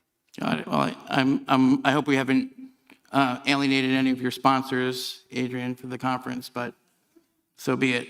Got 5 minutes. I'm sorry? Too late now. Yes, that's right. Okay, this is a good question. There used to be to its credit, the first Trump administration did a lot to sanction or blacklist companies that were sharing U.S. hardware, software expertise with Chinese companies of concern, especially related to the Uyghur forced labor and genocide issue, but not just that. And whatever happened to that regime? Is that still going? Are they still doing that? Are we still in the business of using blacklists and sanctions to address some of these cooperations? And if not, why not? The short answer to that is very quick, is simply yes, the US government is. The subsidiary rule that was just passed basically changes what had been kind of a whack-a-mole of like, here's this company Inspur that we have an issue with, but oh, its 4 subsidiaries have never done business in the United States, so we're not going to put them on the entity list. Right now, all of those have been added, and I think the estimate is that something like, with that rule going into effect, is that something like 20,000 plus companies have been sort of added to the entity list by virtue of that subsidiary. So that's a pretty healthy expansion of what those lists were. And isn't that the thing that spurred the retaliation that led to the talks and the negotiation that we're going to see tomorrow in South Korea? And couldn't those be rolled back in some sort of trade deal? I think you're the one with the best sources in DC at this point. The answer is maybe. Let's see. This is a good question. How much of this is now, how much of their current R&D in these areas is now indigenous in China, and how much of it is stuff that they either stole or appropriated or bought or acquired some way from the West? What is the trend here, and are they almost at the point where they don't need to steal our technology because they're doing it on their own? I think I'll start with Connor on this one. I don't think there's really a clean answer to that. Certainly in the surveillance sector, Chinese companies continue to be followers rather than leaders as far as the sort of what are technically the most high-tech solutions, the best sensors, the best algorithms, and so on. Where they do have a growing advantage is in their just the scale of deployment gives them an opportunity, in fact, has been used to create solutions that would be impractical to try to create or test out here. So there are aspects of the application of the technology that they're becoming, I think, more independent in. It certainly remains the case as of today that China is still dependent on, certainly these sectors, I can't speak for all other sectors, is dependent on American or Western know-how and expertise. For the moment? For the moment, yeah. Okay. Last question, this is for you, Xiao. China's use of mass surveillance and algorithms have created a social credit system where individuals are kept in line and loyal for fear of being targeted. Our technology is here in the United States and in other democratic societies is reaching that level of sophistication and concern. And how can our citizens remain vigilant that CCP-style social credit system doesn't take root here? I don't think the U.S. government or our U.S. companies are,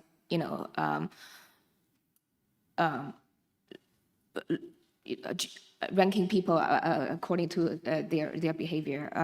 I mean, there are, there are credit scores, but it is, private company owned. But in China, the issue really is that any kind of private company are not really private companies, and whatever data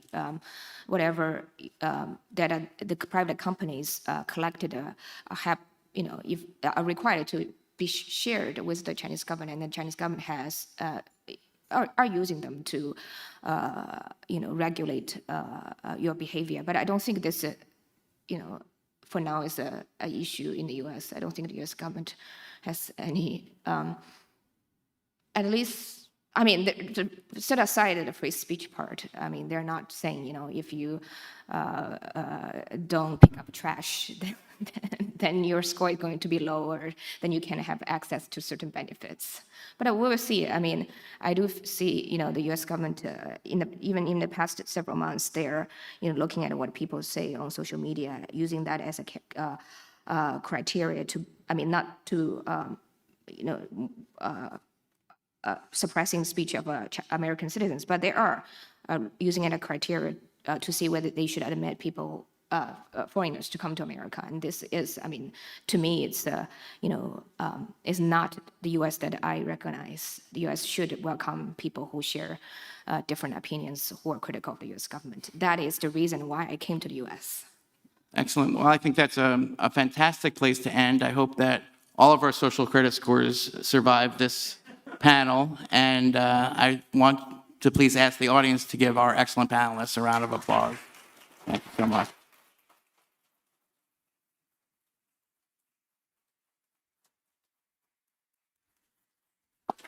Thank you so much, panel. You guys did fantastic. I know it's hard after lunch in between, but it was definitely insightful and entertaining, to say the least. So thank you so much for moderating, and thank you all so much for participating. We are going to take a 20-minute break. Please don't leave the facility. Come back. We have an exciting interview, and then we also have a special guest for our closing remarks. So we'll see you back here in 20 minutes. That was awesome. Good job. Thank you. Good job, guys. You did fantastic. Thank you. Thank you so much. It's always fun with these topics. Have meaningful conversations.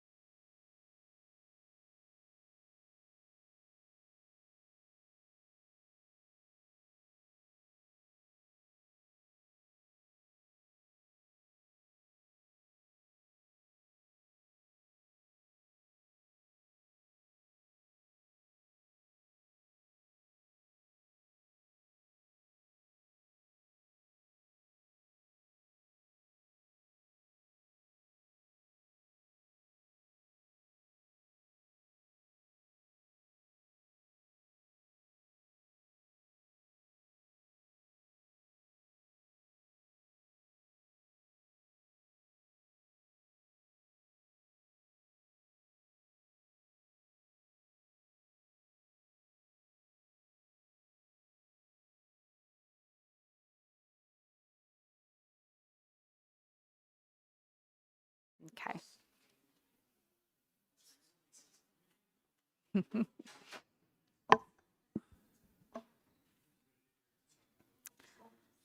All right.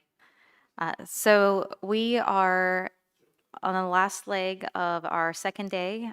Thank you again for joining us. Thank you again for spending the entire day with us. I know it's a long day, but I hope you were able to get something out of this, at least make the connections with other people who are in the same space and working on the same missions. And I would now like to introduce our second interview, which will be Adam King, who is the Regional Director for East Asia and Pacific for the International Republican Institute, along with Dr. Adrian Zenz.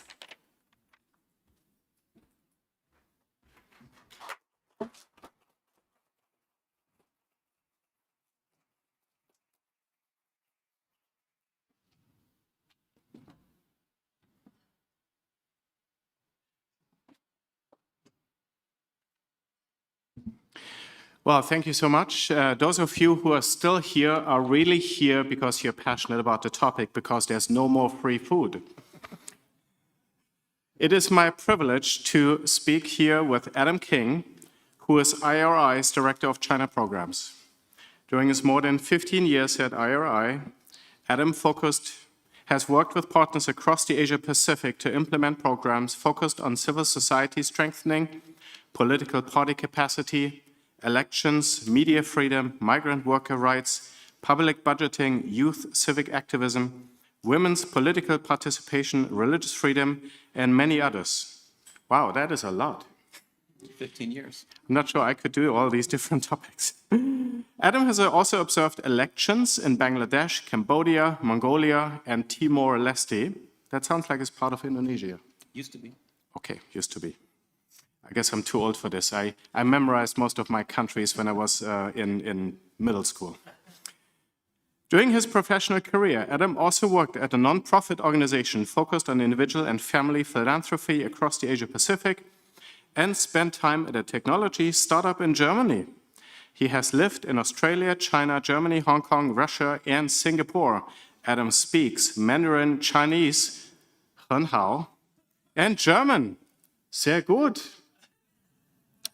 Maybe we'll do this. How about a multilingual interview? That'd be more engaging, wouldn't it? He's been sanctioned by the Chinese government, a badge of honor that we both hold in common. Please welcome Adam King. Okay, I'll just continue in English. Is that okay? Okay, good. Yes, please.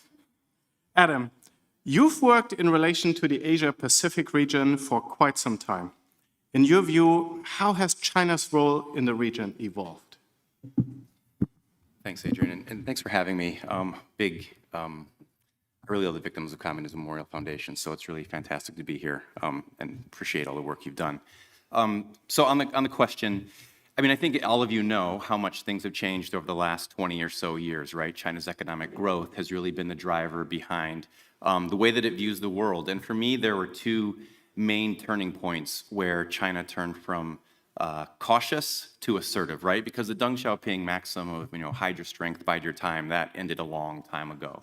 And the first one, what I think, was the financial crisis of 2007 and 2008. I think, if you engaged with China before that and after, you saw a very clear shift in how they engage with the world, in that they really thought, oh, our system is actually better. They started to have a sort of assertiveness based upon the fact that they thought they knew how to do things better because of the way that they thought that they weathered that storm relatively well.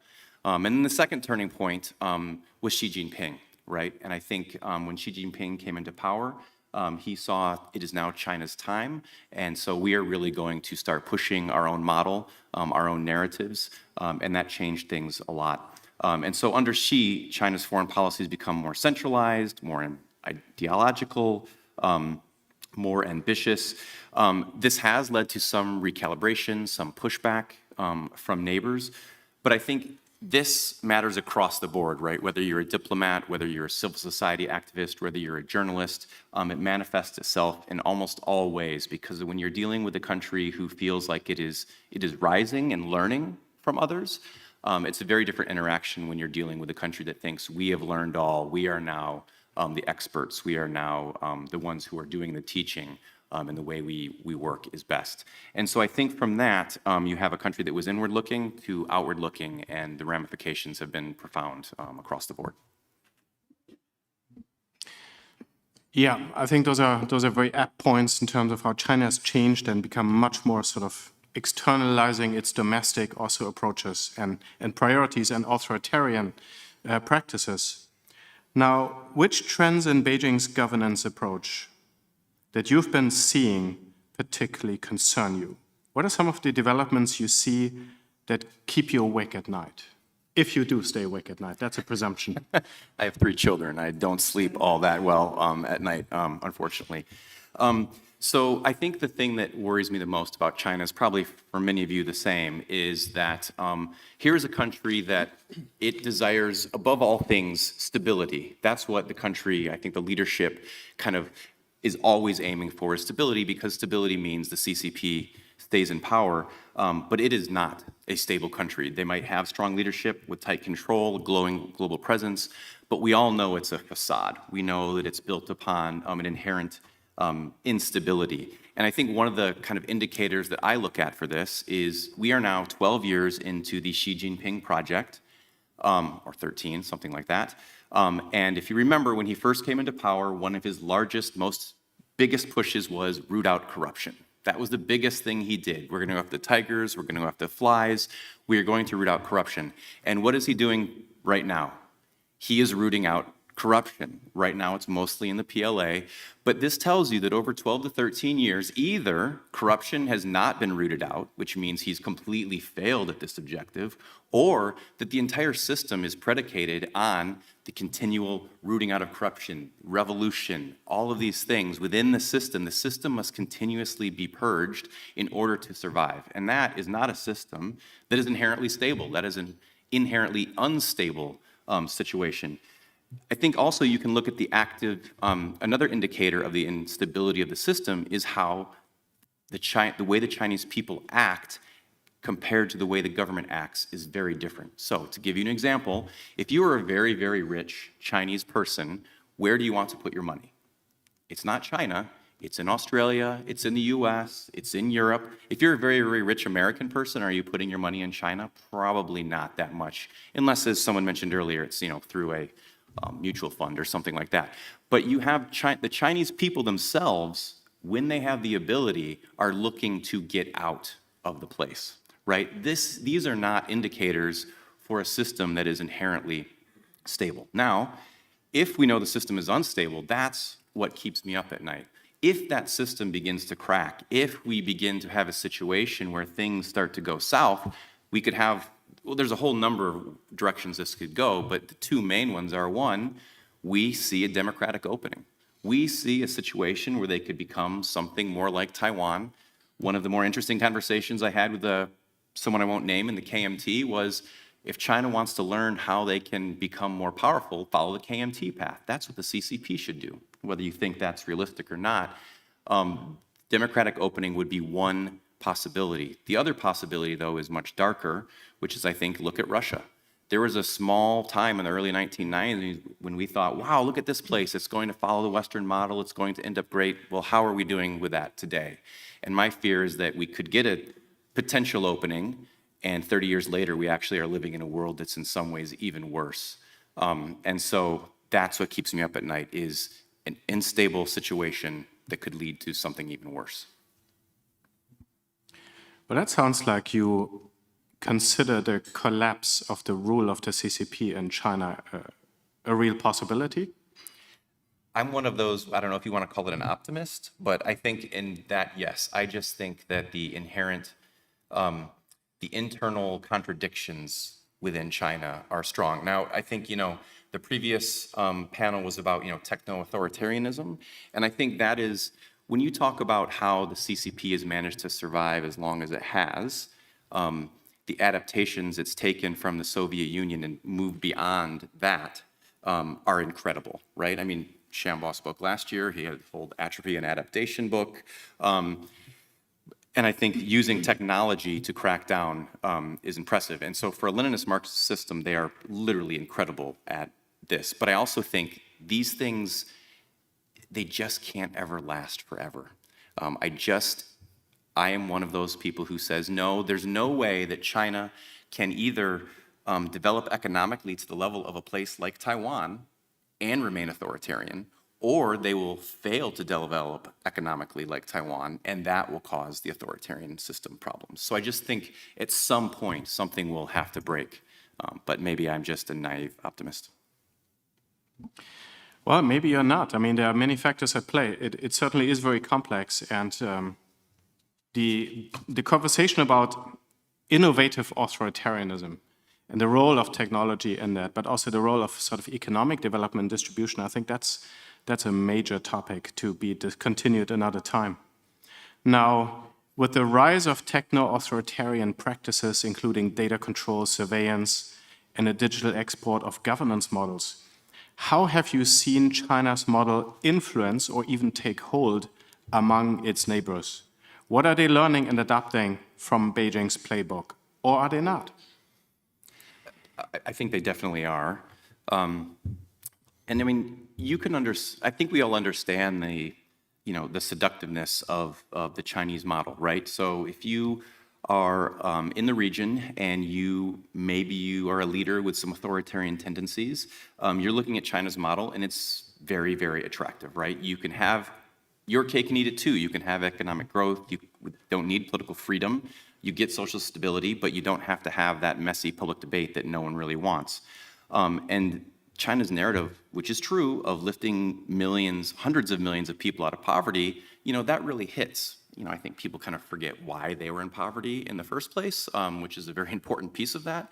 But that's kind of left aside of the lifting out of poverty. But I think it's our job to kind of remind countries in the region that the success is very overrated for China, and it's also misleading, and that there's actually even better examples in the region, right? You have Japan, you have Korea, you have Taiwan. These are actually truly successful countries. The CCP likes to tout how rich China is, but it's actually not that rich. Their per capita GDP is in the low teens right now. Taiwan, I think, is 3 or 4 times richer in that scale.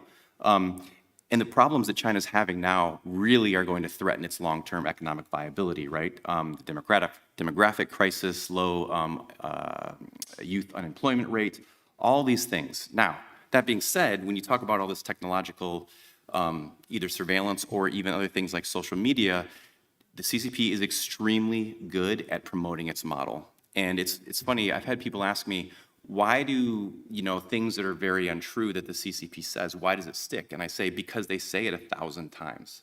Like, if you say something repeatedly, it begins to just become fact in a way.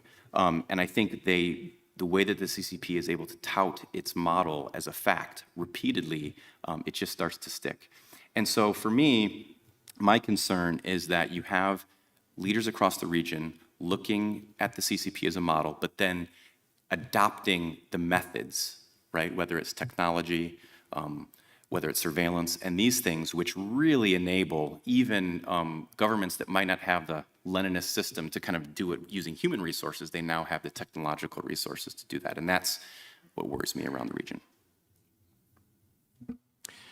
Yeah, one of the points we had from yesterday evening's panel, day 1 of China Forum at the Victims of Communism Museum, was how artificial intelligence is like a force multiplier. It makes the strong stronger and the weak weaker in some way.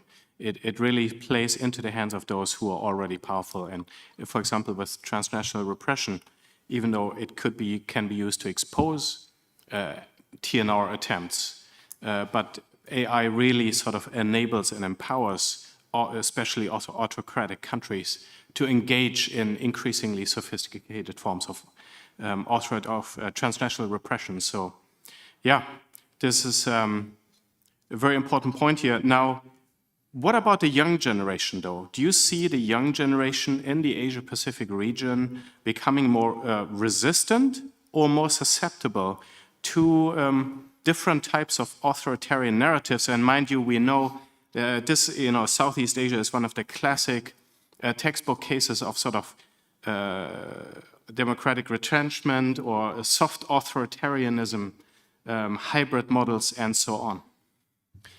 So for the younger generation, I think it's both. I think when you look at the Asia Pacific region and the education level of young people, it's incredible, right? So when you have more education, people are typically going to be more democratic leaning, right? That is this what you'd normally have. You also have people who are more worldly, right? Young people have traveled more, maybe studied abroad, they have more access to information than previous generations. And so we've seen a lot of Gen Z movements across Asia Pacific, right? Nepal, Bangladesh, Hong Kong, Thailand, and elsewhere. And so this has shown that the instinct for freedom, I think it definitely exists. I think the challenge is if the momentum doesn't live up to its promises, right? And that's where I think a place like Bangladesh, I'm watching that very closely, because I think if that democratic opening leads to more democracy there, it can be a bit of a blueprint that other places might follow. Look at Nepal. What's going to happen there is going to be extremely important. We all know what happened in Burma and in Hong Kong. And so I think the challenge is we don't want a repeat of the Arab Spring, where there was this great opening, really potential for democratic renewal, but look at Egypt today, look at Tunisia today, and I think there was a lot of false promises. And what happens when delusionment starts to set in, when you think that something's possible and it doesn't come through, then people begin to look for that strongman. They begin to look for a system that will deliver the results, even if it's less democratic. It gives them easier, simpler results. And so my worry is that we're going to have a lot of those false promises. The delusionment will start to set in with the younger generation, and will actually be worse off. So it's a real opening now. It just has to be taken advantage of. Yeah, and that, of course, gets us into conversations about regime stability, like the way a new regime comes into power or a democratic transition happens, right? That really shapes the resilience and the survival chance of the new form. Like, for example, if guerrillas are overthrowing the government and setting up their own government, their survival chances are really low, depending on if they've had prior extensive penetration engagement with civil society versus they're hard power military focused. They just know how to shoot bullets, and then they come to power, and guess what? Pretty soon after, they'll be overthrown with a coup. And I guess you might, this is a bit of an impromptu question, but do you see that the way that a democratic movement is started, or that a country turns from authoritarianism towards democracy, can that be a predictor of how democracy will fare? Or is there anything on that you could comment or that you have seen that kind of speaks to that? And that can maybe informs how Beijing is playing into that, because of course, one of the reasons, if you take this argument, one of the reasons the CCP has survived for a long time is that from early on, it was always deeply embedded in civil society. Yeah. So, I'm not a Bangladesh expert, but I have followed it relatively closely, not as close as some of my colleagues. And there was a lot of, I would say, good in the way that the Bangladeshi kind of change happened, but there was also a lot of pretty horrible things that happened there. And I think they have a path that I can see the way through that this could actually turn out well in the end, but I think it will be a challenge. But I think also it's very interesting watching sort of the dynamics between the caretaker government and the students, right? The students are very ideological. They have kind of their lines where they think things must happen in this way or in that way, whereas the caretaker government, led by a Nobel laureate, is trying to kind of find a more middle way. If we were to look back and talk now about what if there was a democratic opening in China, and that's where I am really, really, that keeps me up at night, because I think Civil society has been held down there. There just are no institutions. The free media doesn't exist. The institutions there are such that it's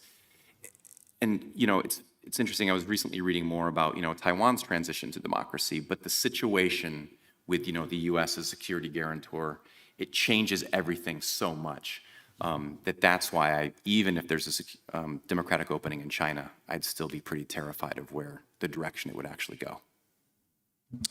I would entirely agree with that.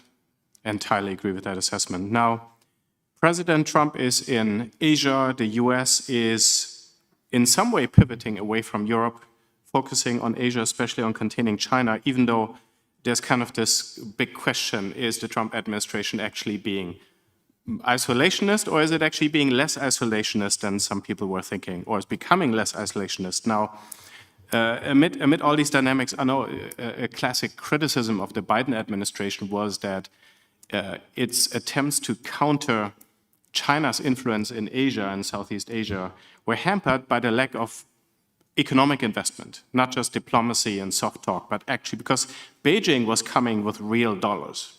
Now, my next question to you is, based on your experience, are there ways the United States could work with regional middle powers in the Asia-Pacific that are not being fully explored yet? I mean, definitely. There's always more opportunities to engage. I think the key is, you'd mentioned economic engagement. There's many ways to engage. I think the key point is that we cannot make it a binary choice, right? We cannot ask any of these countries to simply disengage from China completely, right? But the argument is, and I think actually many of them want to engage with us, right? They actually do see the United States as a counterweight to China. They know they must work with China. They have no choice because, many of them have borders with China. Like, they must work with China, and they do want to get advantage from China's economic heft. But at the same time, and they might not say it publicly, they definitely value us, the United States, as a counterweight to China's influence. And an example I like to give is Vietnam. Vietnam is a one-party communist state. China is a one-party communist state. I think probably they'd rather, in general, work with the United States. They see us as a better, I would even say, protector of their sovereignty. And so, my organization, IRI, we work with a lot of, not necessarily governments, but we'll work with civil society, media, different organizations in different countries all across the world. And when we talk about China, it's always, we do not want to stop you from working with China. We don't even encourage you to stop working with China, but you need to do it with eyes open. You need to understand what the CCP is actually about. You need to understand that your government might be making, taking loans that it shouldn't. You might be making security arrangements that are kept completely opaque. And so if you're going to actually work with China, which you should, you need to do it with eyes open, transparently, and openly. And by the way, if you engage with the United States more, we're going to protect your sovereignty more, because we're not here to undermine your sovereignty, where the CCP actually often is. That is what they are doing. Yes, they claim that they have no strings attached engagement, but that is not the case. There are very big strings attached. So I think that's where it's often we need to do more, yes, but I think we need to be very thoughtful in how we engage to make sure that the countries understand that we are there to stay, we are there to help them, and we are there to, in a very different way than China is. No, I think that's very well said. Now, we have very little time left here, but maybe just very briefly, if you have a very brief response, what prevents the regional governments from speaking out about China's rights abuses, and how can we change that? What recommendations would you have? I just mentioned that there's no strings attached. Well, everyone knows they are attached, right? And those strings are, you have to adhere to all of China's core interests. Yes. And those core interests are, there are many, but for example, they are territorial integrity, Hong Kong, Tibet, East Turkestan, you name it. That also happens to be the same kind of places where the rights abuses are the worst. And so there is a sort of, whether it's verbally spoken aloud, sometimes it's coerced, agreements that you don't speak out about these things, right? And the prime example is obviously Muslim majority countries that don't speak out about the Uyghur crisis. They know that that would be very hurtful for their economies in a variety of different ways. But I think what you have is civil society, media, kind of chipping away at this, right? You're creating this kind of like, you are a large part of this, creating this massive like wall of evidence that cannot be ignored. I think you start to see at the UN, more and more countries slowly starting to mention China's rights abuses. There's strength in numbers, and so I think it's over time building that coalition, which people in this room are doing, to the point where people will begin to speak out more and more. Okay, I'll stop there. Adam, thank you so much. Please join me in thanking our speaker. Thank you.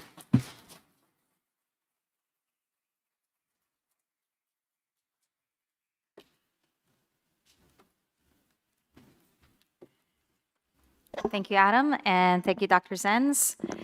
We have come to our final presentation of the China Forum, and we, again, are so grateful that you guys have stuck around all day. So without further ado, I would like to introduce our special guest. Damon Wilson is the president and CEO of the National Endowment for Democracy, NED, America's Foundation for Freedom. NED is an independent, nonprofit, non-governmental grant-making foundation mandated by U.S. Congress and dedicated to the growth and strengthening of democratic institutions around the world. NED supports the democratic aspirations of people working to advance fundamental freedoms, justice, and human rights with nearly 2,000 grants in nearly 100 countries. This includes support for the NED core institutes, which include the International Republican Institute, the National Democratic Institute, the Center for International Private Enterprise, and the Solidarity Center.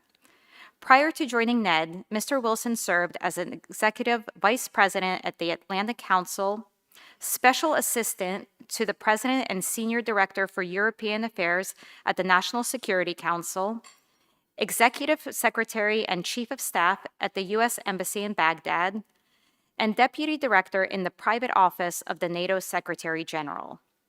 Mr. Wilson began his career with the Save the Children in Rwanda and the U.S. State Department. He is a graduate of Duke University and Princeton School of Public and International Affairs. With that, please welcome Mr. Wilson.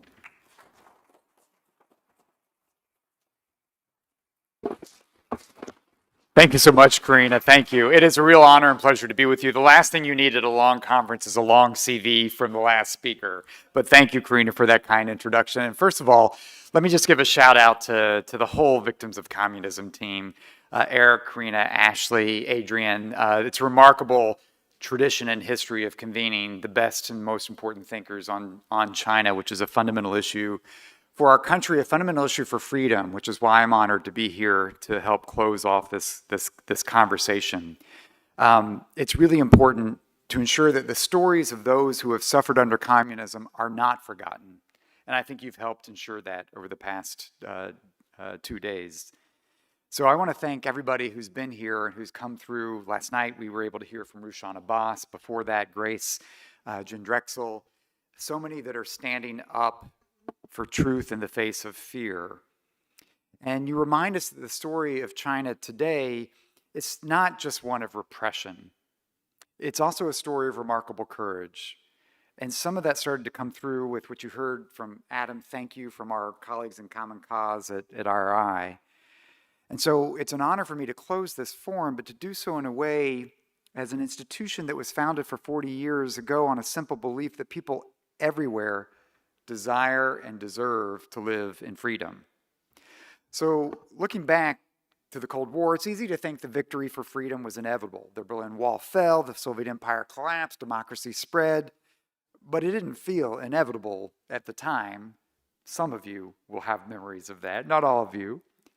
If you think back to the 1970s, again, some of you, not all of you, but if you think back and understand the 1970s, America felt divided, uncertain of itself. Many believed and argued that we were in decline. And yet we saw a generation of Americans, Republicans and Democrats alike, come together and they refused to surrender moral clarity. They built alliances, they built in human dignity, and they stood with those who dared to believe that freedom could prevail.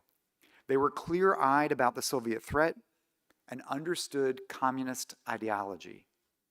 Above all, it took the efforts of the victims of communism at the time, the people who lived under that oppressive system, the people who knew it best, to be the real agents of change in their own societies. So behind every major shift in history were people who lived under oppression and found ways to resist, whether Polish shipyard workers, Czech writers, Soviet dissidents, Chinese democracy advocates at Tiananmen Square. They were the victims of communism, but they were also the agents of its undoing. And we, America, stood with them, not to impose our system, but to affirm a universal truth that no regime, no ideology, no wall of fear can extinguish the human desire to be free. So today, we face a different but equally profound challenge from the Chinese Communist Party. But I want to focus less on the repression, the nature of that repression. You've talked about that a lot over the past day and a half, because we know that story all too well, some of you painfully too well.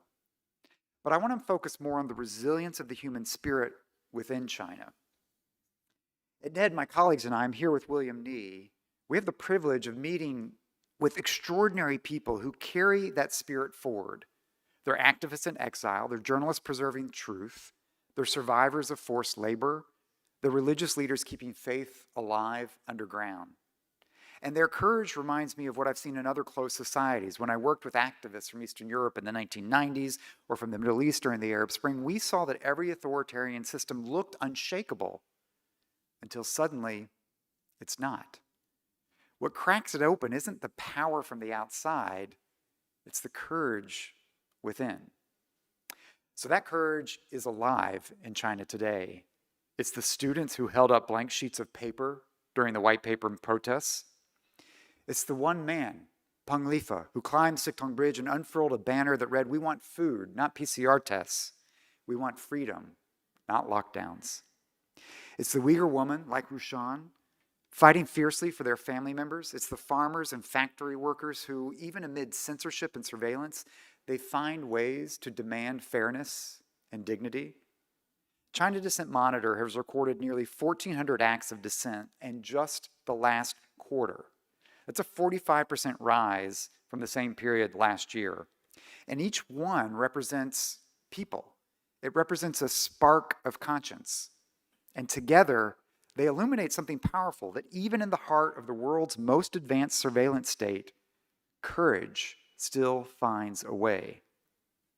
So at the endowment, we have the privilege, and I would say the responsibility, of walking alongside those who keep the flame alive.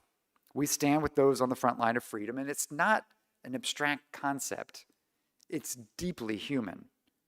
We support innovators that are breaking through censorship and building secure channels for truth and civic expression. We support Uyghur organizations that are documenting crimes against humanity and making sure that those stories reach policymakers around the world. We partner with Hong Kongers who are preserving the record of their struggle for freedom. We stand with Tibetan advocates defending the right to choose their own spiritual leader, free from party interference, and defend their culture from erasure. We work with Chinese lawyers, labor organizers, and citizen journalists who often at great risk refuse to give up on their country's future. These are the true patriots for China. And they are our friends. I think of the rights defense lawyer who led the charge and abolished China's re-education through labor system, the woman who fought for property rights and won local legal reforms. They aren't stories of victims. They're stories of builders of a more open, just, and democratic China.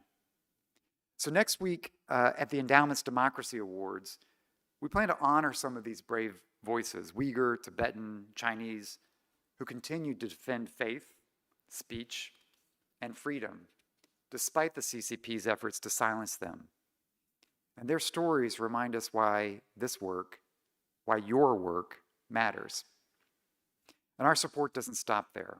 Around the world, our partners are helping civil society resist Beijing's influence, countering censorship, defending digital freedom, and building resilience to transnational repression. We've helped connect activists and experts across the world who are learning together how to push back against authoritarian tactics. And that's what a global movement for democracy looks like. Xi Jinping wants the world to believe that democracy is chaotic. Look at our shutdown. That freedom is fragile. That it's autocracy that delivers results. But history and human nature, they do tell a different story. Systems built on fear always project strength until the day they don't. They can control speech, but not thought. They can intimidate, but not inspire. And when those systems start to crack, it's the networks that we build now, the relationships among activists, the policymakers, the believers, the workers, the advocates, that will help freedom rise faster. And that's why gatherings like this one matter. They remind us that the line between freedom and tyranny, it doesn't run through nations. It runs through every human heart. And it reminds us that those suffering under the CCP today, they are not alone. They are part of a much larger human story, and one that began long before the CCP, and one that will long outlast it. So as I join you for this closing this evening, I do think of the courage of the people that you've heard from Grace that spoke earlier about her father, Pastor Ezra Jin, jailed simply for leading his congregation in prayer. Her voice is a powerful reminder that faith cannot be silenced. So as we close and as we leave this forum, let us take with us not just the sense of outrage at the injustice. It's real. But let us also take that sense of hope, that sense of inspiration, that hope that's rooted in the courage of those who refuse to give up, and in the knowledge that freedom's cause, it is stronger when we stand with them and we stand together to support their cause. So the day will come when the Chinese people can speak freely, worship freely, and determine their own future. It's not for us to determine that, but it will be for many of those that you know who are working towards that end. And when that day arrives, they will remember, they will know that you stood with them, and not just in words, but in solidarity and in action. So I want to thank you, and may we never tire in defending freedom's cause. Thank you for putting this forum together. It's an honor to be with you to close it out. Thank you very much.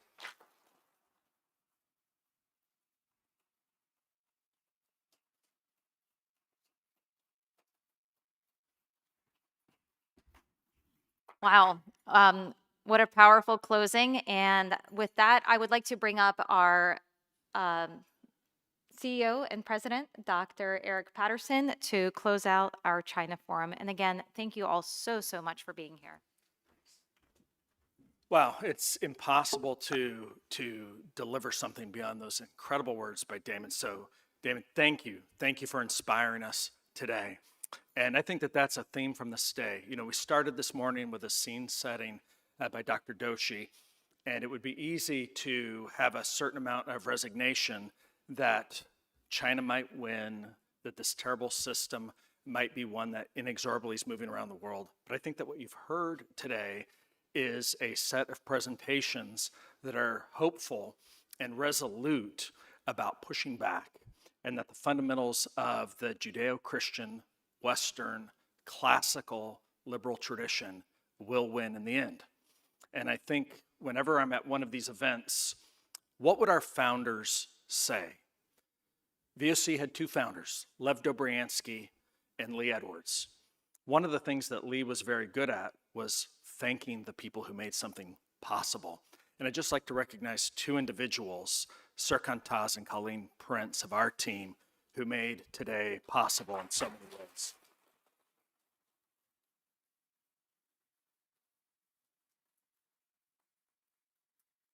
Lee would often talk about individuals and Lev about groups. And so let me tell you, if they were here, I think part of their diagnosis would be Lev would remind us of what he called the captive nations concept. And it was that, and he said that most American presidents until Ronald Reagan forgot this, that the natural aspirations of ethno-religious groups and cultural linguistic groups, groups like Christians in Falun Gong in China, groups like Tibetan Buddhists and Muslim Uyghurs, their natural aspirations to express their group and familial identities would overcome the bland, encompassing, suffocating, but faulty identity of imposed communism.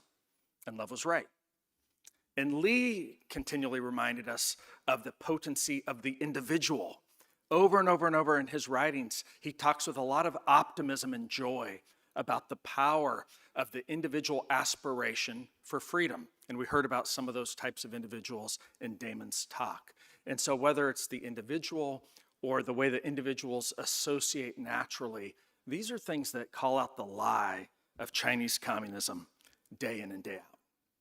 So let me leave you with 3 to-dos. What can be done? What can you do?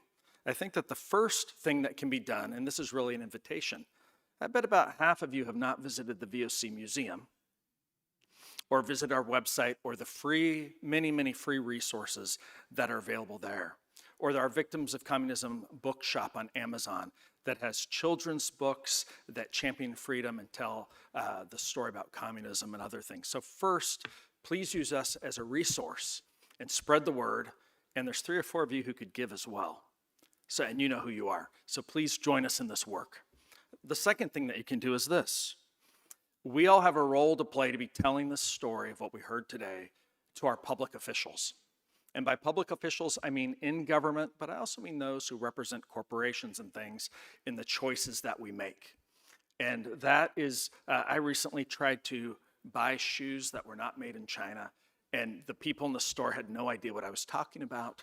But you understand that that it's going to be up to citizens like us to express to our members of Congress, to our governors, to our state legislators, that these issues actually matter to us as a voting public, and we see them as central, not only to our identity, but to our national security competition with a major adversary. And then the third thing, and I speak specifically to the physical group that's here with us today. Many of you are working on these issues every day. And so I just say to you, keep doing what you're doing.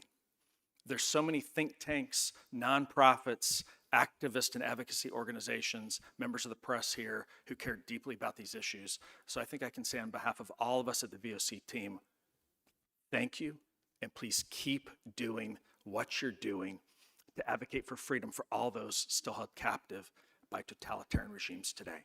And with that, we end this 11th China Forum. Thank you very much.